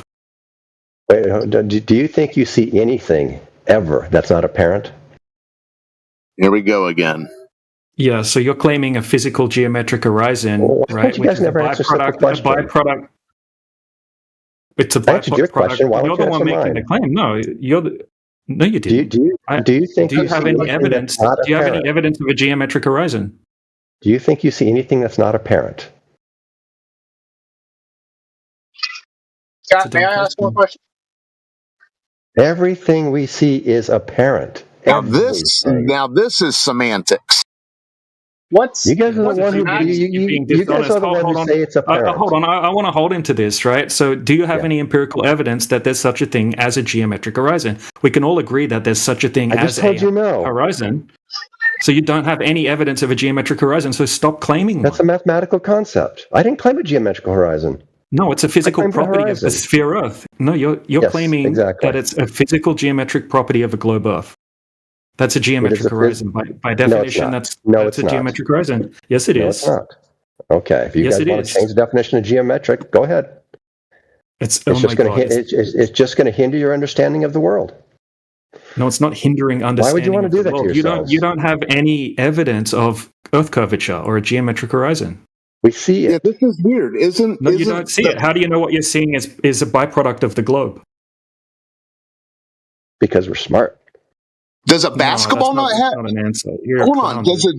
Yeah, he is a clown. Does the basketball you brought up earlier not have a geometric horizon?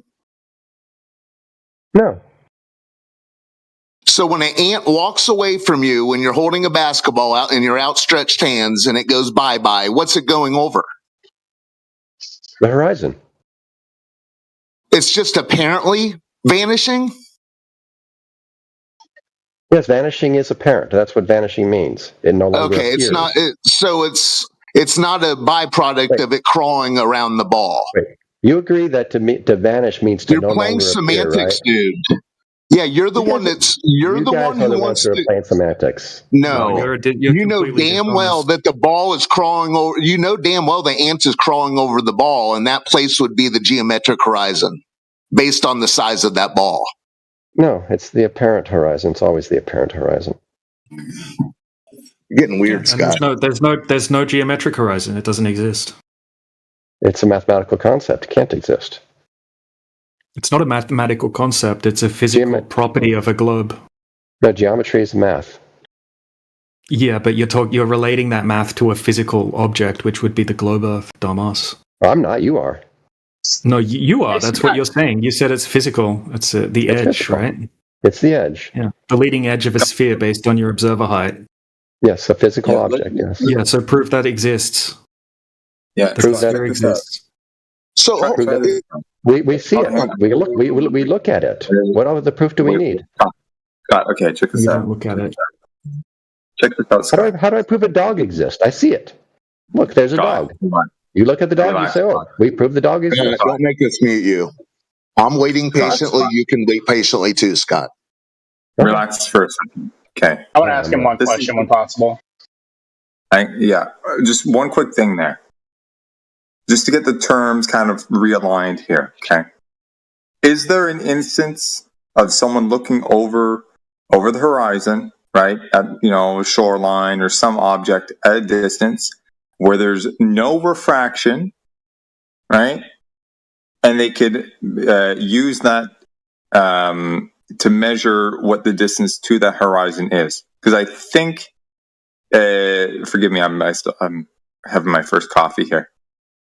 I think that the term geometric horizon could be synonymous with a quote unquote apparent horizon whereby there's no refraction, right? Because it would be expressing the real geometry of the situation without any kind of interference from external factors like humidity, temperature, and all that stuff, bending light around and shit like that.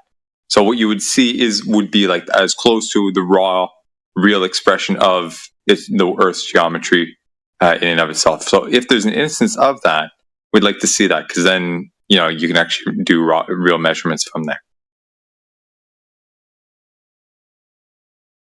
Do you have that?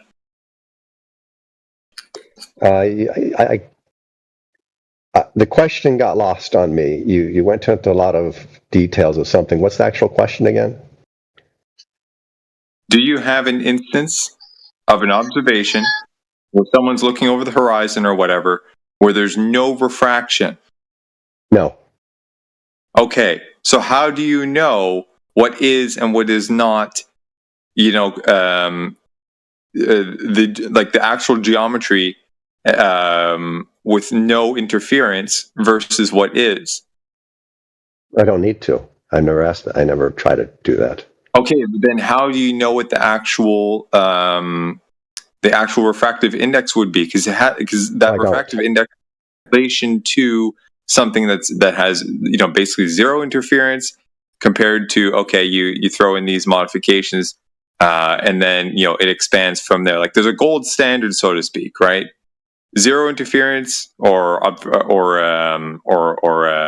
alteration, and then refractive index of whatever yields this other effect, some alteration. So what's the ground state? What's the base state? Right. This is what they I think is meant by the term geometric horizon, because there's no apparent deviation or apparent alteration. Yes.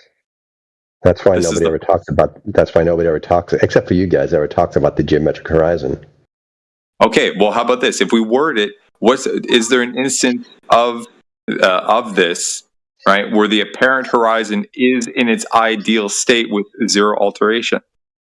Is there any instance that I have where the apparent horizon matches what we would calculate as the geometric horizon? No, we don't have that. And okay, then you don't know if that's. You don't even know if that's the actual quote unquote geometric horizon, like just pure. We don't care. Okay, well then, how do you have a gold standard to compare to make these claims? You say that the claim that the radius is this big, and we know that because of observations over the horizon. Oh, we don't do that. No one's Some ever people done that. do. No, they don't. Okay, well then, how? But here's the problem: how do you know what the starting point is? How do you know what the radius is? How do you know what the radius is to begin with? Well, we figured out much better ways than looking at the horizon. That's the worst possible way to figure out the radius of the Earth is by looking at the horizon. Okay, well, you and your team might want to have a little powwow on that because some people actually bring. So if you're not going to use that to justify the radius, then let's dig into the radius then, because that's a cornerstone. Reciprocal zenith angles. Model. Okay, yeah, reciprocal zenith angles. Very good. Okay. DJ, do you want to continue? That's a much better way to figure out the radius. Very good. I just need to clear that terminology up because we're talking about each other. Yeah, but if you guys are the only ones who looked at the horizon to talk about the size of the Earth. You got a max distance you can see on a globe, Scott? See, that question doesn't even make sense. What is a maximum distance you can see on a globe? Yeah, like how much refraction? Because you were, I'm sure you're being facetious when the other guy asked about the 360 angles, if you could see your own ass. Like, how far do you think you could see on a globe before, Earth curve or refraction would just stop? Yeah, what's the maximum? I don't know. I've never looked into that. I couldn't hear. It's just unfalsifiable. So it's just unfalsifiable. It depends. I couldn't hear his answer. That's like everybody needs to get it, apparently. He said he doesn't know, bro. But here's the thing. Y'all motherfuckers would just it's just unfalsifiable. I don't know who this other guy is. Yeah, it's just unfalsifiable. Like all of them. Terrible stuff. It doesn't matter what observation we present. They'll just say, "Well, that's easy. That's on a globe." You can explain that. No, but every observation you guys ever presented is in like a few arc seconds of refraction. Everyone you presented. You don't know what refraction is, bro. Prove that light's doing that. Prove it. How do you prove that light's doing that? How do I prove that light is bending? Yeah, that light's bending at whatever arc seconds you want over your fucking curve to reach your eye. Where's your curve? Where's your curve? Shows the measurement of that. Once again, we're back to trying to show curve based on the observations. The observations, right? So circular fucking reasoning. Fuck! I'm sick of this fucking shit going into refraction for fucking hours. I am really starting to feel like QE was fucking right. Okay. No, QE wasn't correct. But yeah, the way we would measure Earth curve is we'd either use spherical excess in 3 points with with surveying equipment, or we would use reciprocal zenith angles. Okay, did you account for refraction? Did you account for refraction in the reciprocal zenith angle test? And if so, show me the data for that. Show me how that was done. Okay, show me one test and show me how that was done. Go ahead. Well, the interesting thing about refraction is it would make the Earth seem flatter than it is. Okay, how did they measure exactly what was going on with the refractive index in the test that you're talking about? Go ahead, present it. You're making a baseless claim and you can't back it up. You can't just assume what's going on. A refraction making it look flatter? Can you show me that in the side chat? He made a specific claim, right, that the radius is able to be measured with a reciprocal zenith angle test, okay, and that refraction was precisely accounted for. So show us how that was done, and show us how they precisely accounted for the refractive index between point A and point B. And you're not going to be able to provide it. But it's not something you want provided, is it? It is something I want provided. You just asked. Well, then you could look it up if you really want it. No. This is your claim, right? You're the one that made the claim. But you just said you wanted it provided, right? You want to understand. You made the claim, and now I'm asking you to back your claim up, and you're trying to weasel out of it. And if you don't have it, you don't get to appeal to it. It's that easy, and it's this simple. It's going to get shut down immediately if you can't provide the data or prove your claim. We're not going to go into the weeds for hours over fucking refraction anymore. It's that simple. You're just going to prove your shit or don't appeal to it.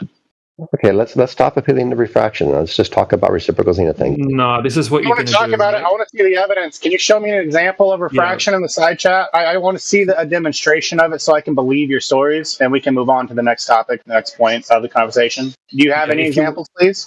A demo? Well, if he wants to get unmuted, he can provide exactly what he claimed that he had right now. So if he doesn't, then I think he can get a 2-day ban for being a dishonest piece of shit. Yeah, Scott, I'll vouch for you to get unbanned if you can go ahead and provide a demo. I'll say he's trying. Come on, Scott. Give us a demo so we can keep having a conversation. You just claim stacking a whole bunch of bullshit. May I ask you a question in the meantime? Absolutely. Hello. How are you, Bar? What's going on, man? I'm good. How are you? What's good? Yeah, so I'm sure you guys are familiar with Professor Dave taking a bunch of flat earthers to go see the 24-hour sun. No, dude, that didn't happen. No, Professor Dave didn't even go, and he didn't set it up. You have no idea. I know. Whatever the other guy. Professor Dave. I think it was a priest. I think it was a priest that took him. Actually.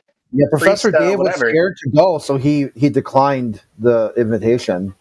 Yeah, sure. But sorry, I just meant the video that he made covering it. Yeah, he said that he signed with a young Earth creationist. So you had Professor Dave and young Earth creationist, Wonder Twins combined into the power of a final experiment that wasn't an experiment and wasn't final. Okay, real quick, I have a question. Do you guys, first of all, deny the existence of the 24-hour sun? No, we don't. It's an observation. It happened to happen. Yeah, in 1800s, a book called Zetetic Astronomy, written by Dr. Robotham, also known as Parallax. He wrote in the book about the 24-hour sun, which he called the midnight sun. So this observation goes back hundreds of years. Centuries. Okay, help me out here then. When I think of the flat Earth, I think of the typical image provided where you've got a sort of circle, and then you've got like a cone at the bottom. Can you post it so we can see what you're talking about? Yes. Like a picture, like do a show and tell. How about we do a show? Yeah, I got you. Yeah.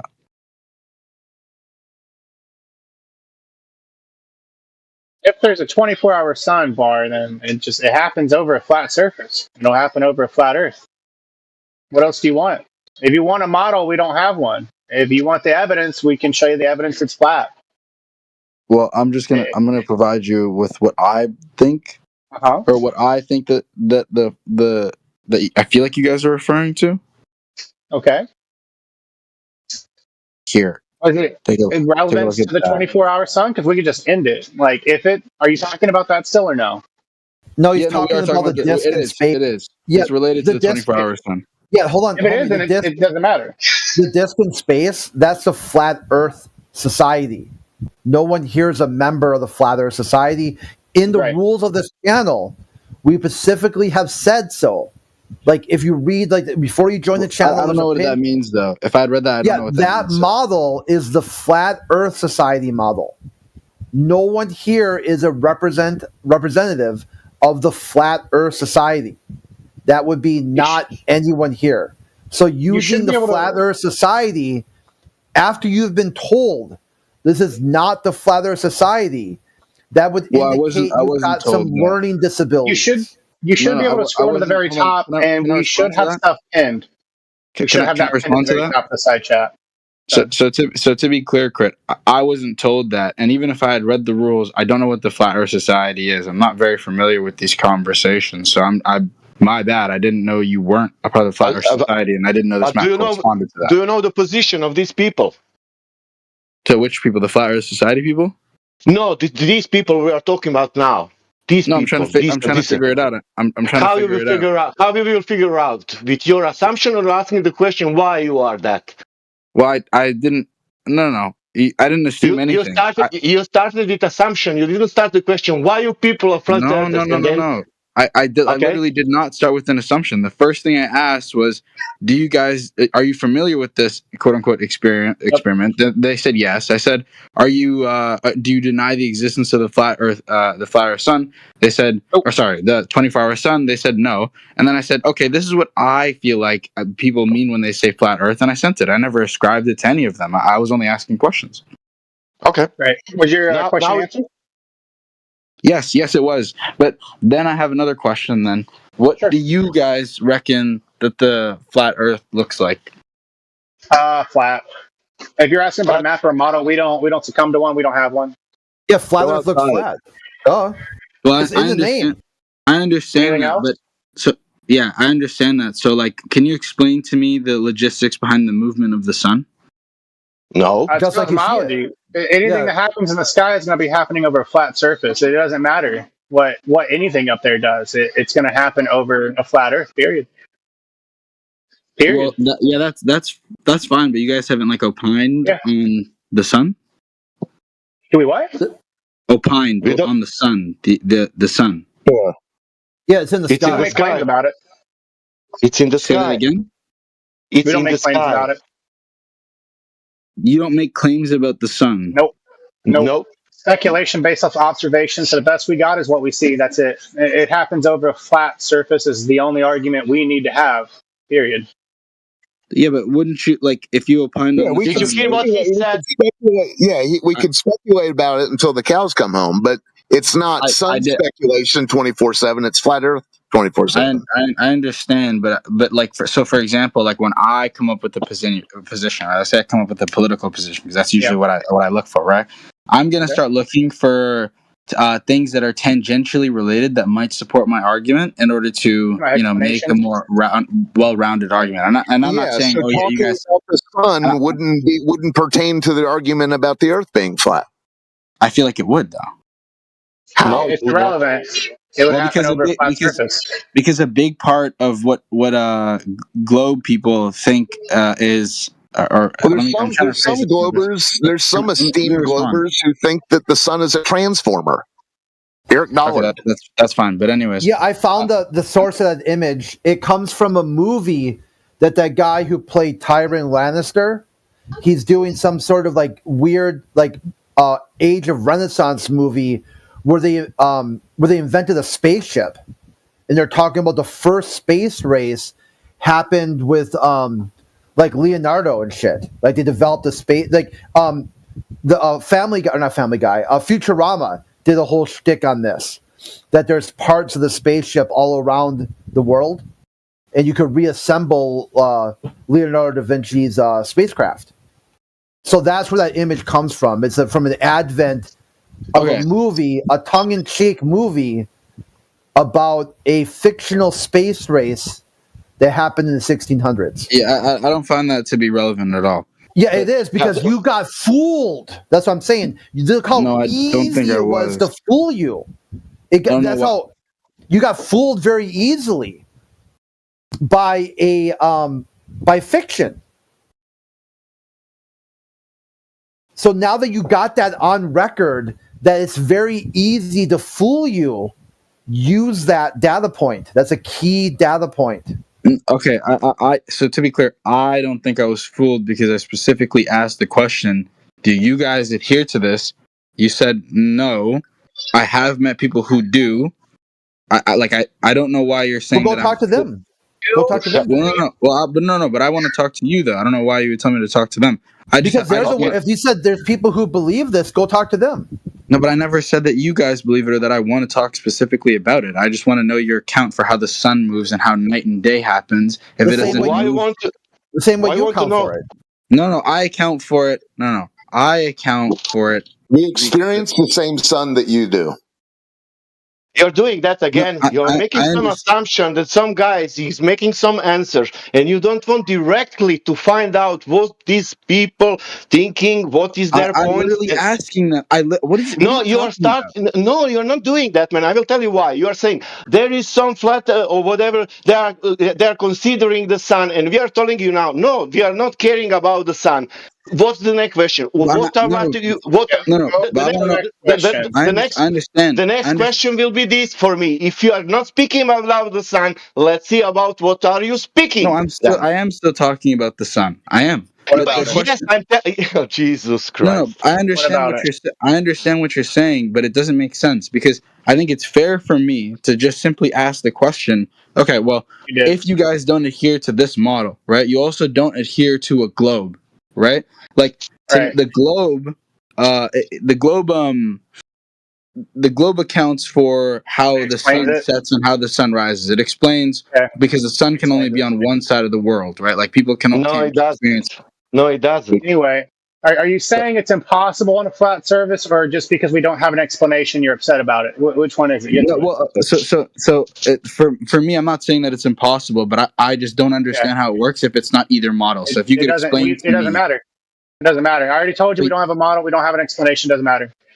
Does it not bother you that you don't know how the sun works? Hey, it happens over a flat surface. I don't give a fuck about cosmology. I care about if the Earth curves. If it's a ball. Did you hear what he said? Yeah, I did. What I said. I heard what he said. Anything else? Any other questions? Yes, I did. Okay, what's up? He said the sun is the flat Earth is regardless of the sun. It's already flat. What happens in cosmology in the sky doesn't affect the ground. It's already flat. I mean, I understand, but a large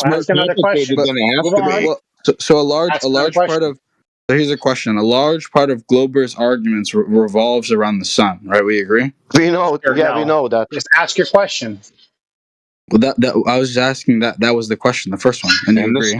You already got an answer. Are you going to ask another question? Yeah. Why wouldn't you opine on how the sun works? What's the reason?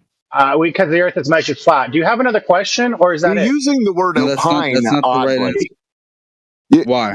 Like I said, because I already said that we could speculate about it and tell stories to each other and say, "Have you ever thought of this? Oh, that's interesting. Have you ever thought of this?" We could do that all day long. Yeah. Okay, we could opine. You can explain Superman flying into Uranus, buddy. It doesn't mean jack shit. Do you have any other questions? Yes or no? Move on. I mean, if you guys don't talk about the sun, then not right now. Okay, thank you. Yeah, we can talk about the sun. How you doing? You have anything? No, I think it's okay to talk about the sun. Oh, but the thing is, are you going to talk about your sun?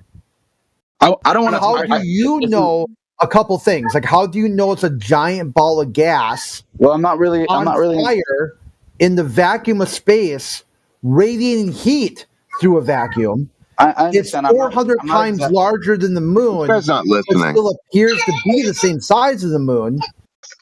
That is eclipsed by the moon, but yet you don't see the moon eclipsing it. Are you going to talk about your? I mean, I could talk about the same sun all day. Me and you. We both look up at the sky. We both see exactly the same sun. I say what I see. You see what you see. Then you go some further steps more than that, and you say it's a giant ball of gas. Okay, 93 million miles totally away. Relevant. I have something totally relevant. May I? So do you know what the? There's like 5 different people trying to talk to the same guy. Can you guys keep it? Like maybe one-on-one or something? I just want to respond. Yeah, I just want to respond. So we can have a cohesive conversation that can be like a back and forth. So I would like to ask him. Well, can I respond to what he just said? Yeah, respond. Yeah. Okay. Great. So I don't mind talking about the sun. The only thing is I'm not really an expert on the sun or science at all. And all I can really tell you is how it accounts for, night and day. And you've heard that 100 times, right? And so I'm not saying that I'm like the expert on it and I'm able to discuss it, but I thought that you guys might have more of a grasp on how the sun fits into your model. That's the only reason why I asked you about it. Have you ever heard of the impossible eclipse? The Celion eclipse? No, wait, but the man answered to you. He told you we have the flat plane, that means the surface, flat surface, and then you have a sun in the sky doing something. Can we check now? Is it that real? Is that correct what he's saying? That the surface is flat and that sun is doing whatever it's doing? I understand your premises. Is that okay premises? Because if Earth is curving, the sun will do the same thing, but on the curved surface. Hey, if I may, I just want to. Sure. I don't really know. I don't know the science behind the things that you're describing. Like I don't know. There is no science behind the things. There is the geometry behind the things. Yeah. Geometry is like an offshoot of math. Yeah. Right. And people look into geometry. These flat earthers, almost all of them, and they find out there is no geometry. There is flat surface. There is no sphere geometry in reality. That's why we are here. Hold on real quick. So I just want to go with Gems had said. Let's pick like one speaker. So I think Bars was the guy's name? Yeah, I just got to quickly do something though, so I'm gonna leave for a bit. Okay, when you come back, I invite you to pick one person you want to talk to. You've heard a couple different flat earth speakers. Like pick the guy that you think that you connect with the most, and we'll do a one-on-one. Just you and that one person, question and answer. Sounds good.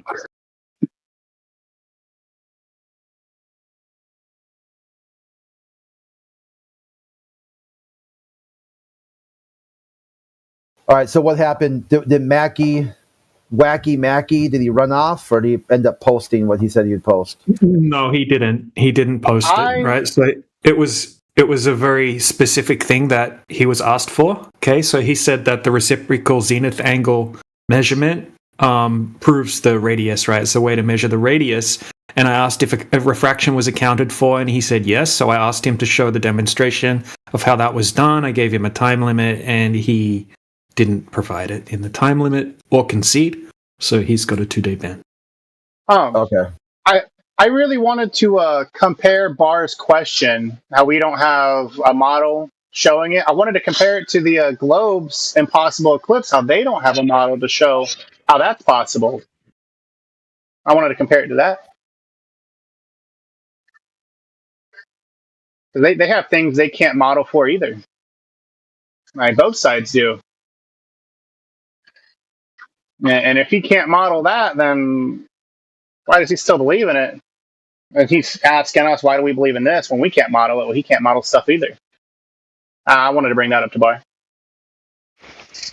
Guys, when there's like one guy, like someone like that has questions, sounds like a fairly new guy to the topic, like the one before him. We have Sasha, Olros, Creed, Flat, like T-Dub, DJ, like 6 people talking to one guy. No, I didn't even open my mic. I can't stand it when people do that. Just need a moderator to step in and be like, hey, stop, guys, one at a time. Yeah, I said, I opened my mic, I said that, and people kept doing the same thing. It's me. I'm really excited to join the VC. You should note who it is if you're going to point names out. No, I'm saying, dude, you were talking to the other guy, and then people were speaking, so just, if someone is trying to make a point, just back up everybody, like you did, T-Dub. But you guys were talking as well, and other people were talking on top of you, remember? When you were talking, there was other people talking, remember? Yeah. Look, DJ has a presentation style, right? DJ has a presentation style. Few of us do this. Few of us. So when he steps in, he should be allowed the floor to give his presentation. If he started off and he's like leading and he's doing his presentation, just like everyone should back off unless they have a quick supporting interjecting point that's not going to lead into the weeds for half an hour or 2 hours, right? And not let others interrupt, right? Not let other Globers try and jump in to say, but this and that. Like, just mute them.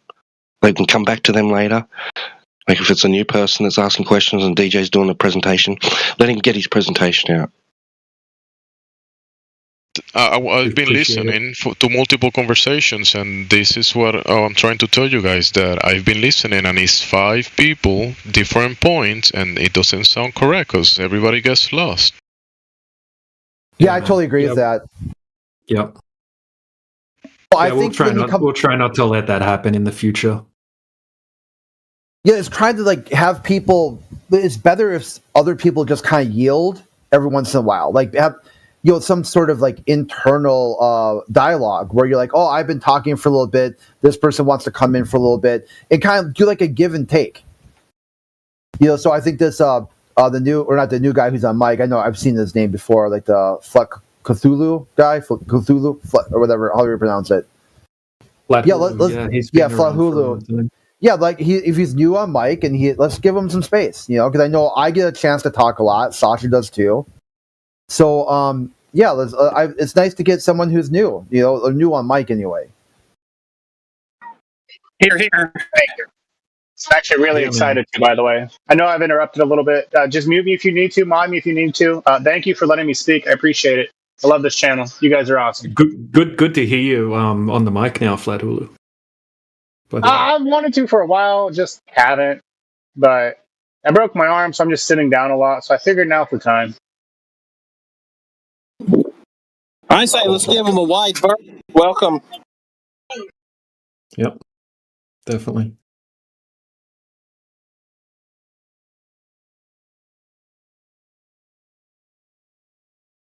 So Kiba has a claim, right? Kiba's been making his new argument for today in the side chat.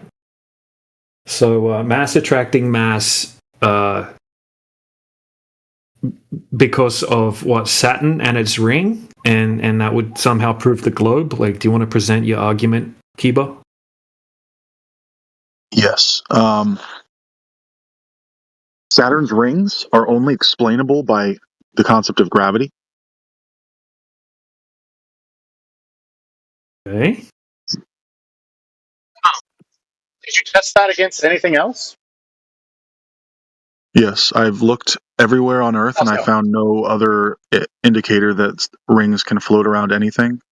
So that must mean that gravity did it.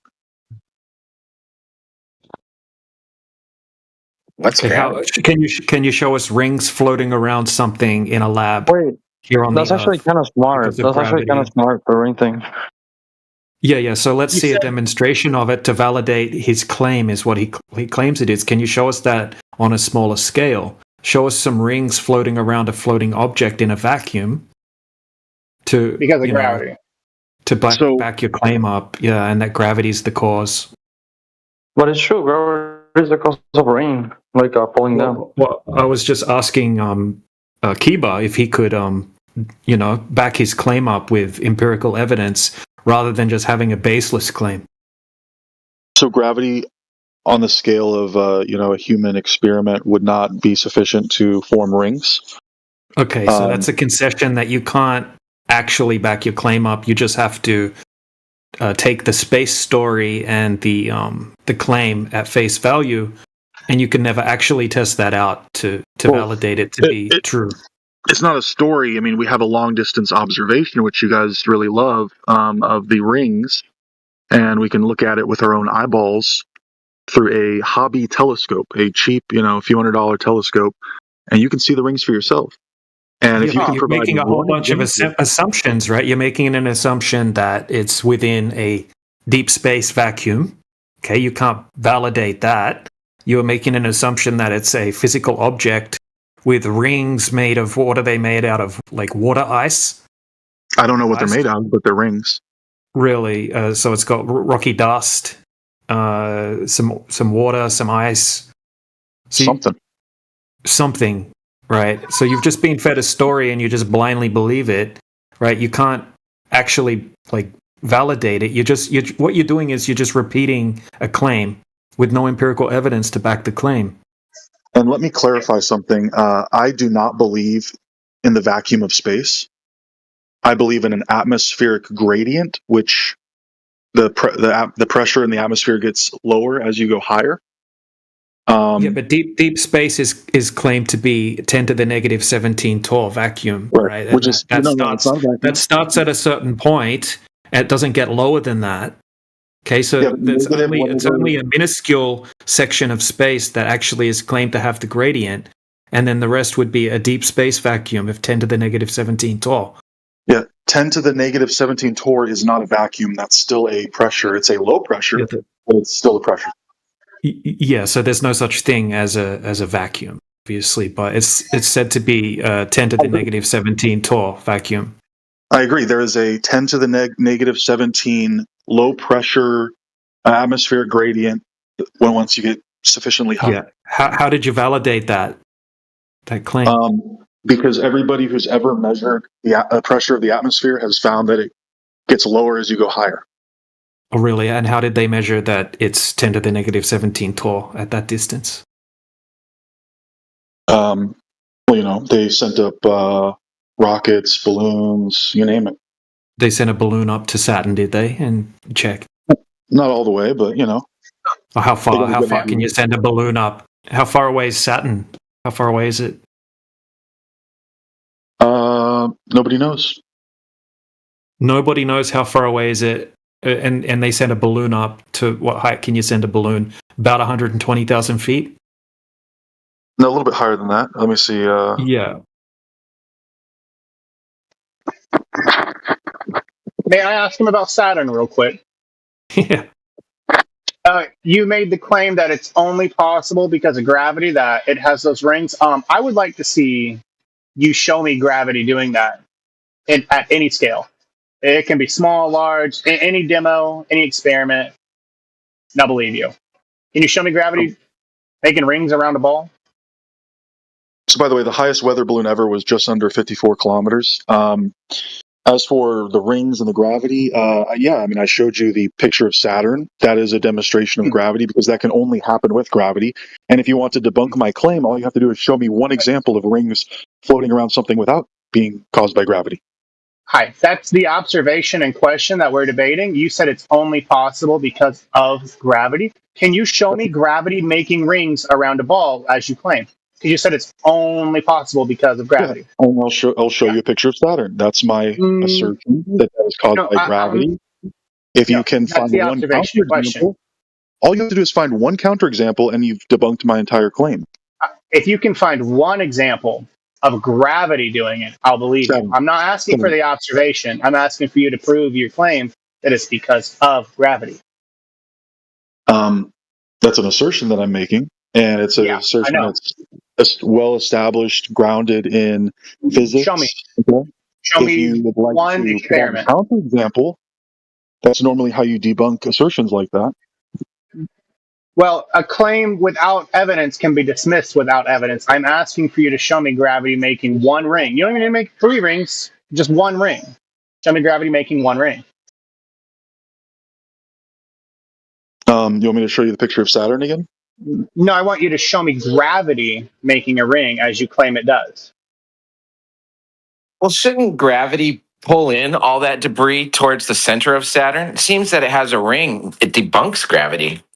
Well, no, because if you're going fast in a,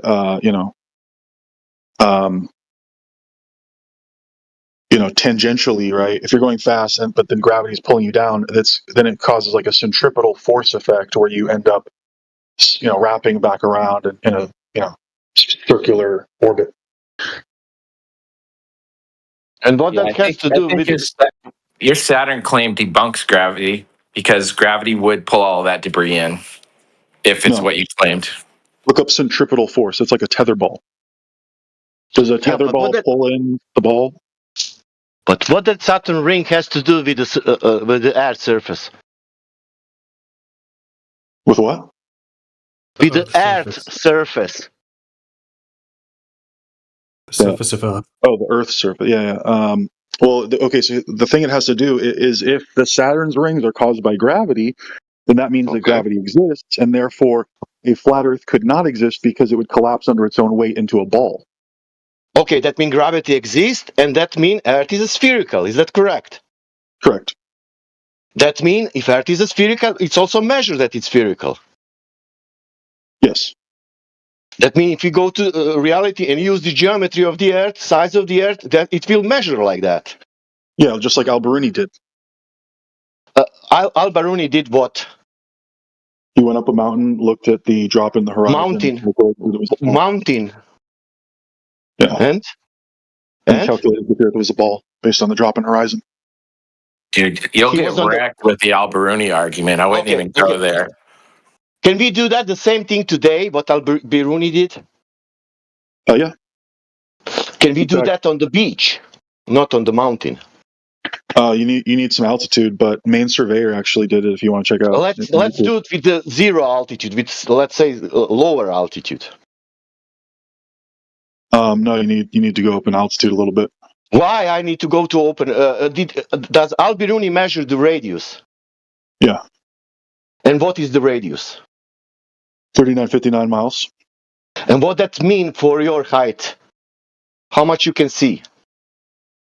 1.21 miles at 1 foot observer height. Yeah, and do we have that in reality? Yes. Can you show that? Yeah, it's called the White Swan. Okay, can you show all white swans?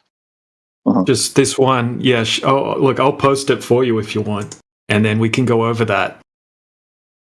I have a quick question about Al-Biruni. So in the side chat, I tagged you, Kiba.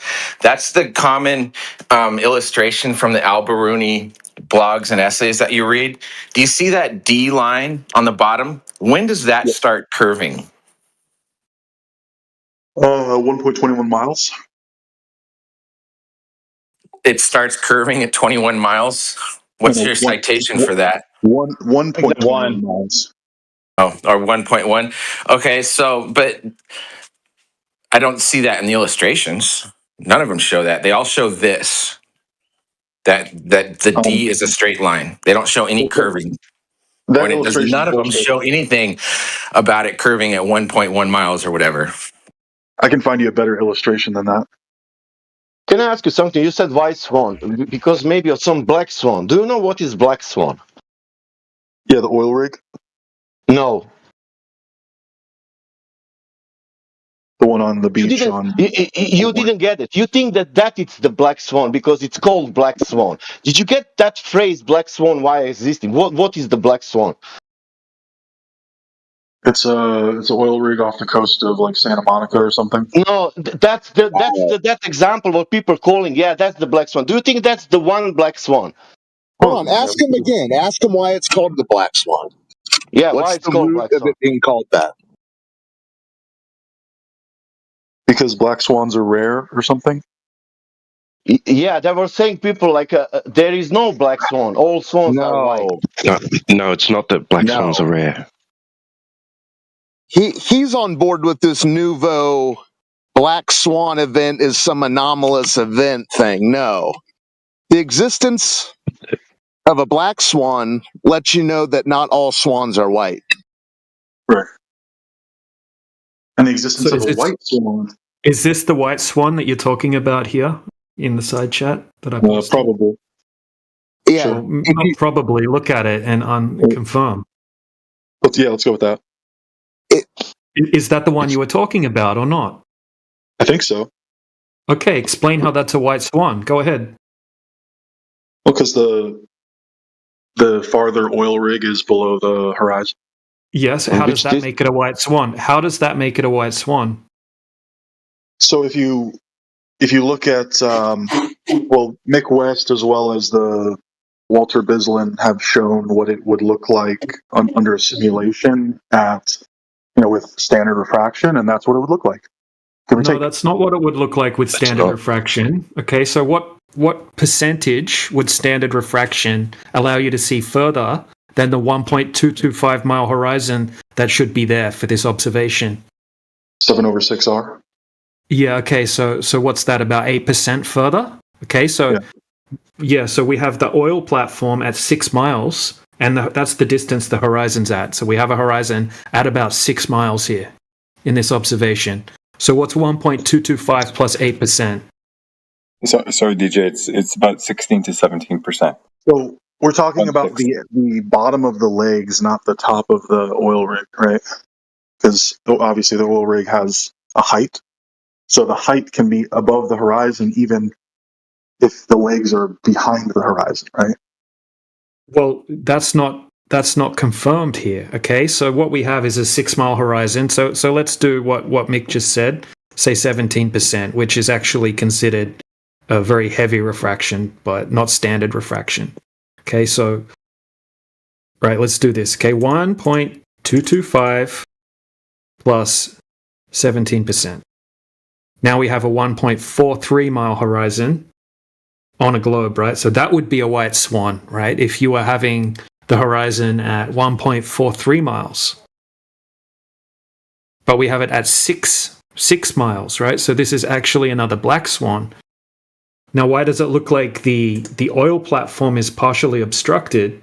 Well, there are known atmospheric effects that can make that happen, which, right? So this actually fits the textbook definition of those atmospheric effects, such as sinking. So the image that I just posted, this is what the simulator would predict with absolutely no atmospheric refraction. No, that's incorrect. It would be at 1.22. Yeah, okay. Well, that's not what we see in the observation here.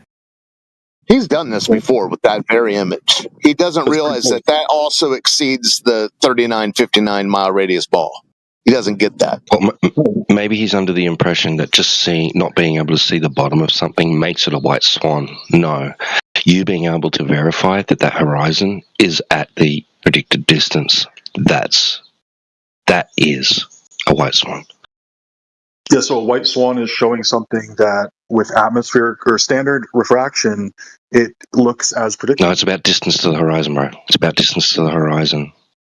If you want you use things on the surface as distance markers. This is purely about distance to the horizon, not about whether there's curve blocking something from view or not. If you want me to show you something completely devoid of any refraction, that's impossible because we live in an atmosphere and the atmosphere has refraction. You're missing the point, bro. In what you've termed the white swan, what's the distance to the horizon? And how do you confirm it? 1.21 miles. How did you confirm that? Trigonometry. That's without refraction, bro. That's under. That's lower than without refraction. 1.21? It's 1.225 times the square root of the observer's height in feet from 1 foot observer height, and then you turn around and say that's without refraction. Right. Yeah. So how do you know that horizon's at 1.225 miles? And why is there no refraction? Trigonometry. Yeah, they're cool words, bro. Got some details to go along with it? Well, we've measured the radius using Alberini's method, among other methods. No, in that image, bro. The distance to that horizon in what you've termed the white swan. Yeah, what about it? Yeah, how did you confirm the distance to that horizon from that image alone? From the simulation image? What simulation image? The one I posted at 12:01 or 1 minute past the hour. That's a cartoon, dude. That's the CGI. It's a simulation using math. It's like a computer game. That's what Your it is. simulation's assuming what it'll look like. It's not evidence. It is what it would look like. It's just assuming. A prediction. It's a prediction based on the globe bubble. It's not. Oh my god. Okay, look. Hold on a second. Let me just. Okay, so obviously they have no idea, right? So do you admit that they have no idea what's going on with the refractive index in this observation? No. Okay. Do you think that sometimes it can look like things are disappearing behind the horizon, even though they're not actually behind the horizon at all? Yeah. Okay, and that could be happening in this observation, right? Yeah, flurfspective could be happening. That's true. Flurfspective. No, this is okay. So this is Andrew Thomas Young, right? This is a Globe Earth subject matter alleged leading expert in refraction. Okay, from his book Optics of the Atmosphere. Okay, so there's a citation saying that something that isn't geometrically obstructed can look like it's hidden behind the horizon. There's actually a few citations there. It's got nothing to. This isn't a flat earther citation. This is mainstream optics. This is the mainstream claim. How's that flurfspective? How's that flurfspective? We're talking about a sinking mirage or whatever. Yeah. Sure. Yeah. Did flat earthers make that up? Did flat earthers make that up, or is that a mainstream claim? Yeah, it's mainstream, but could it be happening? Could it be happening in this observation? And does what we see in the image match the definition of what sinking is? Yeah, it could be, and it could also be looming. No, it couldn't be. Looming's the opposite of sinking, idiot. It could be either one, depending on the either one. What is looming? What do you think looming is? What do you think looming is? When it goes higher. Opposite of sinking. It's the opposite of sinking. Things can sink, they can loom, right? Yeah, so it could be sinking, right? So it could be sinking, this one you're calling a white swan. Could be looming too. We don't know. How could it be looming? How could it be looming? I'm just saying, do you agree that if they're sinking, then they're also looming? Not at the same time, it's the opposite. Well, no, I'm saying at different times, right? Like an object might be sinking or it might be looming, depending on the refraction of the day, right? Yeah, looming's not going to make the horizon appear over 1,000% further away. Yeah, it would. No, it wouldn't. Find me a citation that says that it can do that. Because if an object is appearing higher, then we can see it. Yeah, so it's just going to appear higher. It's not going to appear 10 times further away. Just that's higher. That's the same location, but just a bit higher. Right? Only a bit higher as well.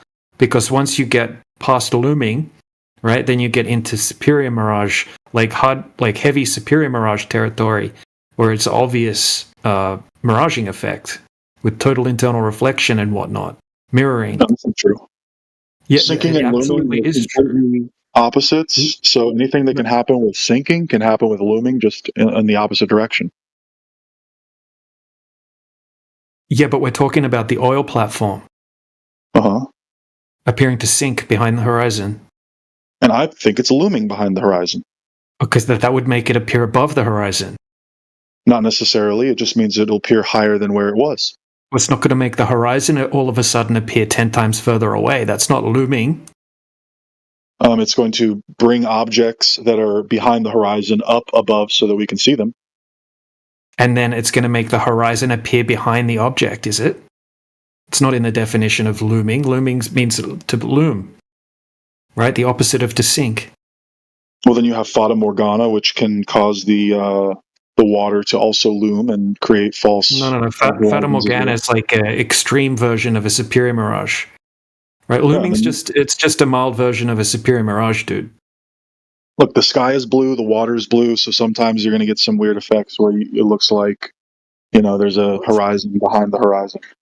Yeah, but you're the one claiming that this image is a white swan and it matches up with the globe. So you're saying that this could just be sinking, right? It could be anything. That's the point. Is we can't rely on. So it's not a white swan, is it? How is it a white swan? We can't rely on long distance observations to determine the curvature of the Earth.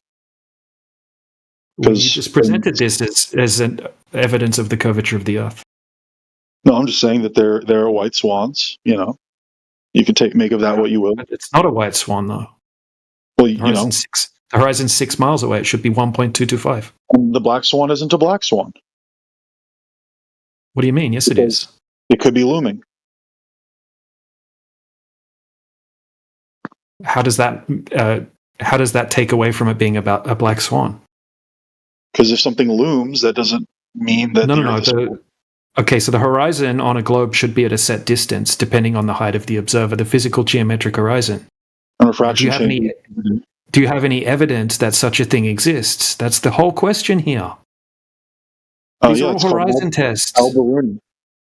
We're not saying that on a flat Earth the horizon would be 10 miles away. That's not our claim. Okay, your claim is that on a globe Earth the horizon would be 1.225 miles away from a 1 foot observation height.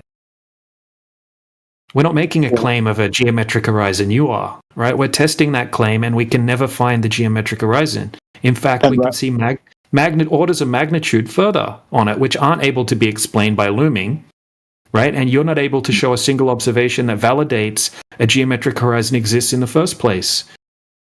Well, rather than trying to do a long-distance observation at a 1 foot observer height over a highly refractive body of water, I propose that we go up a mountain and do Alberuni's method instead to measure the curvature.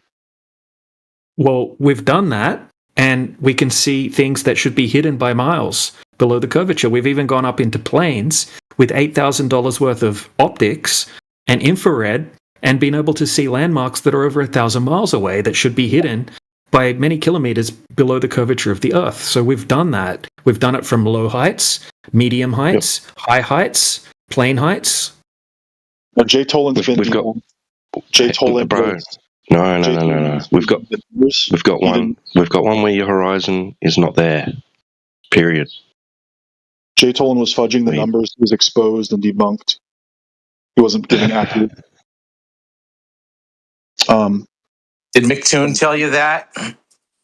No, actually, that was I forget his name, some other guy. But of course, an anti-flat earther is going to make that kind of claim.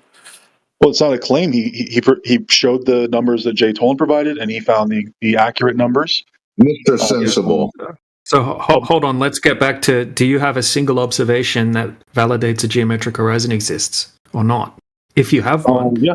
It's time to present it. Okay, present it. Okay, go ahead.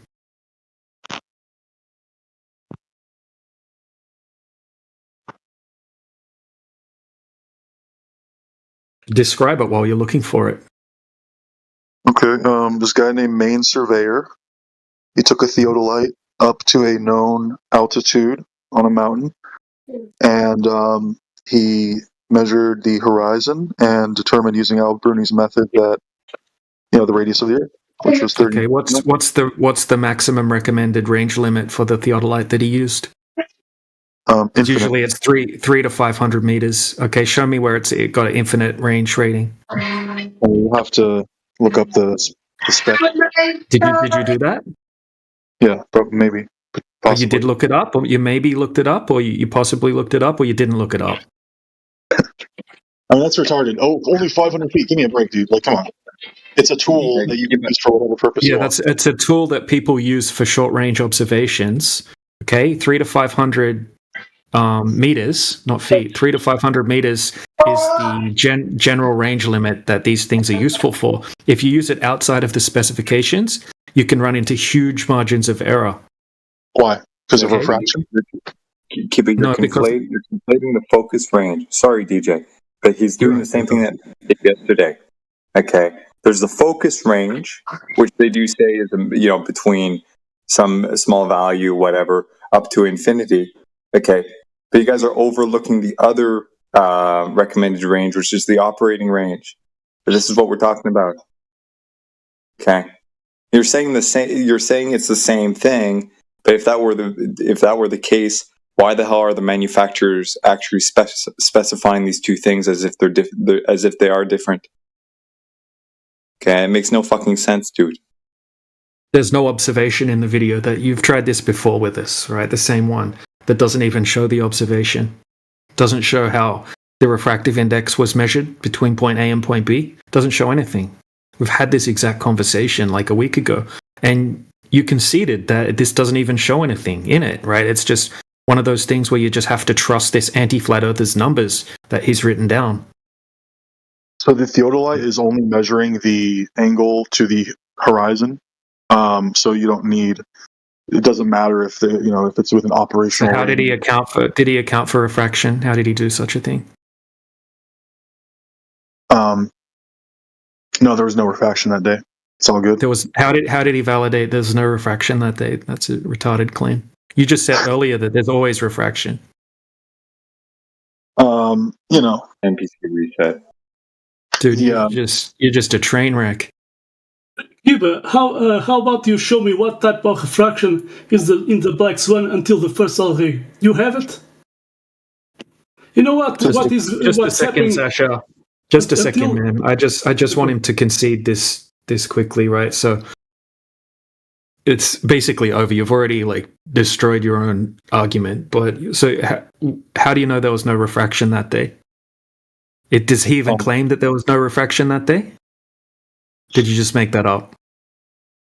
No, I'm being, I don't know what the word is, but I'm a bullshit artist. No, I'm not bullshitting. I'm joking.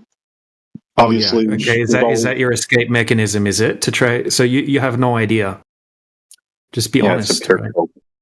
Well, you're just like coming up with Tearing every your evidence possible. apart? No, Yeah.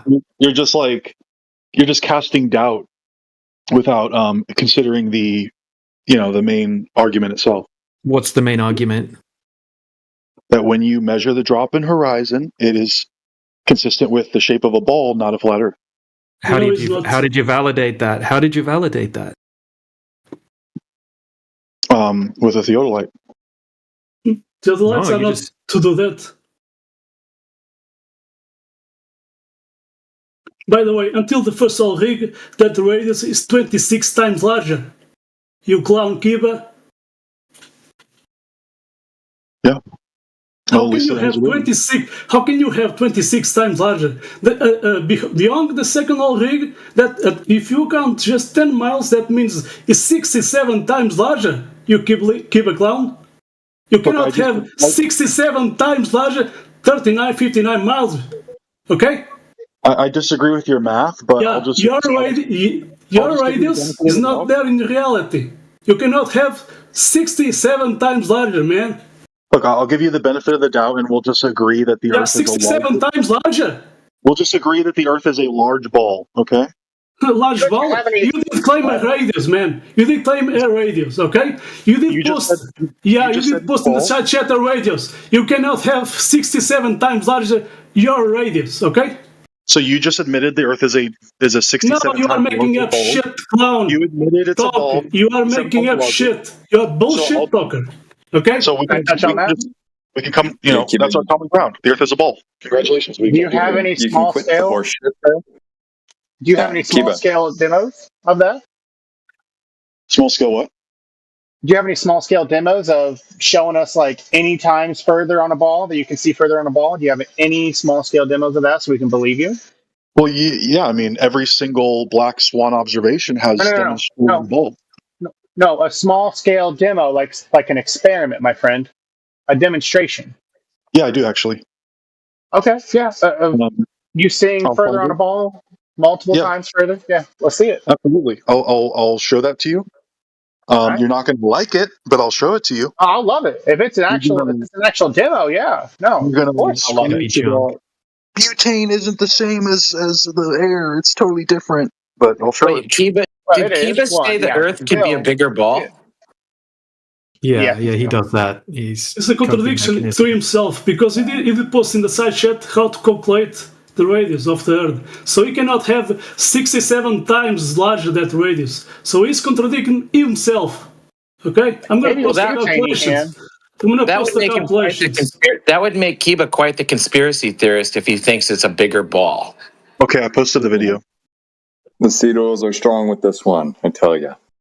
Why does it talk about flat Earth in the top? I thought this was a demonstration of refraction or something, letting you see farther. Yeah, it's a demonstration of refraction around a propane tank with butane spewed all over it.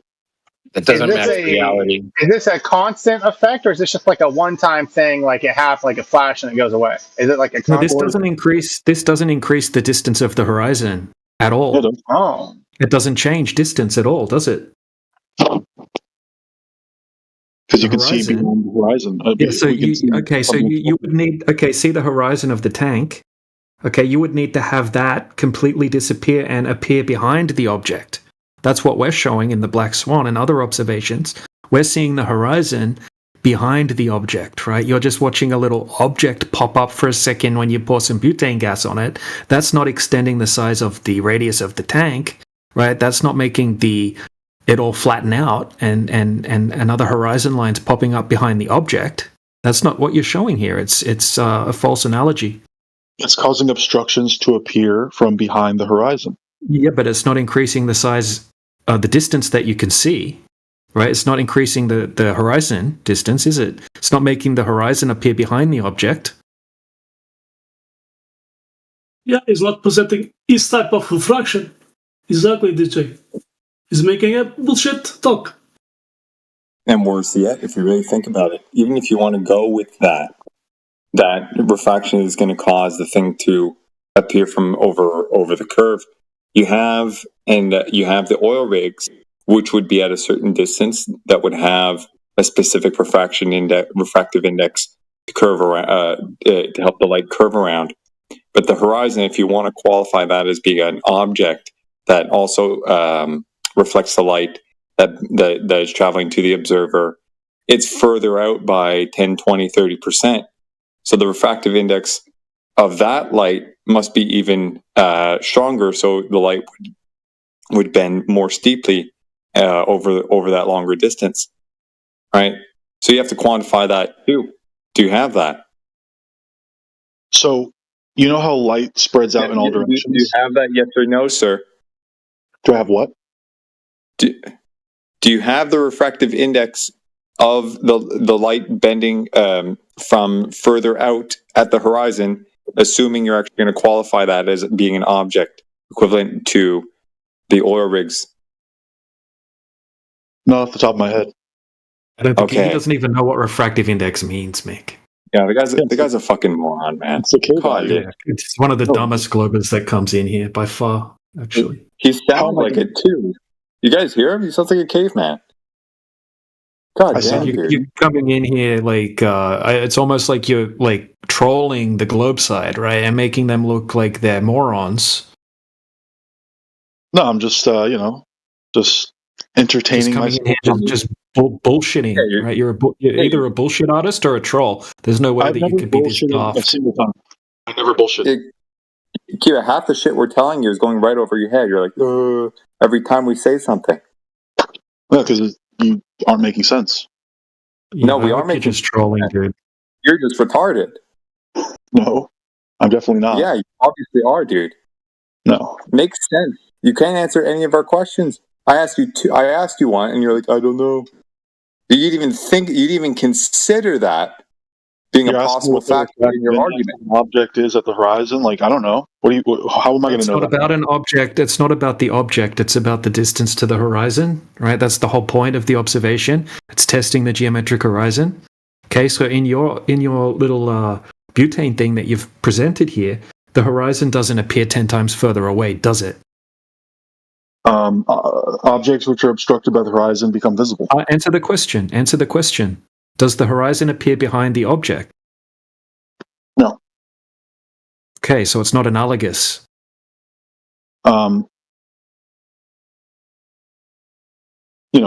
Just because you see some horizon, you could make that happen. Do you think you can make that happen with butane? You could make the edge of that butane container appear behind that little piece of clay. Absolutely.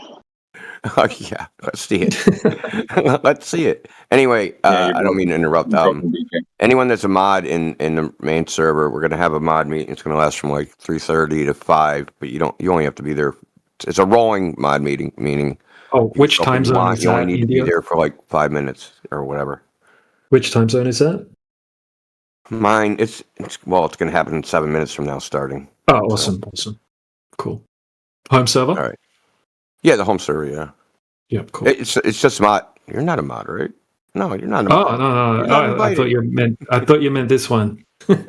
No. It's mod for that server mod meeting. Ah, excellent. We'll probably do something follow up for everybody else, but anyway, we got issues. Not serious issues. Regular high school drama issues. Anyway. Cool. So yeah, Kiba, we'd love to see that, right? So you would need to make the horizon appear behind the object, right? Behind the distance marker. So you would have to set up a small scale, kind of like the Black Swan situation, where you have a curving surface, okay, and you have a geometric horizon at a certain distance, and then you have a distance marker behind the horizon that's hidden by a certain amount. And then you would have to manipulate the conditions in the room, the temperature and the humidity and whatnot, and the pressure, and make that horizon disappear that's in front of the object, and then have it reappear over 10 times further away behind the object. Right. So you agree crazy to suggest. You agree that an object can loom from behind a horizon, correct? I think things can loom up and appear higher than they should be, right? It's called looming. Well, then water can also loom up, right? So you'd have a horizon behind the object. It's just the horizon would just appear a bit higher. Yeah, the horizon would just appear higher than where it already is. He completely just skips past it, bro. He just said you'd have to demonstrate it. He doesn't get it, right? So if you have a horizon, if you had a horizon at 1.22 miles, and then it was loomed up a bit, it would still be at that distance, right? If you had a distance marker. It's still doing. If you just say you had sorry, Dita. No, I was just saying, like, if you had a distance marker, just say you had like an oil rig at 1.22 miles, and that's where the horizon was. Okay, the horizon wouldn't all of a sudden appear 10 times further away. It would just loom up a bit. And looming's just it's something small that happens. Okay, it's a mild change in the refractive index, which would cause looming, just according to the mainstream anyway. Nobody's saying that anything is appearing farther away. It's appearing exactly where it is. It's just loomed upwards.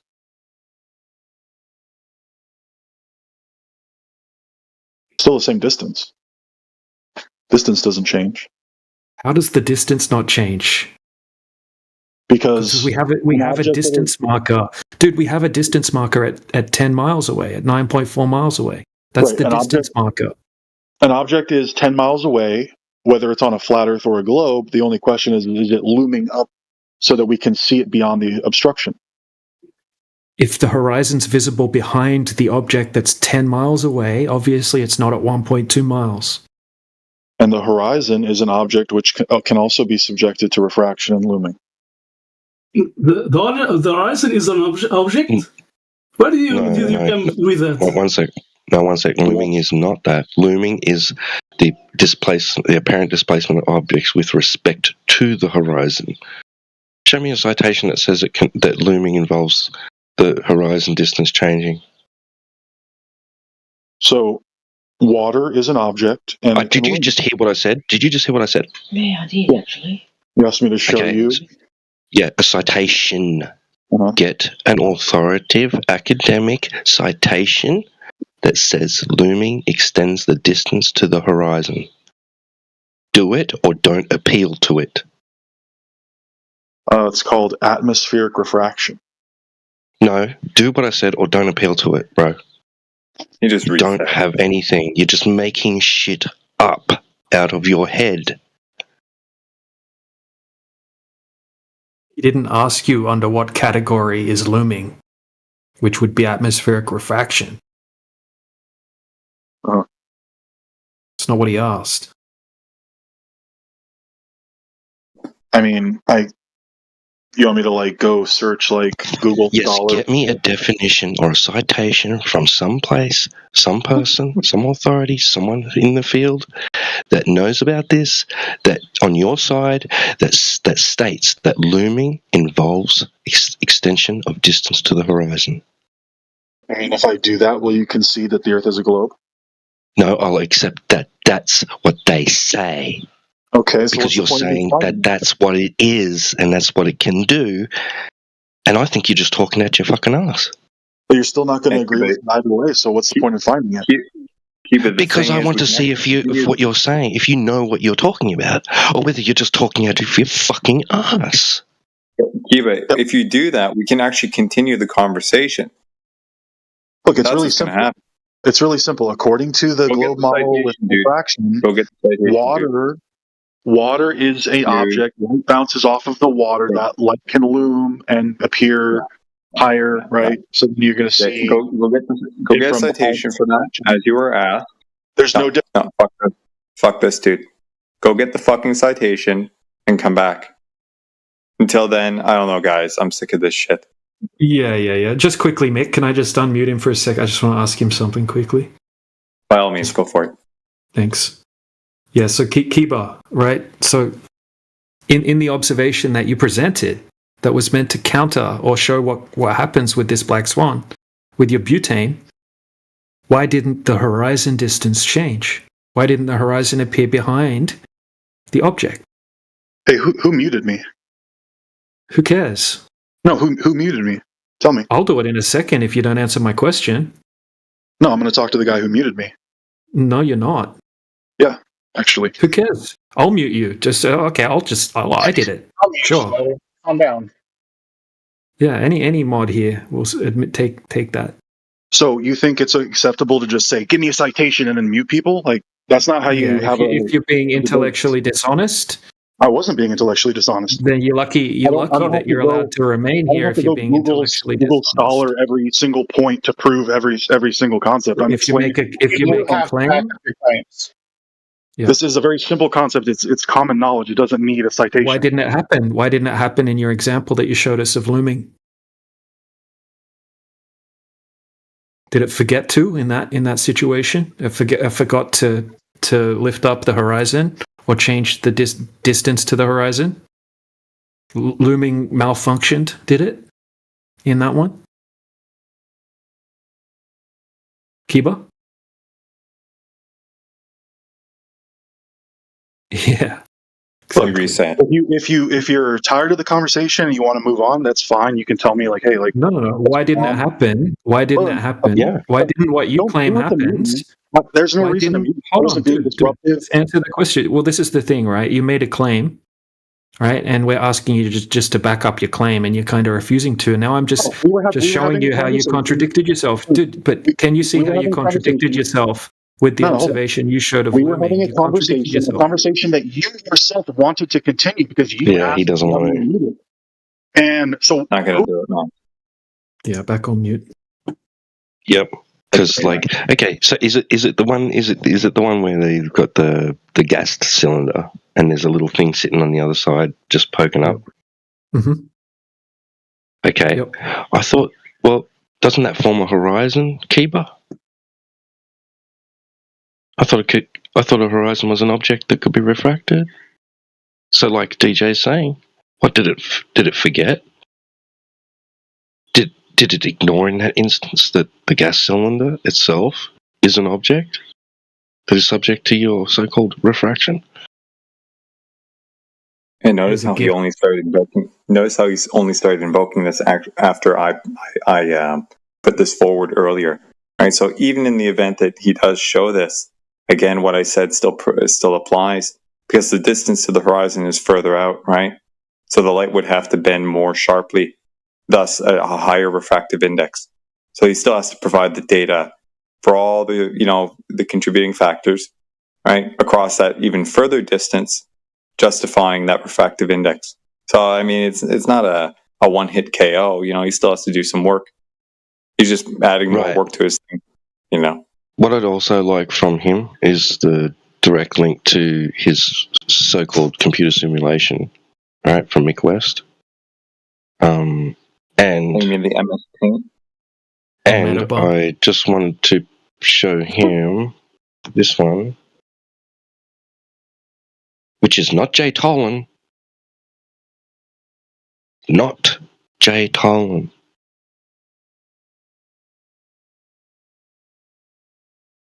This is from not almost, was it 9,500 feet, 255 miles. Where's your horizon?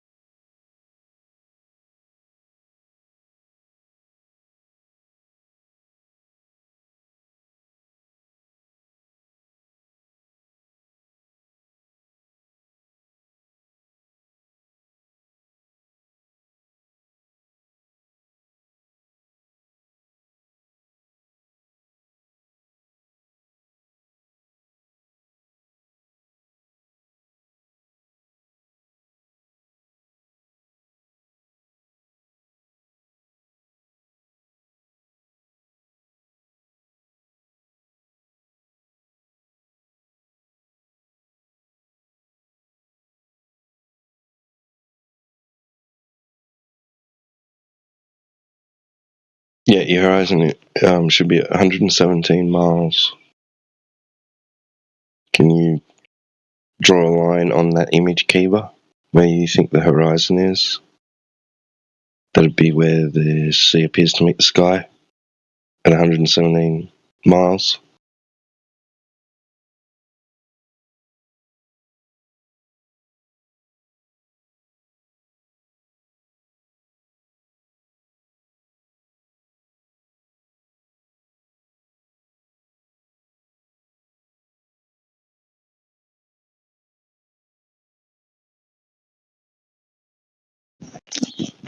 Thank you for posting the link.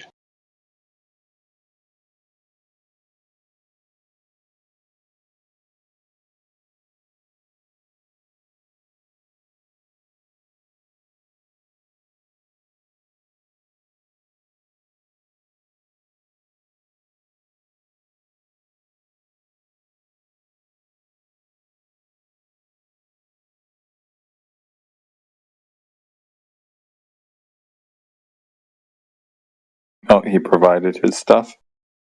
Okay, let's take him off mute there. I just linked to that image that I wanted. Well, I'm still figuring out how to use this stupid thing. Alright, go ahead, Kiba. Yeah, I hope it makes you feel like a big, strong man to be able to silence people.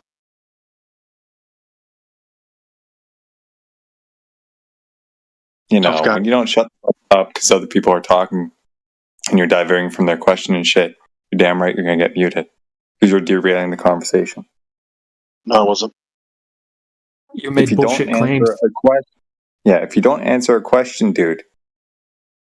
Yeah, I didn't answer it. You are. I just didn't go to Google and frantically search for a citation for something that's very simple to explain. It's not about that, dude. You should have the material already. So that's your fault. You're saying shit that you can't back up. I should have every possible citation for every possible question you could ever ask me. Okay, not for every possible. It's your main argument. You should have it backed up. Yeah, light looms. It doesn't matter if that light comes from water or from a oil rig or a boat. It can loom. That's just how it works. Why didn't it happen in the observation that you posted with the butane? Because refraction. Okay, first of all, it wasn't sitting on top of the surface of the propane tank. It was sitting behind the propane tank, right? Behind the curvature, yeah. Curve in order to get the surface to loom up behind. Okay, so in the Black Swan, are the oil rigs sitting behind the curvature of the Earth? Yes. Okay, so in your observation, are the clay things sitting behind the curvature of the tank? Yes.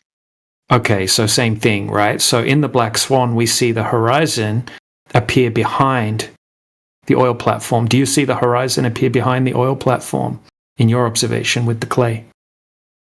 No, but the oil platform is the bottom of the oil platform is on sea level, right? Whereas the clay thing was not level with the surface of the propane tank. Right, but sea level's curved according to you. Uh-huh. Okay, so it was hidden behind the curvature. And the propane tank is also curved. Okay, and in the Black Swan, okay, all of a sudden the horizon that should be on a globe, right, at 1.225 miles, okay, it's not there at 1.225 miles, and it's actually beyond the oil platforms, right? That's not what your observation replicates at all. Well, in order to replicate that more closely, you'd need a much larger propane tank. I don't understand the point of this whole conversation. Like, we all know that the government is lying to us, right? Yeah, everyone knows that. Okay. All right. So if the world is flat or if it's round, it doesn't matter, because the point is we're trying to figure out if somebody's lying to us, and we know they are. So whether it's flat or round, it hasn't affected you your entire life. Waste your energy on something else. That's not the point. That's not the point. No, it's not about whether the Earth is flat or round. It's the fact that the masses of people just blindly believe whatever they're told, and they don't have any critical thinking skills at all. Yeah, thank you, Dark. Exactly. We don't need that. Thank you very much. Yeah, this is exactly what a hypnotized person would sound like. Doesn't matter. Yeah, we'll continue with Kiba. Thank you, Dark. Wait your turn. Go ahead, DJ. Sorry about that. Oh, you're right. But yeah, it's pointless going ahead with Kiba. So yeah, so he's admitted now that he's not showing what's happening in the observations that we're presenting at all. It's close enough. No, it's not. It's not. It's not changing the distance to the horizon at all. Dude, the horizon doesn't change in what you showed. This is all about the horizon not being where it should, on a globe. So we're moving the goalposts now. It's no longer just the black swan, but it also has to be the horizon as well. The black swan is a horizon. It's a globe horizon test. It's a geometric horizon test. That's the whole point of it. So we have to look at the horizon. We can't look at the oil rig, right? The oil platform is just a distance marker, right? So if the oil platforms weren't there, we wouldn't know how far away that horizon was. So the only reason that we have the oil platforms in that observation is so we know that, okay, we have a distance marker at 9.4 miles. Okay, and we can confirm that the horizon that we can see is far beyond that. Okay, so it would have to be at 1.225 miles if the Earth were a globe. Okay, so now, obviously, that doesn't match up with the globe. Yeah. Okay, and we're not using that as a flat Earth. We're not using that as a flat Earth proof.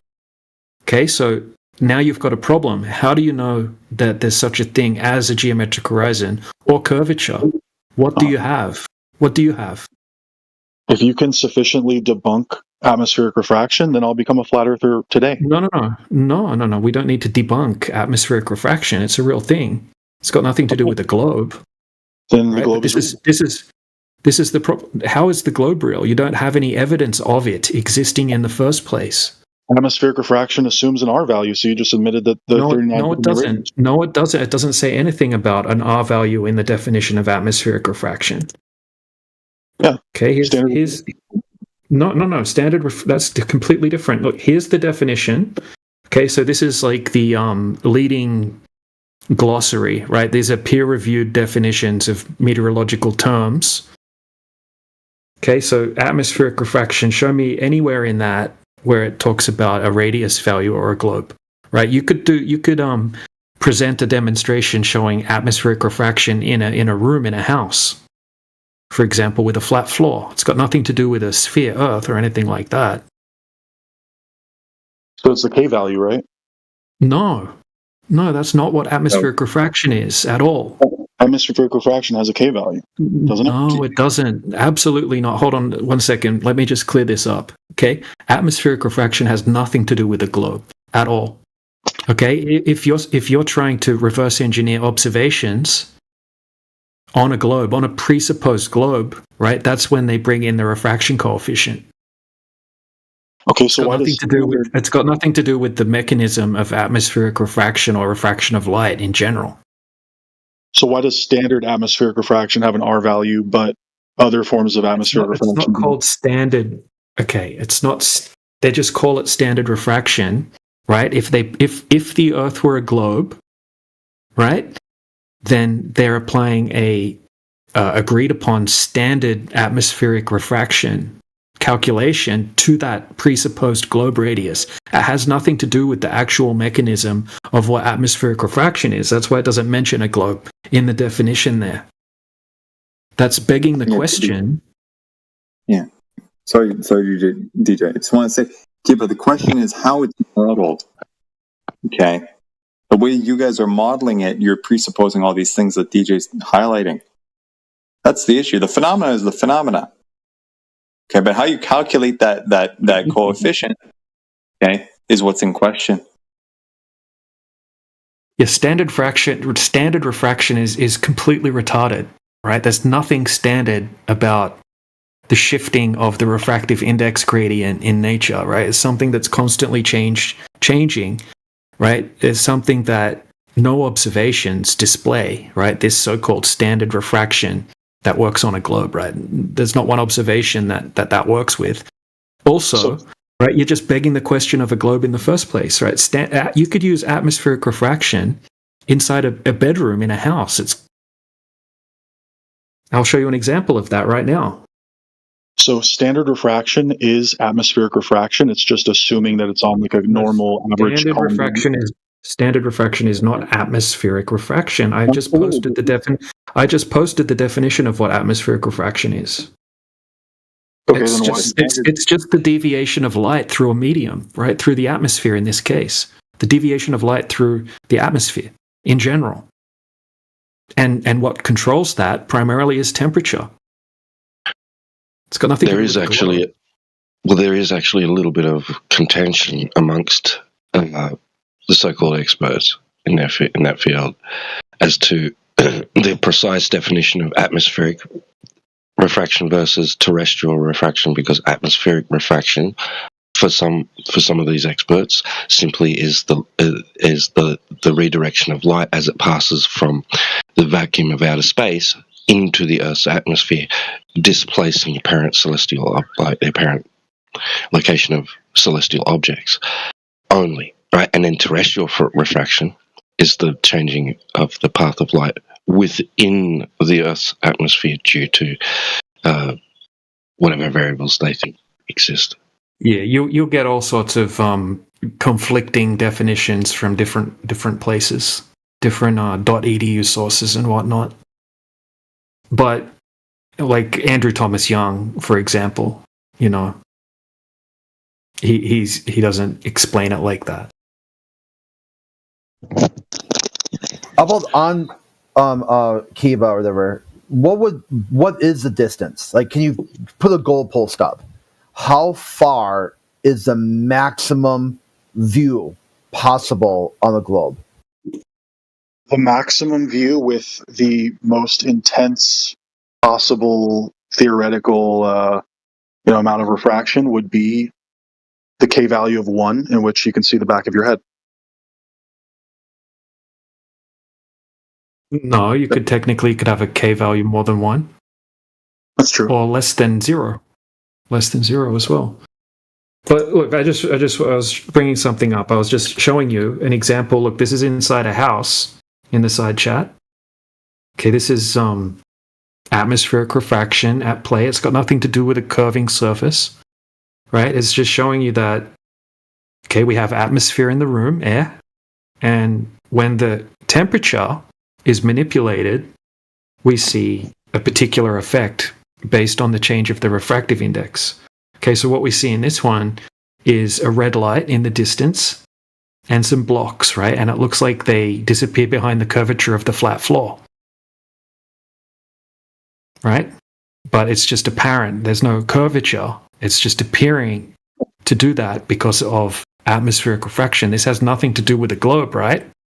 It's just got to do with the refractive index gradient, just like the definition of atmospheric refraction talks about.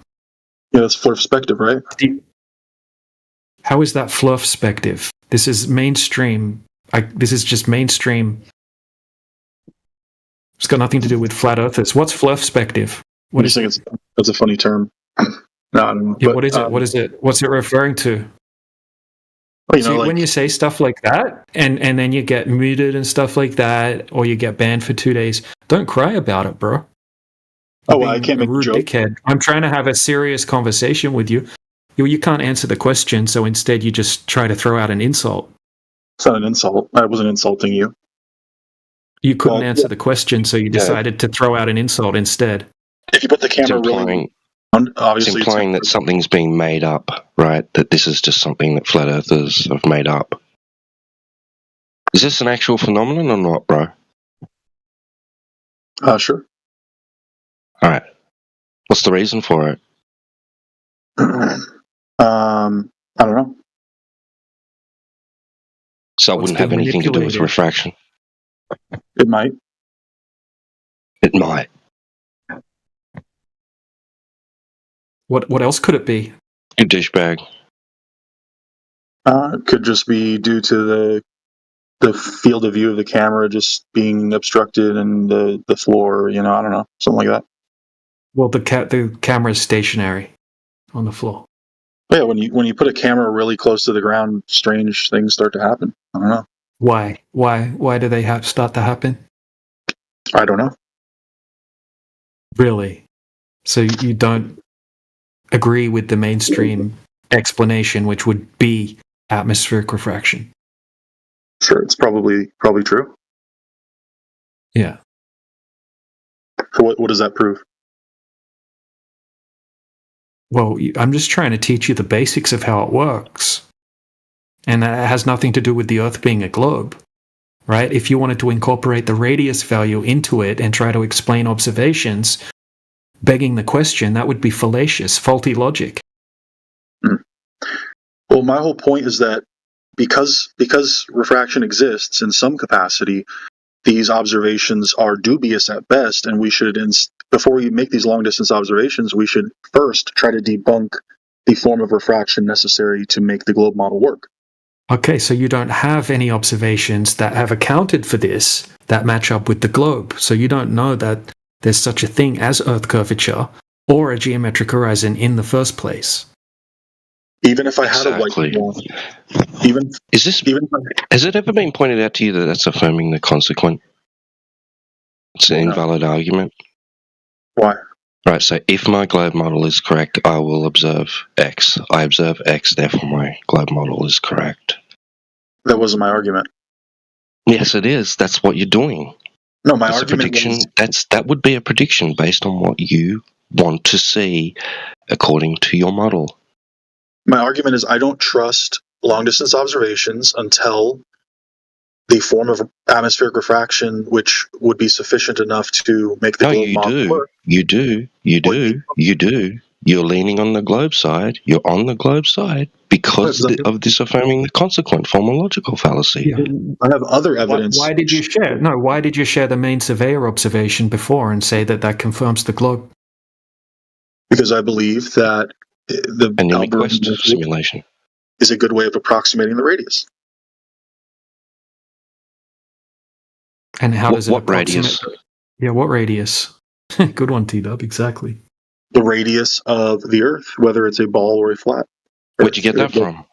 Where'd you get that from? Where'd I get what from? Alberuni. That's circular reasoning, bro.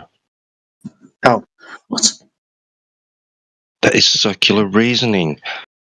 You're in one breath, you're saying, oh, well, that's why I don't think that this is a good indication of anything, blah, blah, blah. And next minute you're using it to get the radius value? Bro. That's not a long-distance observation. What the fuck are you doing? It's just measuring the angular drop of the horizon. So, okay.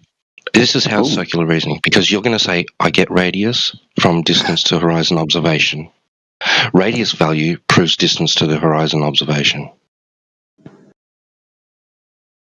Why radius? It's one piece of evidence. That's what you're doing. You're saying the radius value helps us determine distance to the horizon. We get the radius from the distance to calculating the distance to the horizon. Well, what happens if the distance to the horizon changes? You don't need the radius in Alberuni's equation. You get the radius. Then he ad hocs in refraction. No. It doesn't assume refraction. Yeah. So more begging the question.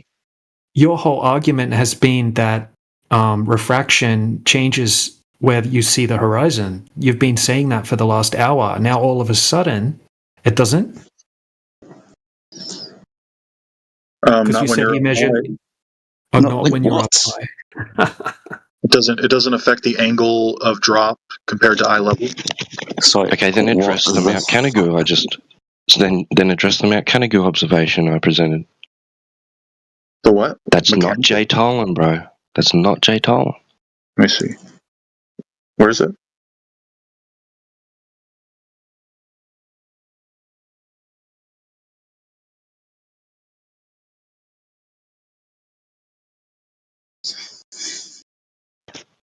I've just posted it again for you. Okay. Oh, that one, yeah. Yeah, so I mean... That one's an infrared, isn't it? Yeah, I mean, again, like, I don't trust long-distance observations. Okay, I'm going to Hold on. You just did with the Alberuni, yeah. Yeah. Well, standing on a mountain, distance to the horizon, and it's a long one. Now you don't trust it. Weird. I mean, it met your criteria. It's up high. So there's there's a difference between measuring the angular drop of the horizon versus trying to determine a distance of an object which may or may not be refracted. Does the distance to the horizon change? To the apparent horizon? Yeah. No, to the horizon that we see. Yeah, to the apparent one? Yes. Yeah, that one. Yeah, it changes, doesn't it? What's Alberuni measuring to? The angular drop of horizon, which is completely of the different. horizon, which changes. Yeah, but the angular drop would still be the same. No, you don't, dude. I don't know that. You've just got one measurement so far. Are there multiple measurements that Al-Biruni took? It'd be interesting to see if the angular drop was actually changing as well. I mean, wow. You can do. Did Al-Biruni? Hey, bro. Did Al-Biruni need a straight line of sight tangent? Yes. Then there's your geometric horizon with a distance. Mm-hmm. Correct. Right. And of course, he approximated it. It wasn't a perfect measurement. I don't know. Fucking ad hoc arguing now. We're just pointing out that the horizon changes. Right? He's making the claim that the horizon is physical and geometric, right? Like you people used to say before we pointed out that it moved. So the horizon isn't a geometric location. I mean, if you want to beg the question and say the horizon is, then it better be at 1.225 multiplied by the square root of the observer's height in feet. But being as you don't have a single observation of that because you always chant refraction, then why are you bringing a long distance observation that you don't trust? Weird, dude. So there is both a geometric horizon and an apparent horizon. Well, dude, that would be the claim. You don't have a geometric horizon, and Al-Biruni isn't measuring to the geometric horizon now, is he? It's just the visible horizon. We've got no idea of the atmospheric conditions of the day. Have you done this? Been to the top of a mountain and measured the angular dip to the horizon? Or is it just this one anecdotal piece of history from about 1,000, 1,500 years ago? Well, also Main Surveyor did it a few years ago. Okay, how did Al-Biruni figure out the height of the mountain? His height's above the surface. How did he do that? Well, I'm not sure how he did it, but Main Surveyor did it because it was a geodetic survey which confirmed. That's nice. Now let's talk about Al-Biruni. How did Al-Biruni do it? I'm not sure. Okay. Do you know what a triangle is? Yes. Cool. So he figured out the height of the mountain because he knew the distance from him to the mountain. He measured the elevation angle to the top of the mountain, figuring out the opposite distance. That would be the height of the mountain. So he used a triangle to figure out the height of the mountain. So that's a flat Earth measurement, and goes up to the top of the fucking mountain and begs the question that the Earth's a sphere when he measures to what can only be a geometric horizon to make the maths work. Right. Well, there's always going to be a little margin of error, right? So even you can still use the same. Yeah. If you beg the question that the horizon is indeed Earth curvature, we've got no idea if the Earth is anything at the moment. So why are we even invoking radius? Is there a measurement of this? Was he begging the question that it is a sphere and he can figure out the radius of it by the physical geometric horizon dip from altitude? Well, no, because if he did that same equation on a flat Earth, he would still get a valid result. It's just the radius would be an infinite number due to dividing by 0.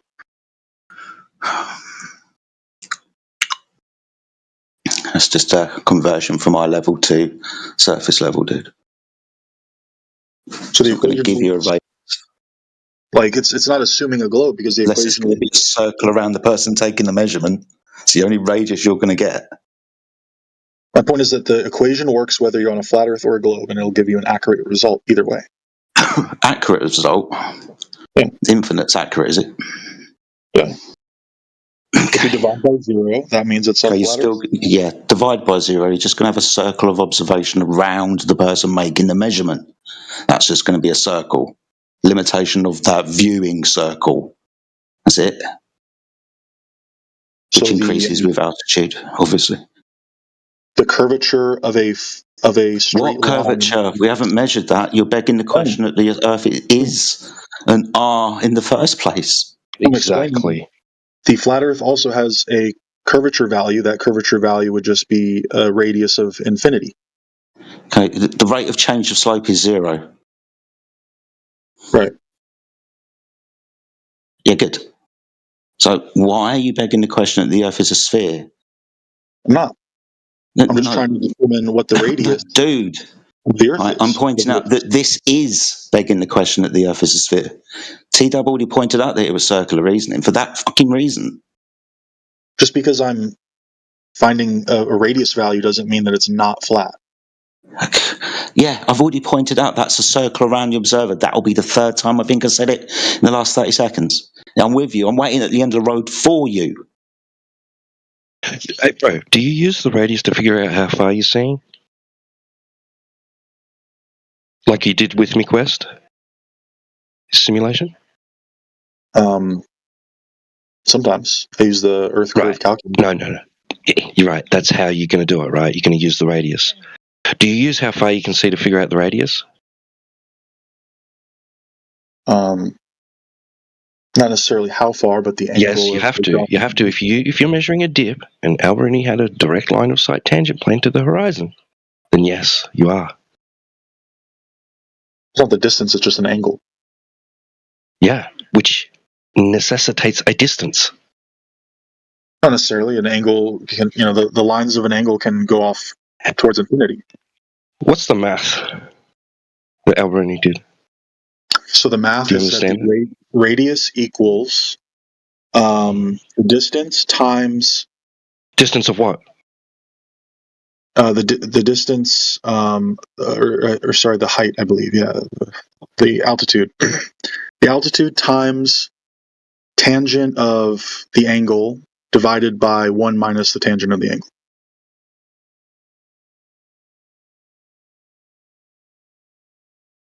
Yeah. And what does that give you?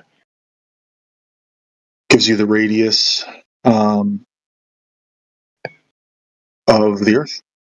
And a distance to the horizon? No.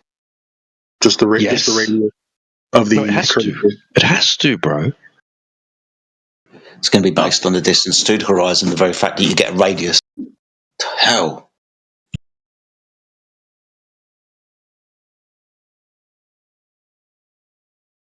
Yeah, Kiba, with that value that you get, you should be able to calculate that distance.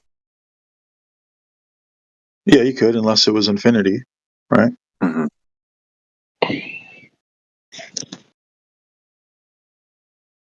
What? We're going on the assumption that it is a ball here. So to confirm this, right, you could do that. So has that been done, and was that confirmed? So you're saying we take the radius, we determine the maximum distance so we can see, and then try to observe something farther than that? That's not what I said at all. What are you saying? Dude, how much canola oil and soybean oil do you consume? God damn it, man. An average amount? Yeah, I thought so. So what are you asking for then? I'm asking you basically what T-Dub just asked you. Okay? If you have this radius value, you would think that you could calculate the distance to that thing to confirm that it was actually there, or it was actually accurate. Uh-huh. Oh. Uh-huh. That's all exactly that was being said to you, and you don't seem to be able to handle that. That's what I said, and then you try to act like I'm stupid for repeating basically what you said. What did you say? What did you say? What's the distance? You're asking me to confirm it, so I'm saying, basically make a long distance observation. What is the distance, dude? That's all that what was being asked of you. The distance is 1.25 miles at a 1 foot observer height. Okay. Is that derived from this equation that you got? It's derived from the radius that you got from the equation. Okay, and was it confirmed to be there from this observer? From Alberini? Is that the one that you were talking about before? Then yeah. Or main surveyor? Dude. Come on. It provides a radius value. I don't know what to tell you.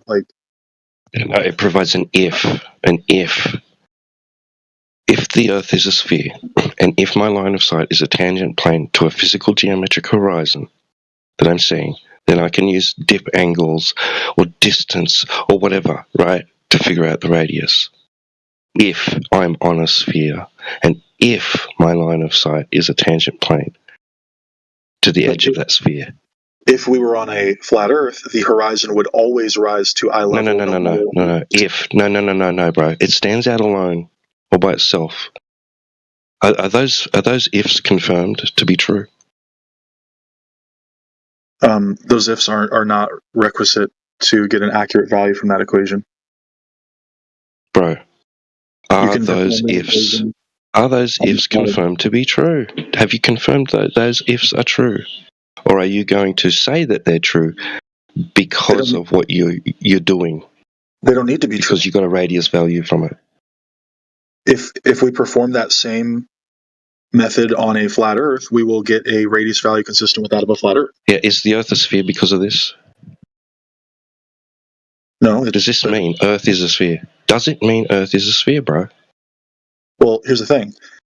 If you're on a flat Earth, horizon always rises to eye level. No, bro. Does it mean that the Earth is a sphere? Does it mean the Earth is a sphere? Absolutely. Right, it means the Earth is a sphere, which, like I pointed out earlier, is affirming the consequent. Your argument is invalid. The horizon does something on a flat Earth when you go up in altitude, and it does something completely different on a round Earth when you go up in altitude. And we observe it doing what it would do on a round Earth, which is dropping. This is confirmed by drones. You could use a quadcopter, send it up. You'll see the horizon consistently. You're doing it a different way doesn't make it any more valid, bro. So you'd have to demonstrate. Affirming the consequent is affirming the consequent. You'd have to demonstrate how the horizon can consistently drop with altitude on a flat Earth, which totally defies the laws of perspective. Why do you think that the Earth is a sphere and that you have a line of sight tangent plane to the horizon? Why?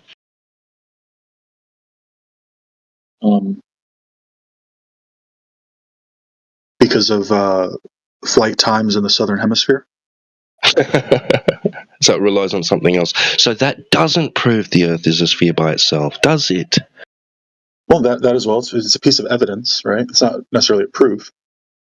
All right, so it's not telling you that the Earth is a sphere. You can't conclude from it that the Earth is a sphere. I would say it's very strong evidence for a spherical. Right. So that's not saying it concludes the Earth is a sphere. But I don't even believe that I necessarily have hands, right? So that's what we're talking about. Like, I have a high degree of certainty that I have hands, and I have a high degree of certainty that the Earth is a sphere. Do you have anything that definitively tells us that the Earth is a sphere? I don't have anything that definitively tells you anything. Then why are you fucking talking?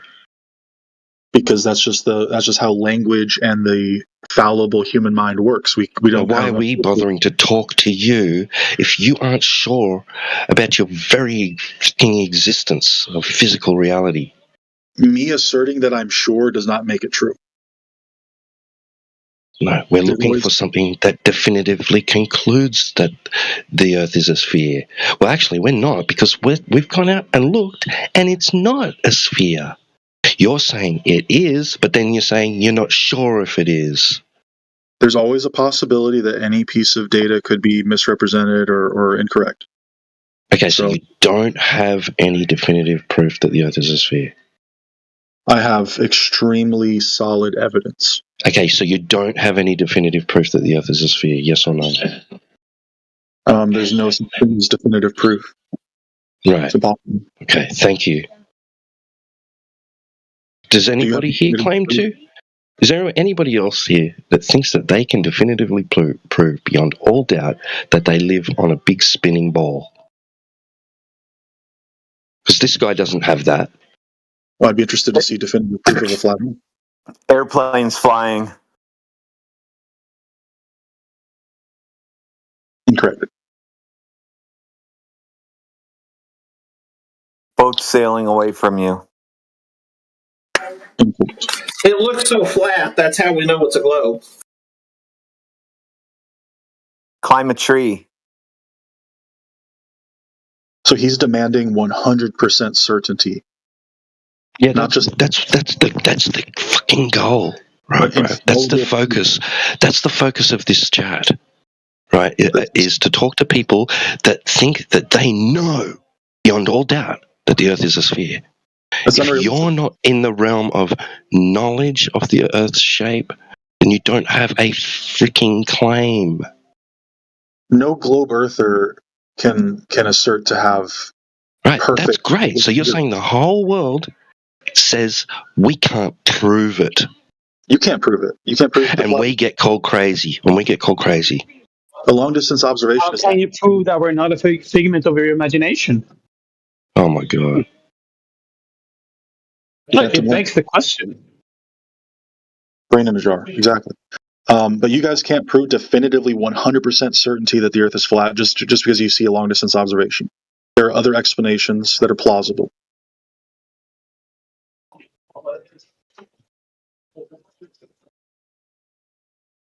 Even if that was true, that would still be a concession on your part that nobody at all has any definitive proof that the Earth is a sphere.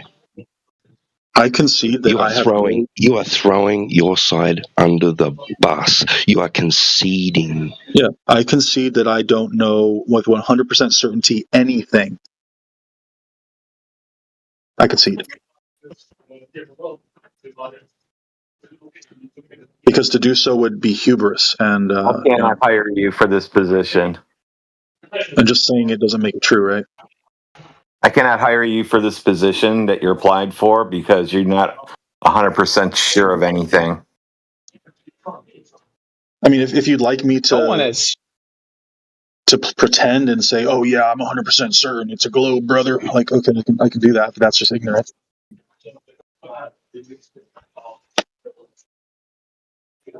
Yeah, we hear it, bro. You're not sure. You don't know. I'm pretty damn sure. I'm 99. No, you don't. You're not sure. You're not sure. You're actually not sure. I have a high degree of certainty. Not 100%, but 99%. So if you had to go bet $10,000 on flat or globe, where are you putting your money? Oh, that's easy. I would bet millions of dollars on globe. I would bet billions of dollars on globe. Well, you don't have any of that stuff. Well, if I did, I'd bet everything. I'd bet my house. I'd bet my, So you are 100% sure. Well, I'm certain enough that I would be willing to make that bet. That's crazy. I mean, I could be wrong, and I could be. All right, I'll take it. Well, how much you want to bet? $1 million. All right. The uncertainty argument is so fucking cringe due to the fact that no one can perceive anything as 100% with 100% certainty. Not even the flat Earth. Nothing. Wow. Now these guys have given up. These guys have, to the YouTube audience, the Globers have now given up to the point where they've accepted that they're a brain in the jar and that they don't have to know for anything for sure anymore. Whatever is being told to them is the truth. So whatever you tell them on TV, they'll believe. No, but it begs the questions. How do you not know that we are a figment of your imagination? I don't. No, but let's work with that. Okay, Dr. Pepper, I actually agree with you that the uncertainty argument, okay, is actually retarded because people throw out these random fucking numbers like 99.9999999%. Okay, but when you ask them actually how they quantify that, they fall flat. No pun intended. Because it's just a rhetorical device, insinuating that they're really sure, but putting a number to it makes it seem like they're more intelligent or more intellectual for, crunching the numbers, even though they actually never did. Right? I promise you, I wasn't trying to insinuate. I agree with you on that. But I'm just trying to give an example of like how certain I feel like I am. It's not like a. I understand that. I understand that. Yeah, and I can agree with that. It's a sense that you have. It's not a quantifiable metric. Right. Unless you can actually provide that would be very interesting to see how that was done. But everyone who comes in here that I've heard use this, okay, they look past this reality, okay, and they think they're like, highfalutin fucking ivory tower people because they're crunching some number, right, when they actually didn't crunch, right, but they're giving that air that they did. It's a gimmick, right? So I would highly suggest that you don't. I mean, you could pull a number like from the study on the likelihood of conspiracies being outed by based on like number of participants, length of time, that kind of stuff, and it's like just on that alone, you get over 99% chance this would have been exposed. But here's the thing, the problem, the thing here is not about whether you can or cannot crunch that number. I'm just talking about when people say, I'm highly certain of this, but they didn't actually crunch the number. They just throw that number out there despite not actually having quantified it. That was the point. But certainty and confidence and reason doesn't have to be quantified. Like if you're what's the likelihood like your spouse is cheating on you? Quantify it. Like that's insane. I do statistics and econ. Like that's insane. Like that's the whole point. The funny thing is that this actually has been quantified. Certainty doesn't have a measure. Certainty doesn't have measure. It's a misnomer. It's actually the term you should be using is probability. And probability statistics can only occur after events have happened. So if something happens 100% of the time, you can't say that there's a chance that it won't happen until it doesn't. We're talking about just what is logical. I am just qualifying because saying a percentage of certainty is antithetical to the definition of certainty. Not when you're talking about some quantifiable event. If you are talking about which would be probability, not certainty. Exactly. Certain means certain by definition means absolute. There's no percentage of absoluteness. He is making an argument. You're either uncertain or you're certain. There's no quantification of it. Using a number is just this or that. It's a 1 or a fucking 0. We're not quantifying reason and certainty right now. That's the whole point. This guy's saying, can you quantify it? It's like, bro. Well, then don't throw a number out like that. How about that? If you can't quantify it, don't use a number. That's right. Some you numbers, can say, some numbers are figure of check speech. this out. No, check this out. You can. Well, that's the whole point, right? If I say I'm 99% confident that someone is, retarded, that's a figure of speech. Oh, exactly. So if you're using figures of speech, right, use it properly. Right? Okay, but to sum up absolute confidence. Check this out. Confidence and certainty, you would say. Here's the thing. Ice, watch this. What Kiba could have said is, according to my calculations or whatever, there's a 99% or plus probability that it is a ball. That would be accurate. I would still ask you how you quantified that. But you butcher it, twist it, and you misuse it. That's it. That's all I'm saying. I mean, you can internally. When someone says, like, just on a spectrum of how likely is it that something I think is true, is incorrect, and then by any metric, when you scale it up, believing the Earth is not like round and that being wrong, will be the top of literally any metric of if you were certain something was wrong. It would be like that would be the number one thing you would know about. So you can say that's like saying you guys only say this when we point out logical fallacy. If someone said I'm 99.9% certain my mom is not a robot or birds are not robots, that is them describing it is at the above the 99th percentile of the things in their life, or like just think like out of certainty from their gauge of certainty. Like you could unless you can't say the same thing about your mom not being a robot or a bird not being a robot. And dude, I get the sentiment. The whole point is how it's being worded. That's all. So I can explain. The word. When you go to the doctor, right, and you have pain, the doctor's going to ask you, "Can you rate that pain on a scale from 1 to 10?" That's all I'm doing. I'm just assessing my internal feelings and trying to map it as close as I can to a number to convey that degree of certainty. I get that, but when you use percentages, you're invoking probability, okay, and then you're lumping it in with certainty. So you're kind of you're bastardizing the two uses of these terms. That's all I'm getting at. You're actually on the fence, bro. Yeah, but you're on the fence. Like I said, dude. All I said is you can go ahead and use that phrase, like I have 99% probability of it actually being X or Y. Okay, that's fine. You can do that. Okay, but I would ask you how you quantified that. Okay, and if you can't do that, then you ought to probably use the other one. I'm highly certain. Right. Because that's a sentiment. That's a sentiment But expression. highly certain could be 70%. It could be 80%. Right. Like, How do you quantize? That's the whole point. How do you quantize that if you're going to start using numbers? Well, look, you can't. I wasn't trying to. It's arbitrary. It's arbitrary. You got to understand, dude. It's fucking arbitrary if you're going to do that, and that's why there's there's a problem. Look, okay. So percent just means. Do you understand or not? Do you understand that that's arbitrary if you approach it that way, and there's a problem? I understand. That was not my intent to imply that it was a calculation. I can see how you. That's all. That's all. Yeah, I'll try to rephrase it better next time. It would be appreciated. So not to confuse the people who are not aware of this this distinction.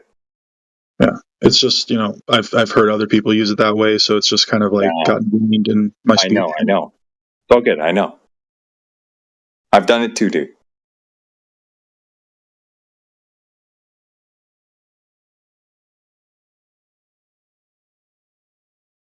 But yeah, as far as like betting odds, I would place my bets on the globe. Okay, you got it. How much you want to go? We'll set up the paperwork. Well, how are we going to determine it? Is it going through like a third party? We'll come right on here and we'll discuss it, and then you'll decide if that's proof or not proof. And if I say it's not proof, then you owe me $1 million? No, you're going to prove that you live on a ball. How about we get a panel of independent judges? I am one of the independent judges. Or I mean, I have yet to see, if you're going to claim an image is fake, a reading is fake, a quote, everything every evidence you send is fake, unless you can personally attest to the guy or person. Like, if you keep then there's no point. There's no point. So then you don't have a way to prove it. Satellites are fake. It's like nope, you can't use satellites until you prove you live on a ball. Yeah, exactly. You won't accept anything. So you're putting the cart before the horse. So you're going to prove you live on a ball by pretending you're on a ball. That's projection. It's actually projection. Yeah, like this is it's you guys that won't accept anything. You won't accept a 10-mile horizon from 1 foot observer height. You won't accept beyond 10-mile horizon from the 8-foot observer height. You won't accept the non-existence of 117-mile horizon. No, I have accepted from 9,500 feet. Things. You won't accept a 21-mile distance observation across a lake, right, where there's no 2.7-mile horizon throughout several hours, unchanging. You won't accept all our evidence. That's not true. We explain it, and then you get salty when we do. You can't explain or accept the existence of satellites and the data they give us.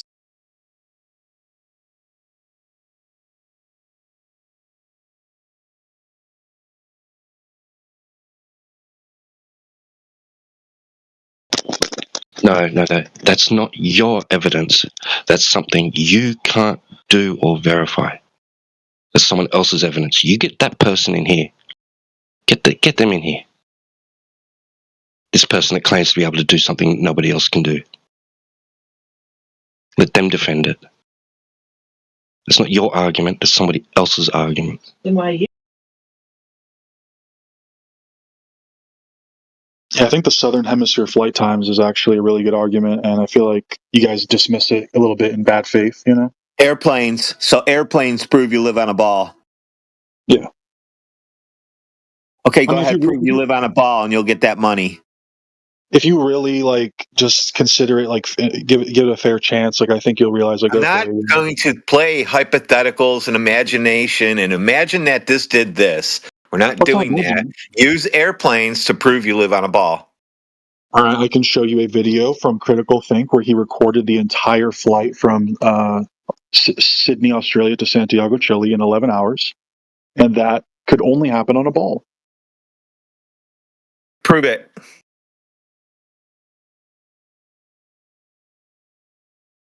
It's pretty obvious, right? Incorrect. Concentric circles get, larger and larger as you get farther away from the center. So why would you have to follow an arc? Because a flat Earth would have you could draw concentric circles on a flat Earth. Even if why would you have to follow that? Why would you have to follow that?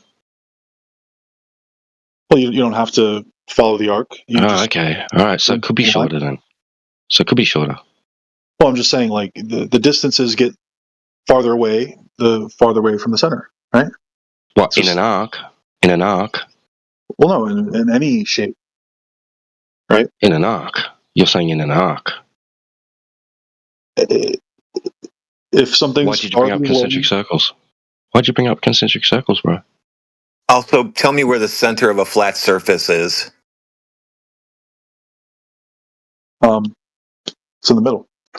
But Australia and South America are quite far from each other, right?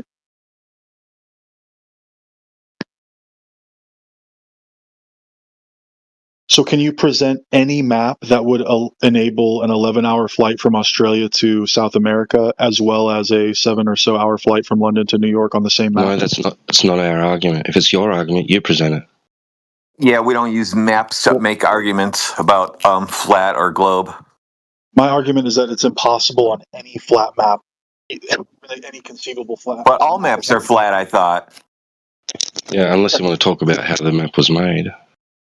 So I'm not talking about a projection. I'm talking about actual, plotting out the continents and putting them within a reasonable margin of error to have a similar flight time. If you can do that, then I'll become a flat earther. But it's impossible.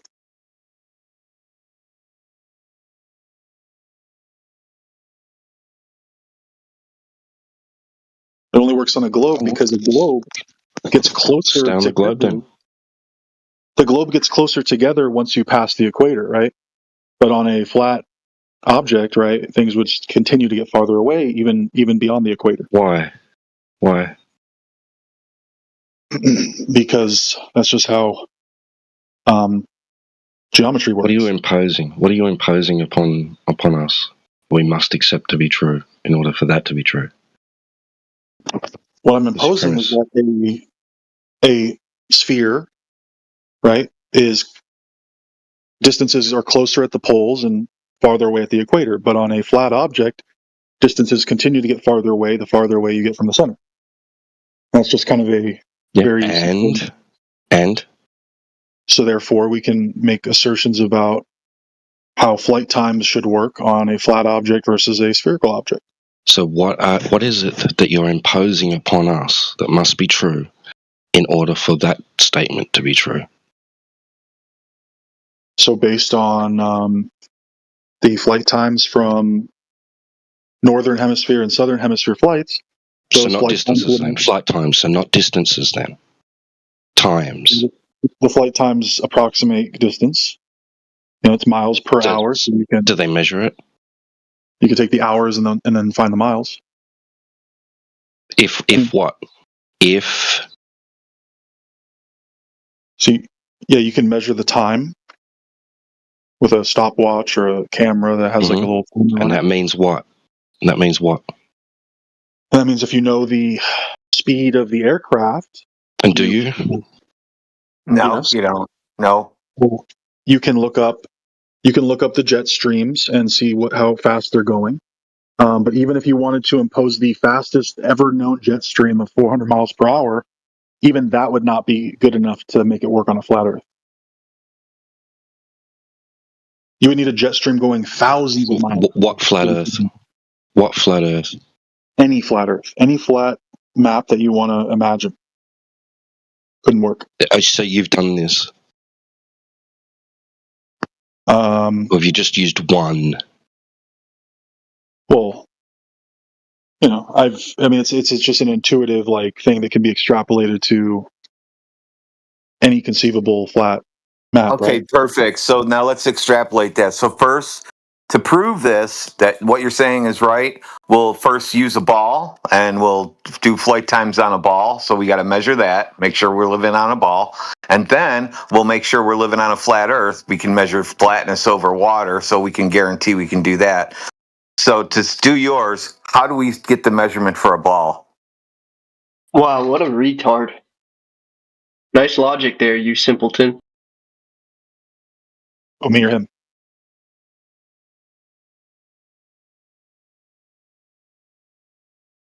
See, this is where you revert back to your Alberuni or Eratosthenes or whatever other ancient fucking douchebag you want.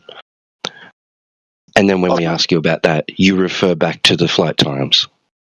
And when we ask you about that, you refer back to the other one. It's circular reasoning. Well, it's not circular. I'm just presenting different pieces of evidence that all kind of... So not definitive proof then, right? Because we're going to go through that again? Well, look. Can you, I mean, come on, like, throw me a bone here. Can you give me just some kind of plausible explanation for how an 11-hour flight in the Southern Hemisphere could possibly... No, it's not my claim. It's not my claim, bro. Well, this is a flight that exists, so you have to, I mean, it would be nice if you could try to justify it. So if you could give me some kind of plausible explanation. It doesn't even have to be a true or the correct explanation, but if it's at least plausible, something that seems like, okay, maybe that could work on a flat Earth, like, give me something. No. If that's the flight time, then that's the flight time. It's as simple as that. That's inconsistent with a flat Earth. It's not possible. How? What flat Earth? What flat Earth are you imagining? Flat Earth. You could use the Mercator. You could use the azimuthal. You could use whatever you want. It's not possible. So globe projections. Or what? You could map it out. You could use cartography. You could go back to the 1700s and use those maps. Whatever map you prefer, it doesn't matter. You could draw a map with a crayon, for all I care. It just doesn't work.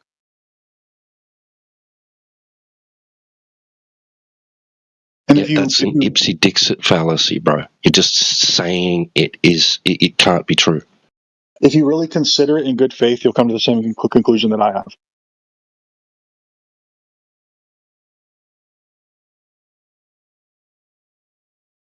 No, because you're starting off the bias of a sphere that all your distances are correct, that all your configurations of landmasses in relation to one another on that sphere are correct, right? And then demanding that it be explained on a flat Earth when you've already decided that it's a sphere.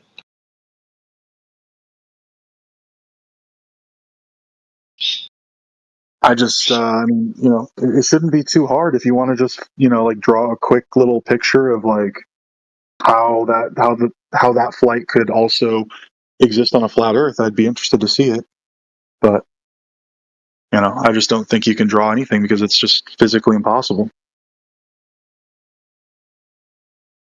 And I think you know that, so that's why you're just denying it instead of like trying to come up with a good explanation for it.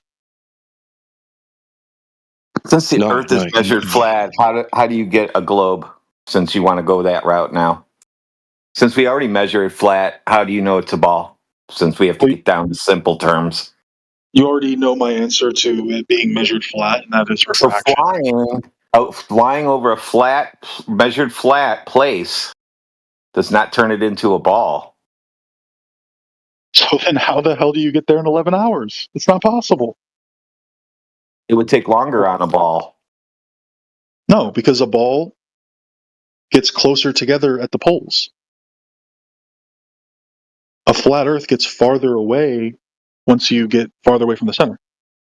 You are assuming you know the distances and that you know the speed of the aircraft, and you don't.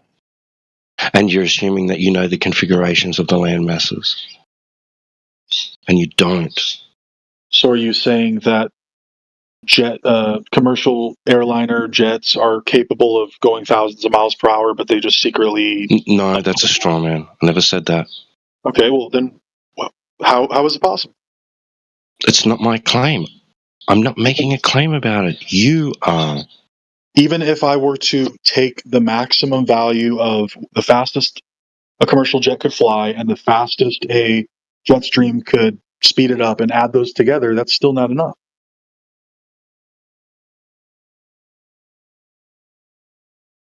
And also, when you prove your claim of this, you're also going to have to show how the flight complies with the ETOPS regulations. And so we'll be waiting for that as well, because that'll tell you everything you need to know about the flight path. Uh-huh.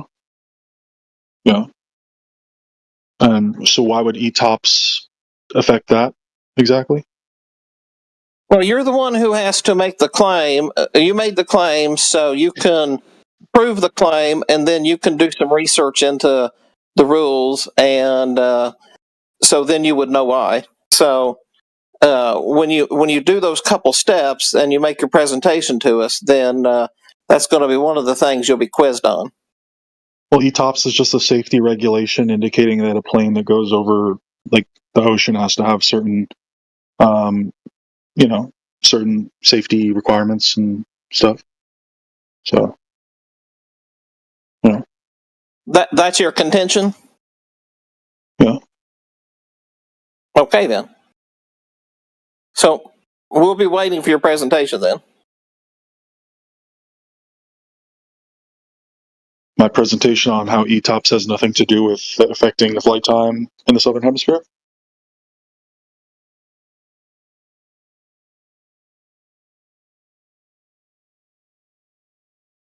Guys, where did we scrape this one from? He's been trying. Yesterday it was he will be a flat earther if you can prove refraction. I think or not or disprove refraction or something like that. So he's changed his mind. Today it's flight paths. No, that's still on the table. If you can debunk refraction satisfactorily. Yeah. Does he have any more trademarks, or is Fuller Perspective the only one?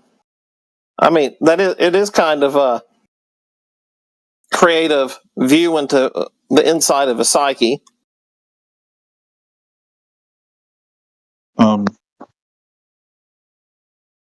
He doesn't have anything that deals with actual measurements. It's all imaginary shit. Does anyone want to take a stab at how flight times could work on a flat Earth? After you prove you live on a ball, then we'll debunk flat Earth. Okay, Earthrise. I proved it. There you go.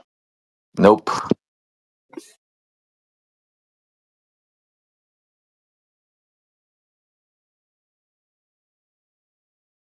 You're supposed to prove you live on a ball before you go flying around the ball. All right. How about Starman from when Elon launched his Roadster into space? Oh, okay. So I guess you didn't understand that. Before you go flying around a ball, you need to prove you live on a ball first. Well, we either are or we are not on a ball. It doesn't, it's not going to, whether we prove it or not, is not going to change the reality.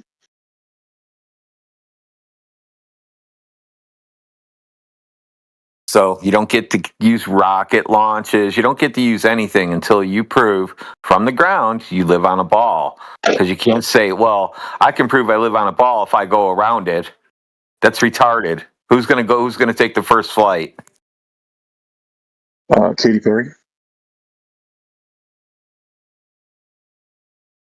Katy Perry doesn't fly in anything. That was AI. Well, okay, so.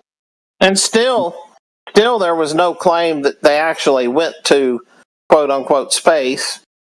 If you had proved, which you've not, so therefore, this is just nonsense talk anyway, because you've not proven that there's any bendy Earth, but they didn't even really hit the Kármán line. So, right. What's your next point?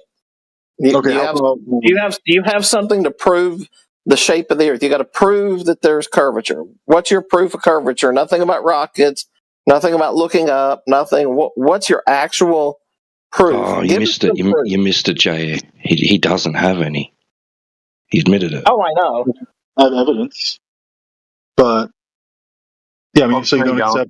You don't accept have any evidence. You don't have any evidence. You have logical fallacy. No, you have logical fallacy. That's what you have. Well, if you send up a weather balloon with a rectilinear lens on your camera, you'll see that there's some curvature at around 39 kilometers.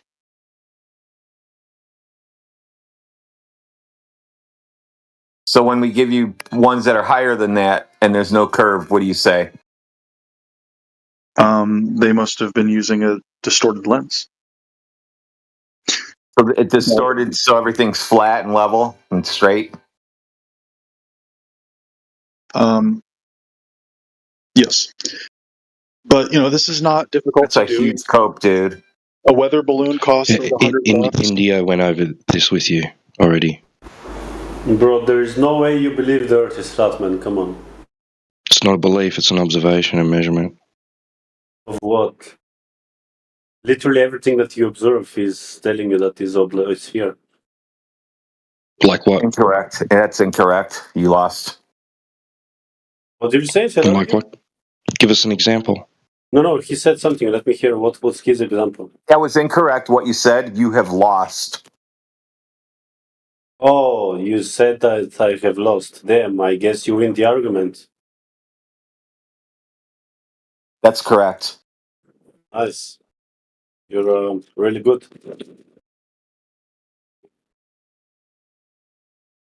Well, even their black swan proves we live on a globe. It's just a globe that's 67 times larger. So you guys can't decide on what size globe, but you're going to shoot rockets and fly around it? Correct. Wait. I cannot understand. Are you guys like being serious, or is this just like a joke channel? Don't cry. Don't have a bad day. I'll ruin your life enough today if you stay in here. I mean, you cannot do that. But anyway, so you're saying that you're not joking. You actually believe the Earth is flat, or what do you believe? Yes, space is fake. That's right. Space is fake. You don't go flying around in space or the moon or anything like that. Isn't that crazy? So you used the wrong word there. You said believe. There's no belief involved. We know that the Earth is flat, but most of us used to believe that the Earth was a ball. Like you currently still do, probably. So when you go into other rooms, when you go into other rooms, do you ask them if they're serious, or just this room here? Well, it depends what kind of rooms, but this one is the most crazy one. But anyways, didn't you guys go to Antarctica and? Yes, I went there and I took an elevation angle to the sun because the Earth is flat. What does that have to do with anything? There is a 24-hour sun, and that cannot work on a flat. No, it had to be flat. That's the only way you can get angles to it. What the fuck does that even mean? How do you explain? You can't get angles from the sun. You can't get angles to things in the sky from the surface of a ball.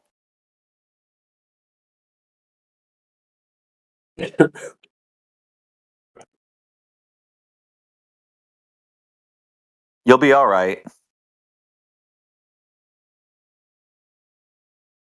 The flat Earth won't bite you.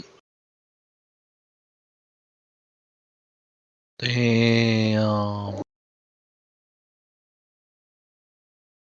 I think he already melted away. I told him I was going to ruin his day.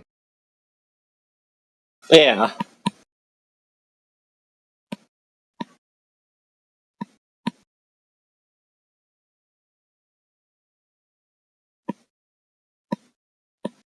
I tell you what, it's interesting, the special kinds of GTs that come around here. I just like, it's like you hear the dumbest thing you ever hear, and then you hear something dumber, and then you hear something dumber yet, and then you think, I can't ever hear anything dumber than that. And then the next one comes in and says something dumber. And it's like, where is the lower limit of the dumbness? Hello? I need help on where to attach my cantilever.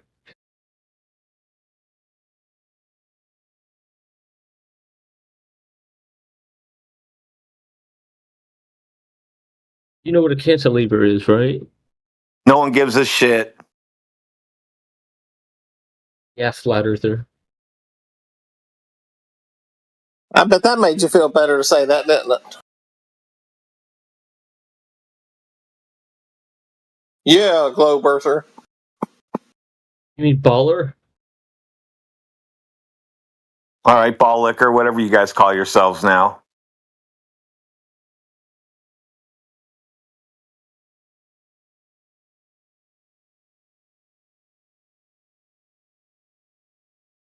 And hostile.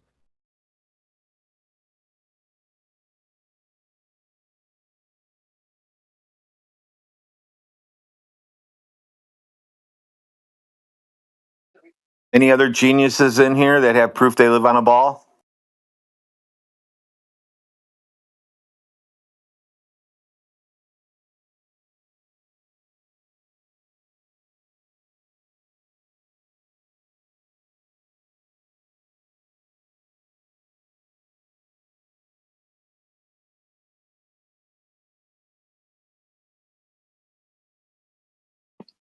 Yeah, and it was funny that previous fellow who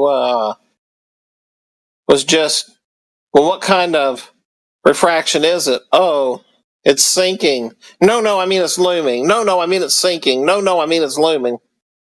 I have a question. I was researching it, and why do you guys think that Christopher Columbus thought it was a sphere rather than flat? Who's that? What's his history? What? Who are you talking about? Columbus? Yeah, I don't know. I'm not familiar.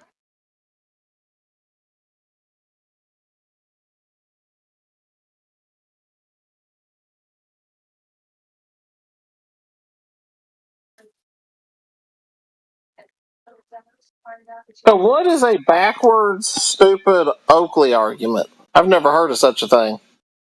Christopher Columbus is the guy that discovered America. He thought he was in India. So he was the first person to come to America? Like the continent. He was the first person here? No. So in other words, when Leif Erikson was here 100 or so years before, that didn't count? Or the Indians that were all here, they didn't count? All the people from Canada? I'm saying he discovered it to his people, you know? It's not like he created it or anything.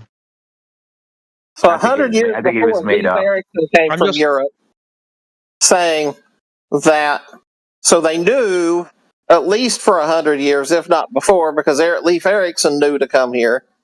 And then Christopher Columbus thought he was going to India, even though people already knew that they were coming here.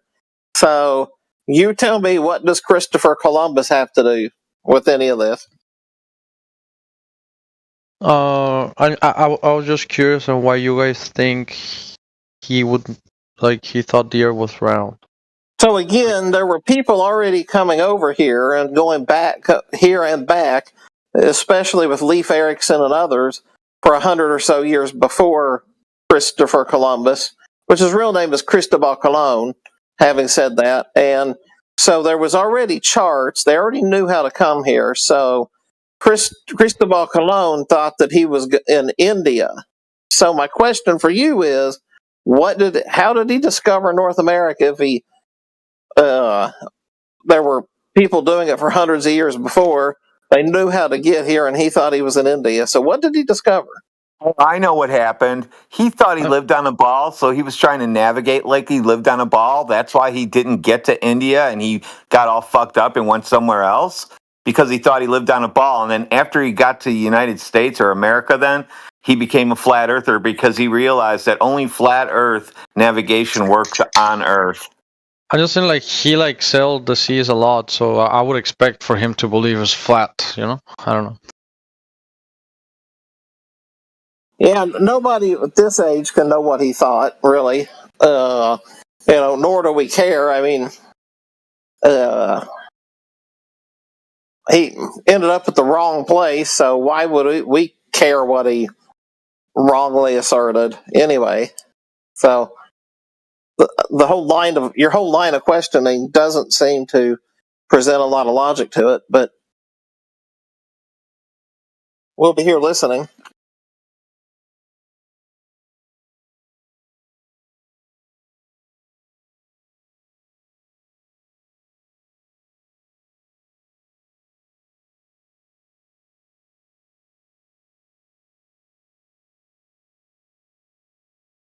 Yeah, I was not questioning you guys or anything. I was just curious on what you guys thought, why he would think it's a ball. That's all. Well, I think I know maybe some of the more details on that. He did actually. You're right. Columbus did believe he was on a ball, but a funny detail about that is that he believed he was on a ball, like 2/3 of the size or half the size of the kind of the geo model, whatever that they put forth now, because he thought that it was just Europe and India, and and like not the other no South America, no North America.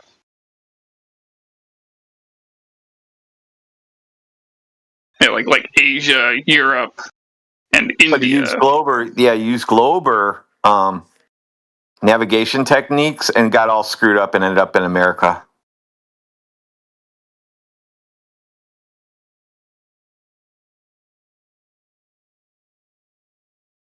Actually, to me, it just sounds like he had a good sales pitch for the Queen of Italy or whoever it was, Queen of Spain or whoever it was that funded his voyage. Sounds like he just had a good, clever sales pitch. So who knows what he really thought? Well, speaking of sales pitches, there's another funny detail of the story is that when he did go back to the Queen, he was supposed to come back with stuff that's valuable. And when he was like exploring, or like this area, whatever, or closer to the equator, was coming in contact with like Chilis, or I'm not even sure if it was him actually, or like other people that was after him. But anyways, some of those people around that time period, they'd come back to the Queen and like they were trying to find stuff that was like black pepper from India, because at that time black pepper was just such a valuable thing. You could preserve things and make things taste good. It was like a really valuable thing because they didn't have refrigerators. But they didn't find black pepper, but they found chilies. And so that's why we call chili peppers. They're not peppers at all. Peppers, originally are supposed to be the black kernel things you get from India, but they just call them that because they're spicy. And, they're like trying to bring them to the Queen. Be like, hey, it's kind of like that other thing.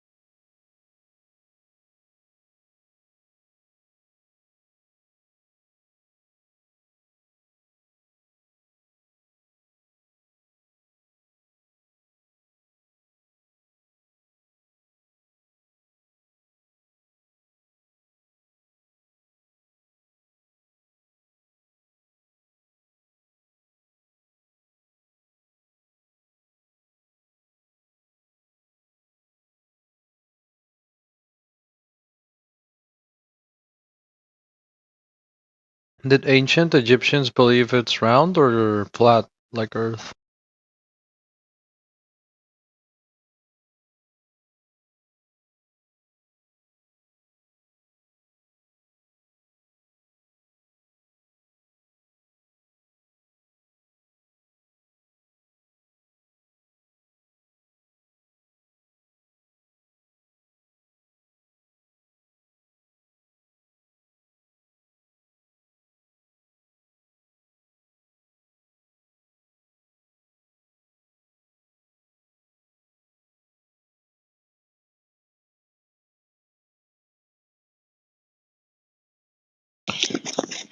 Sorry, can you repeat the question? Oh, I asked if ancient Egyptians believe it's round or flat. I think study of that culture has revealed that they thought they lived on a plane. Wait, really? They were like flat earthers? Yeah, most ancient cultures were. So the cosmology Some of the would involve. realization that there wasn't really just one ancient Egyptians. I think of ancient Egyptians in two categories now: dynastic and pre-dynastic. Because the dynastic ones, like, we have so much information about them, but like I'm just saying, like, we don't really have any like recorded history really on like who built the pyramids, because the people who built the city around the pyramids, in their own writings that are still intact today, in at least two different places, I think it says, like, you know, we came and built, some words along the lines of we came and built the city around the pyramids, but nothing along the lines of we built the pyramids.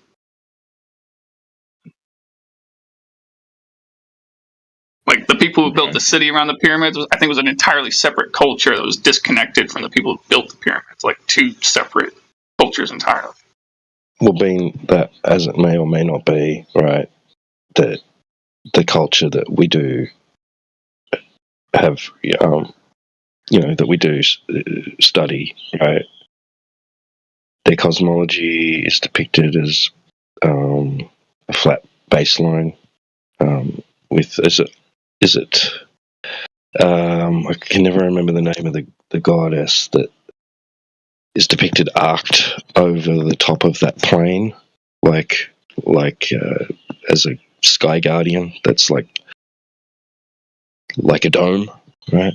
And then all the stars and the sun and the moon and the planets either within that space in between the plane and that arc, or on it, I think. Yeah. So that was basically their cosmological view. Flat, motionless, enclosed.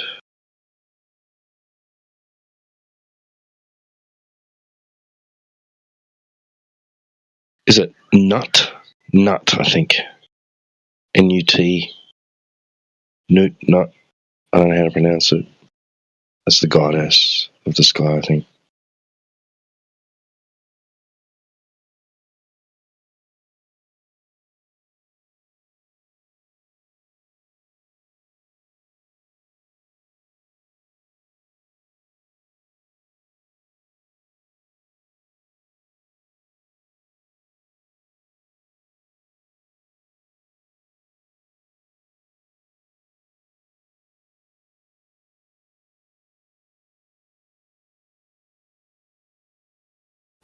With Natiri?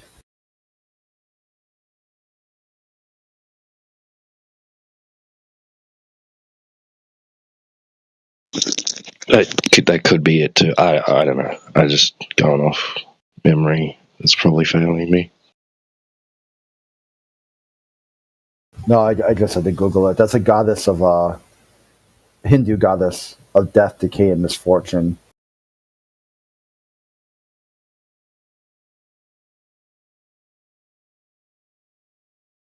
Okay, the real boss. So it's. I don't know if you've heard this answer from anyone before, but I'm of the mind. unlike some other flat earthers, that they're not necessarily trying to deceive you about the shape of the earth. They're trying to deceive you about their capabilities of being able to reach a vantage point from which they can view the earth as a sphere in space, right? So even if you could even be a glober and think that that part of their story is not true, and therefore what they're showing you can't be true either. But that doesn't mean that I have to think that the earth is flat. Nor does it mean I have to think it's a globe. It's independent of that. You can question someone's claims independently of that. You can be a flat earther or a glober and question those abilities, those capabilities. So it could be that they're simply pretending to be able to go to a place where they can view the earth like that, and then just simply fabricating imagery which represents what you would expect, and what most people would expect, and what they themselves would even expect to see.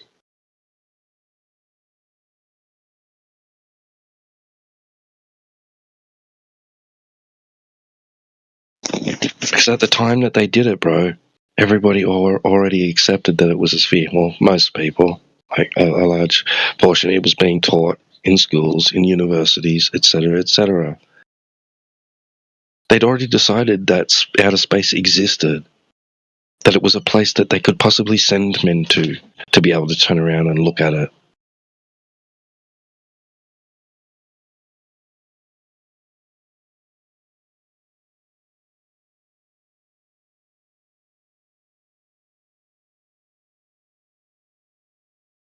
But a motive for presenting to the world capabilities that they don't really have? I wonder what sort of motives they could have for that. Maybe one of power?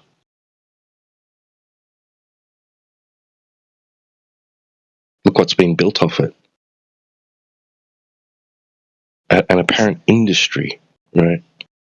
A place that you can't verify exists, from which they're telling you they operate systems which provide you a service. Well, that's a pretty darn good cover story to provide you a service that you could not possibly verify is true. Like, well, the mechanisms behind the service is true, that the place that's operating from is true, and it's something that you can't replicate and do for yourself and become a potential competition to that service.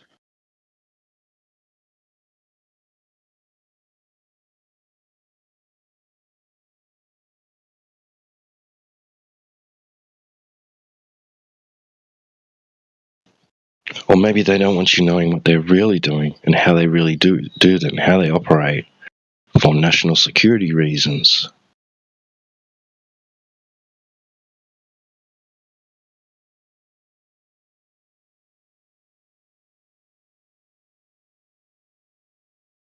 Or maybe they just simply see the potential to be able to bamboozle millions of people out of money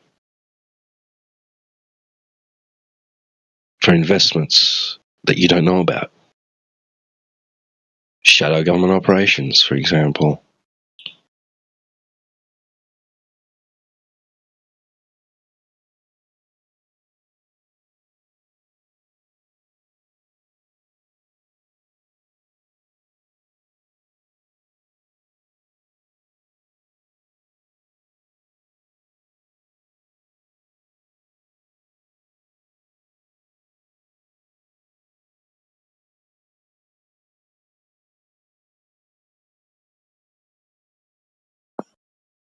Which I find it so interesting that most people will tell me that they don't trust the government, and they have lots of reasons as to why they don't trust it.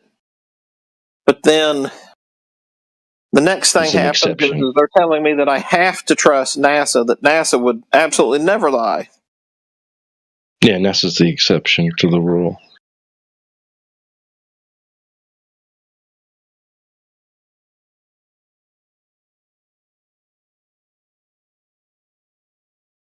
And then the real boss says here, I still don't see a motive other than control, and that's a thin story. 99% of the time it's money. So what's the difference between control and money? Power. I'm just going to give it to them that, okay, they do it for money. So there's your motive. Now what?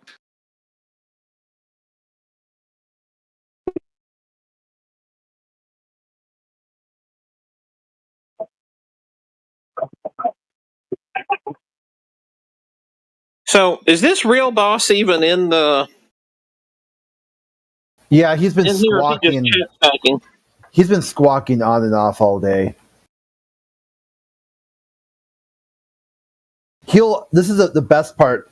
Old boy will cry, just straight up cry. He'll get muted, which is why he won't talk. Then you take it to DMs, and he'll self-mute. Yeah. In DMs, there's only 2 people in that conversation. The only person you can moderate is yourself. And you did so. So by your internal worldview, you agree you should be muted as cited by you. That you are willfully unprepared for this conversation. You don't know how to talk about these topics. When it's on the globe side, you don't even know how to find the information when it's linked to you.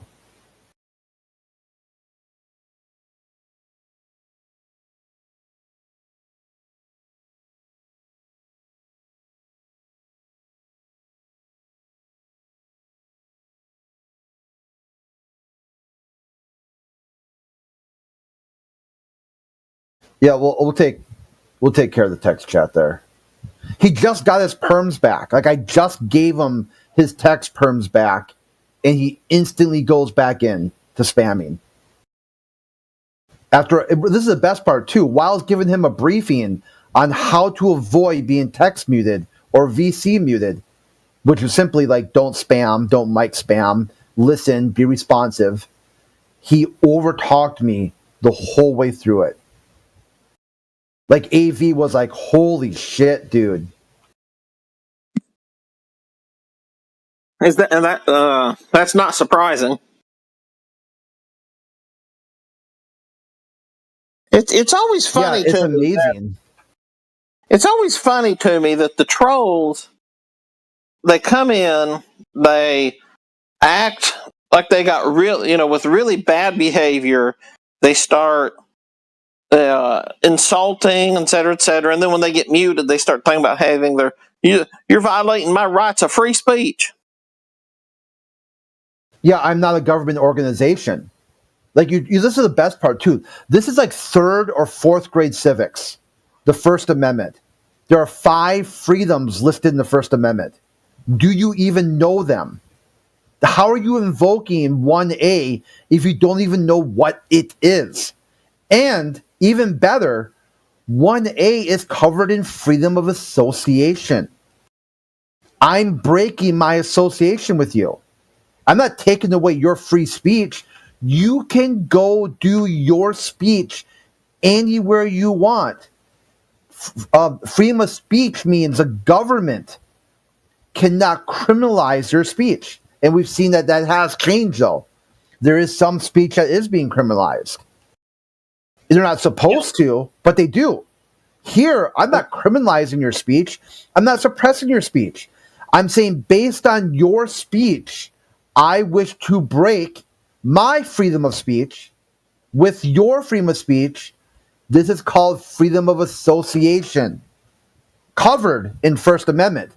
So if you're telling me I can't do that, you're the one violating the First Amendment, not me. And isn't that funny? That projection that they always have to do.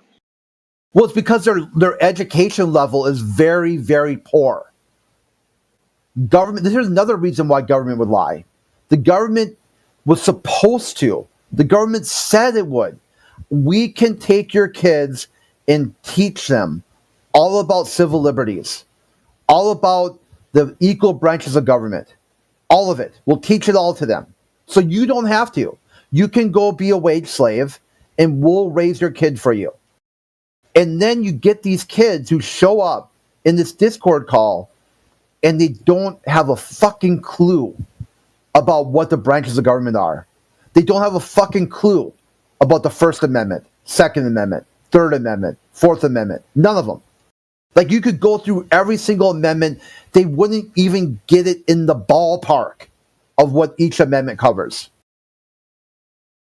The problem is they don't even know how many amendments there are. Total, not just the Bill of Rights, but how many amendments are there to the Constitution? Chris, When was the last one? They wouldn't know that either. You and I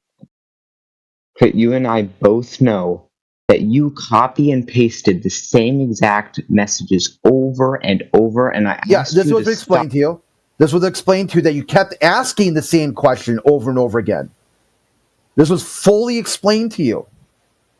You kept asking, how is this relevant? I kept answering you and gave you a spoiler that if you really didn't understand, I broke it down Big Bird and Barney style. If you refuse to read the article that I sent to you, which is about the Kessler syndrome, space junk, which you didn't understand either, you kept talking about flat Earth anyway, there was a spoiler. All you had to do was click on the spoiler. The spoiler directed you to either choose A or B, which you didn't do either one of those. You just kept repeating yourself and then self-moderated, which was what was basically what I was looking for. You came in here saying, I'm unfairly moderated by the flat earthers. Because why? Because you guys muted me for having an opinion. I'm like, okay, well, sure. Let's talk in DMs and let's see what happens. You did. You self-muted. So there isn't a framework now that you have inside your own worldview that you can defend that you are being unfairly moderated. You've agreed to the moderation that you need to be muted because you self-muted based on what you think somebody else was doing. As soon as you fix that, we can take you off mute. Ooh, damn. And this isn't nothing new. This isn't something like, oh, that's a reach or that's like some kind of weird framework. You could follow that in any channel you go to. That's going to be pretty standardized. Go in there, bitch about the moderation. Tell them they suck. They hate, their mothers don't love them. They like pineapple on pizza. They'll mute you or ban you. And then you can go to the next channel and the next one and the next one. Then, after that's happened and you've been factored out of every conversation, then you can take it to DMs where you'll self-moderate.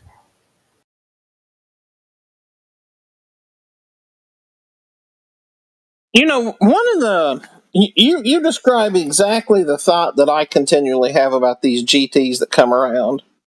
How many of them actually are students of this topic and are here to actually learn on the topic?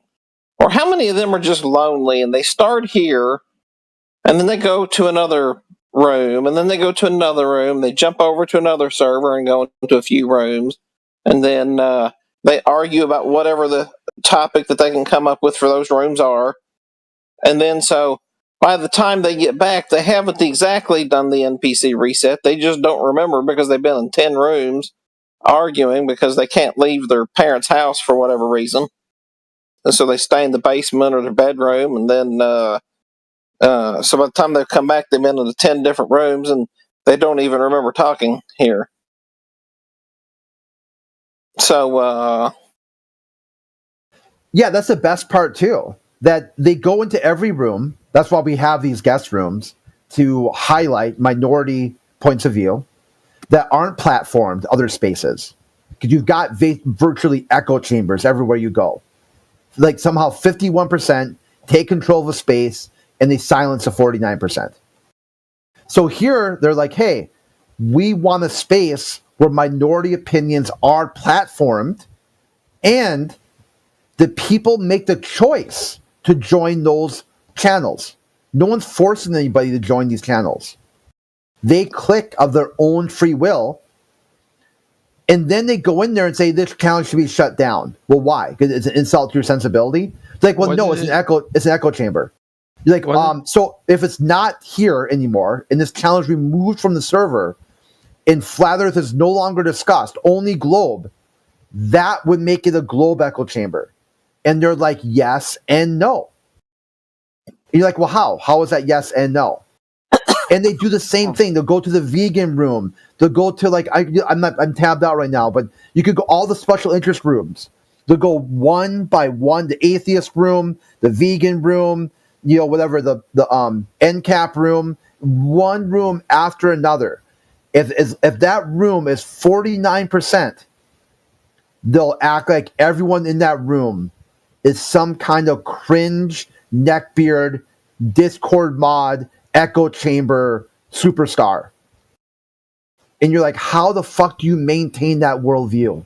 How do you do that? You go into a channel where you think you're the majority overall into a minority point of view and call them an echo chamber. Then self-moderate right after that. Then bitch about the moderation. It's fucking glorious, man. It's like watching what this topic does to someone's mind. Because like the fracturing of their ability to comprehend even basic things. You're in the room right now. Yep. And it's only flat earthers. Yep. Are you a flat earther? How lonely their life must be. Yeah, they're looking for a lot of it. Yeah, that goes in. A lot of it has to do with looking for attention, begging for attention. Muted? What's that? Oh, I was just asking why he got muted. Why? Yeah, I was just curious. You want to know why he got muted? Yeah, I mean, you guys were talking about him. I was just wondering. No, I wasn't talking about him. He's concerned about him. Yeah, if you're concerned about, if you want to talk to, I don't know, I didn't even hear who you said. Something. I don't know who he is. I was just asking. Yeah, if you're curious and you want to talk to him, you could go to another room. If you want to hear do you want to hear what he has to say? No. I don't either. Okay. I just wanted to know why he got muted. Yeah, does anyone here want to hear what he has to say? I like censoring people. That's why people get muted when I'm around. Does that answer your question about why people get muted? I like the censorship. Yeah, it's important. It's important. Censorship's important because without it, it would just be like all the other channels. You'd have somebody making animal sounds, someone else freaking out, another person running a blender. But I will say, since USAID's funding's been cut, I have noticed the quality of the GT has remarkably decreased. I think also since the government shutdown, it's just been basically a lot of milk squirting out the nose type people. Oh, interns. Interns now. The unpaid interns that are hoping they're going to get hired after the guys above them got fired because they got a little whiff of the job, and now they're not getting paid, but they're going to keep at it. But that's what we're getting right now because the good paid ones, they're not showing up right now during the shutdown because they're not getting paid.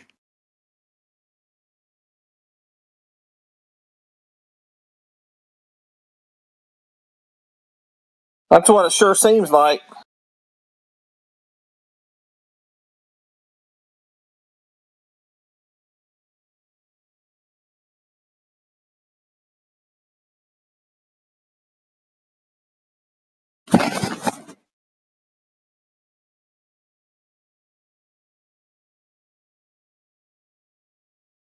Yeah, if somebody here, if you're in this channel and you're like, hey, just for sake of argument, like Beavis is muted and so is Butthead. And you're like, okay, yep, Beavis and Butthead are both muted.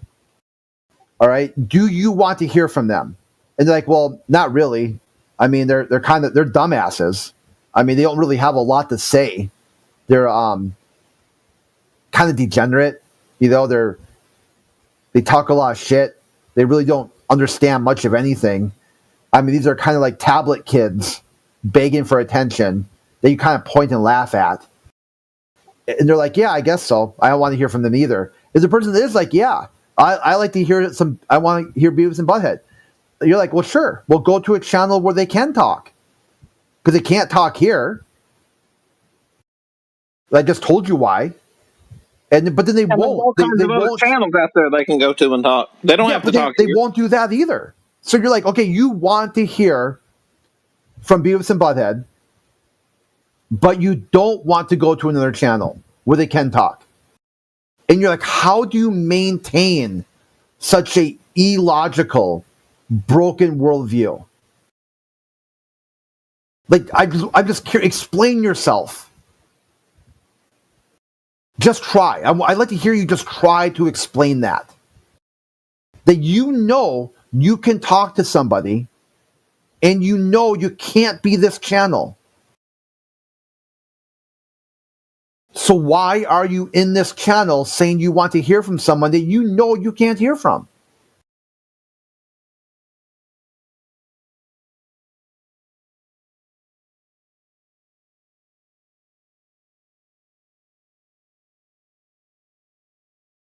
You know, I'll never forget back in I believe it was 2021, could have been early 2022. The year doesn't exactly matter, I guess, now, but I was in here, well, I should say in the home server, and a professor of some small college, not like a Harvard or a Yale, but it was a small college, and we actually verified who the guy was. He came in to the server, and we were having a nice chat with him. He was talking about how he had students who come in here, and he wanted to kind of hear what we had to say. When I say here, I do mean the home server. But anyway, he so he wanted to kind of hear what we had to say. And so he was talking to Miggy, and after kind of, 10 or so minutes of exchanging pleasantries with all of us, they kind of get down to business. And so Miggy asks him, okay, hey, look, here in the room, we like to be specific about what we know versus what we speculate. So he asked him, do you know that the Earth is a globe? The professor said, yes. And Miggy said, okay, are you 100% sure? And the professor kind of hesitated a second and said, wait, yes, of course. He said, okay, look. He's like, I just want to make sure here. Because in our room here, I know it sounds a little redundant, but we want to make sure that somebody's 100% sure, not 99.99999% sure. And of course, the professor immediately disconnected and never come back. And because obviously, I'm sorry.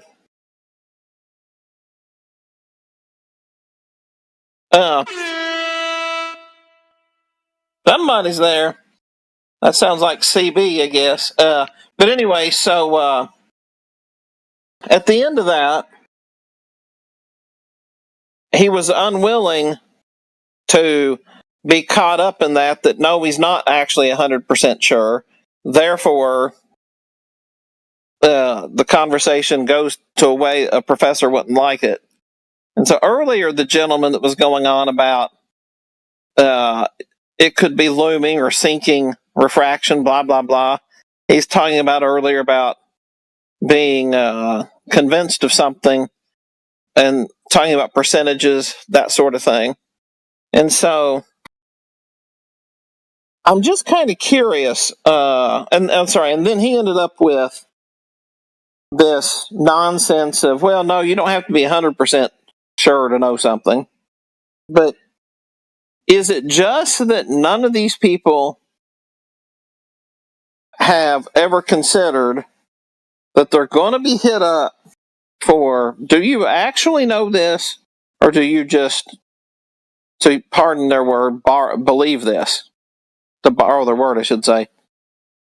And so my question for you is, because I've then heard some Globies, try to bloviate and say, oh, they're 100% sure. And that gets thrown to the wayside very soon. But where does this come about? Where does this come about that, like, they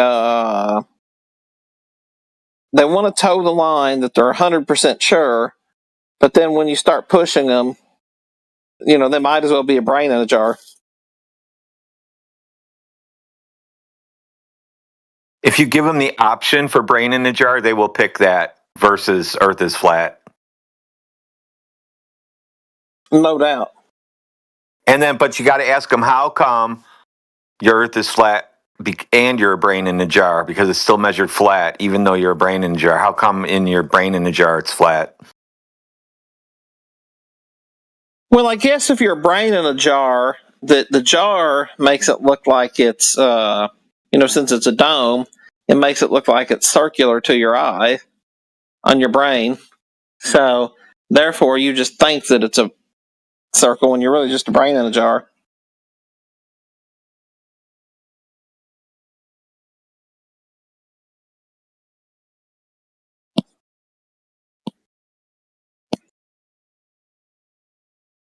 Tell you what, it's a crazy. Globetardianism has no lower limit. That I've learned. There's no lower limit to it.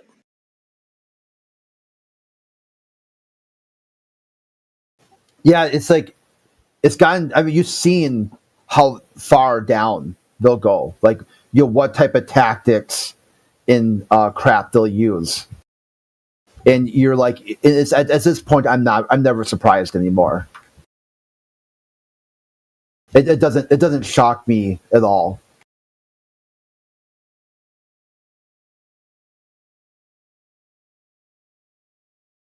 Brenda the other day said something interesting, that flat Earth is dangerous because it destroys families and does this and that and the other. And I'm just like, where do you come up with that?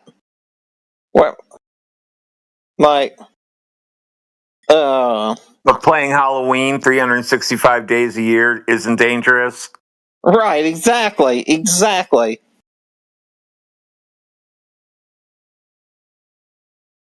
Like, dangerous to who? How? When? Where? Like explain her thought pattern. Can't do that either. Like, so you just declare this is dangerous, and that's it. And there's no form, there's no function behind it. Just say it and just invoke it into reality. And she's like, yeah, that's what you do. You just use the breath of the creator and just speak like an orc in Warhammer 40K and just change objective reality. So you say, okay, what year? When did it become dangerous? So we were cavemen, and everyone thought the Earth was flat. Thousands and thousands of years go by, 100,000 plus. Then you get into history, and you still have thousands of years going by, and that's still there. It's still the same flat Earth. Then at some point, there's like a renaissance, and they decide, well, what we're going to do is we're going to switch it to a cosmology that isn't geocentric anymore. It's going to be heliocentric cosmology. Sure. Was flat Earth dangerous at that point? Oh, no. Yes or no? Okay, well, sure. Let's go forward another 100 years. 1800s, 1900s, 2000s. What year? When did it become dangerous? It must have become dangerous at some point. They can't ever get there because they're invoking some kind of idea that they can't explain. It doesn't even exist in their own mind. They're using some sort of fractured idea to perpetuate a victim status. That's what they're doing. I'm harmed by your speech. Can you show me how? How are you harmed by that? Can't do that either.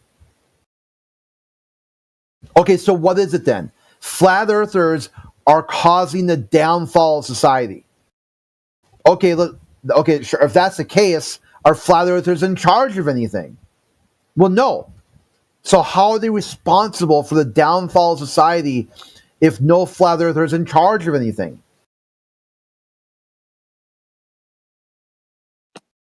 You know, see, it's a way of trying to. Oh, go ahead. I was just going to say it's just very contradictory thinking because, well, show me on this doll where the flat Earth hurt you. How did this flat Earth destroy your family? And it actually makes me wonder if there's some projection going on there.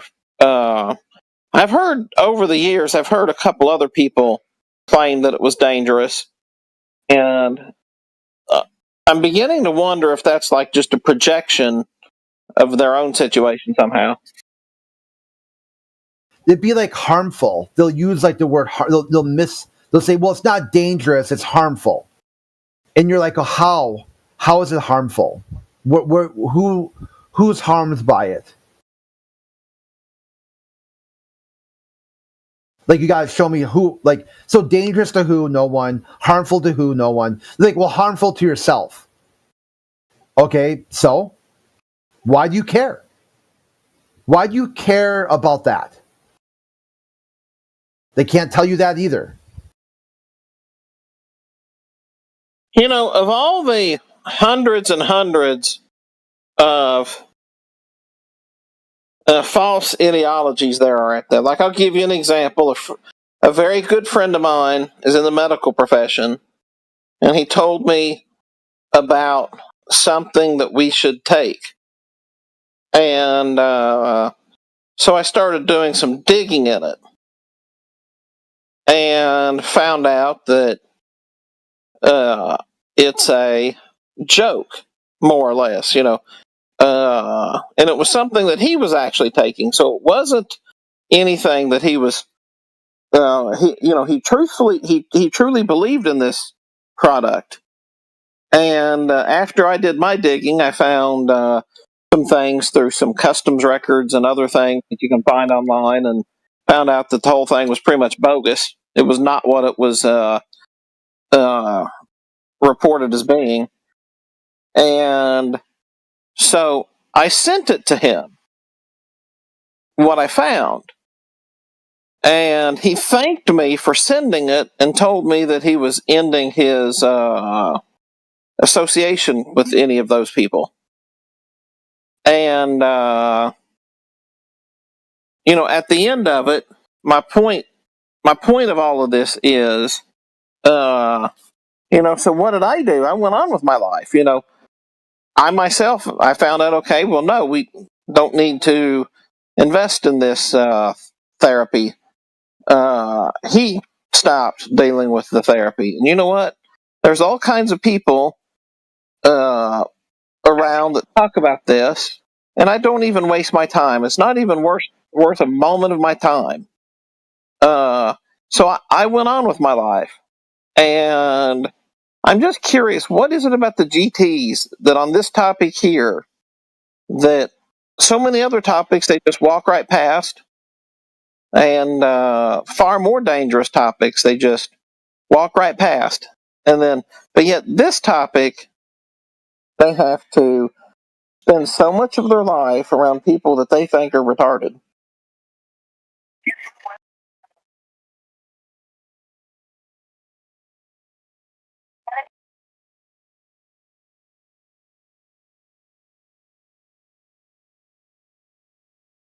Obsessed.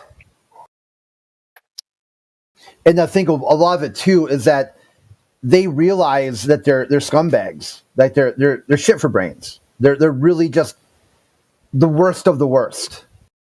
Like, you had that guy in Modern Day Debate who was anti-flat earther. I mean, through and through.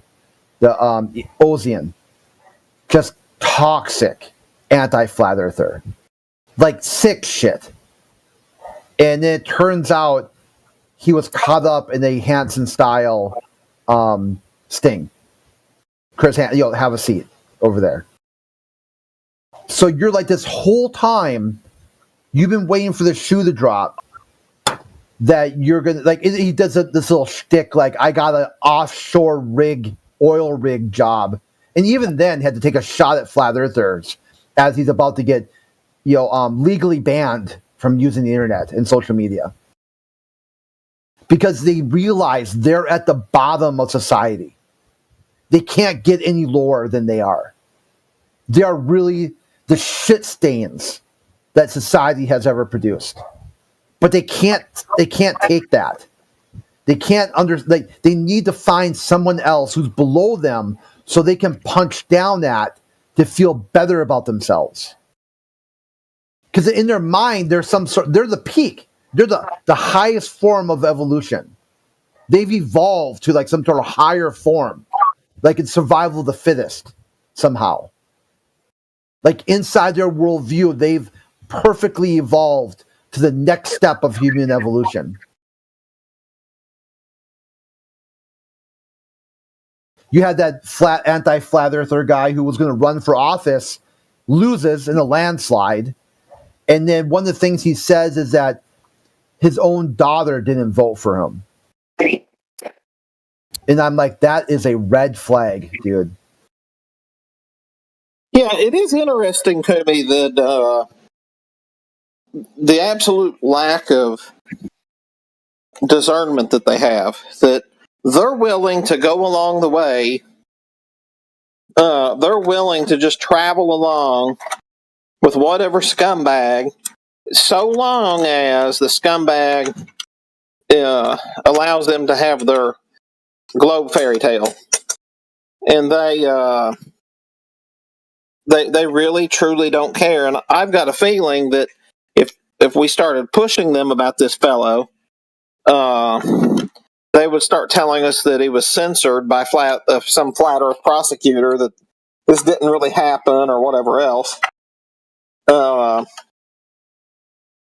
So with my point of all this being, it amazes me how the GTs have no small amount of discernment even. Or just making shit up, that sort of victim status. I'm trying to think of that guy's name who used to come around who said that flat earthers ran over his dog. And I'm like, well, how do you know that?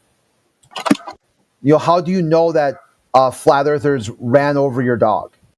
He said because he was in a flat earth space, and at some point his dog was at the end of his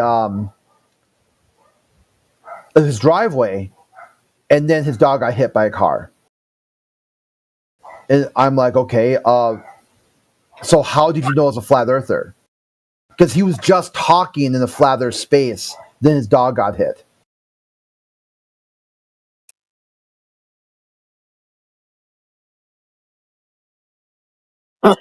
Huh. Interesting. Wow. And there's no way of changing his mind. Like, he is dead serious. Like, he is going to tell you to the end of time that flat earthers ran over his dog.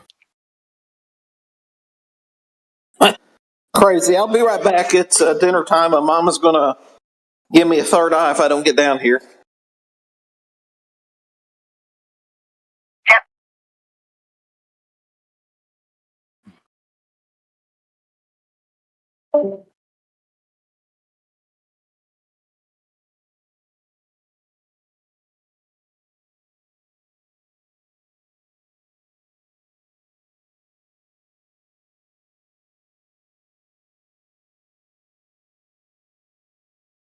So, are you still there, Delilah?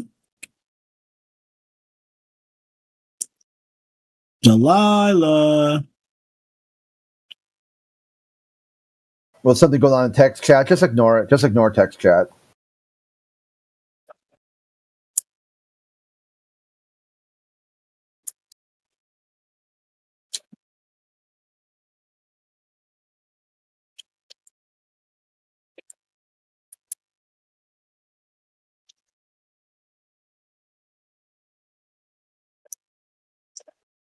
Delilah.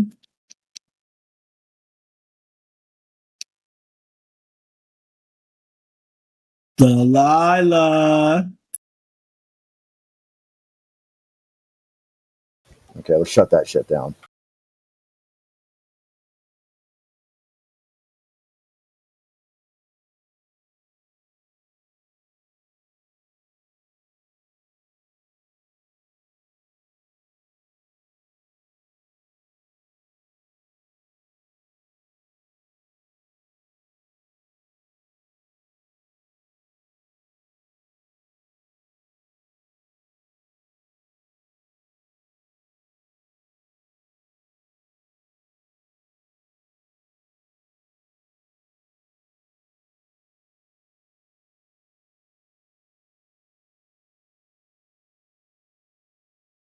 All right. Hello? Yeah. What up? What up, what up, what up? No, I promised Talon I'd talk to him. Y'all are okay with that? I was just about to suggest, hey, bro, like Talon's probably up for a convo. Is that Talon? He wants to say hi. Yeah, right down there, Talon X. Talon X or whatever his name. Or Yeah. no way. He's been messaging me. He's been complaining, and I've been denying it. I mean, Talon's old school. That's like back in the, that's like going back to years ago. Oh shit. Oh, then he's definitely fucking just anti. No, he might have Whatever. changed. He might have been able to come around. Yeah, you've been here a few times over the last week, and there's nothing new, man. I'll tell you that up front. I mean, I'd like to hear from Talon. Well, what if we give Cthulhu the floor with Talon for a while? No, it's fine. Thank you. Yeah, I'd be up for that. I'm like curious because Talon, if I remember the right guy, he's like Antifa sort of like really left winger, like really left wing. I mean, like wow type left wing. Oh wow. So it's really interesting to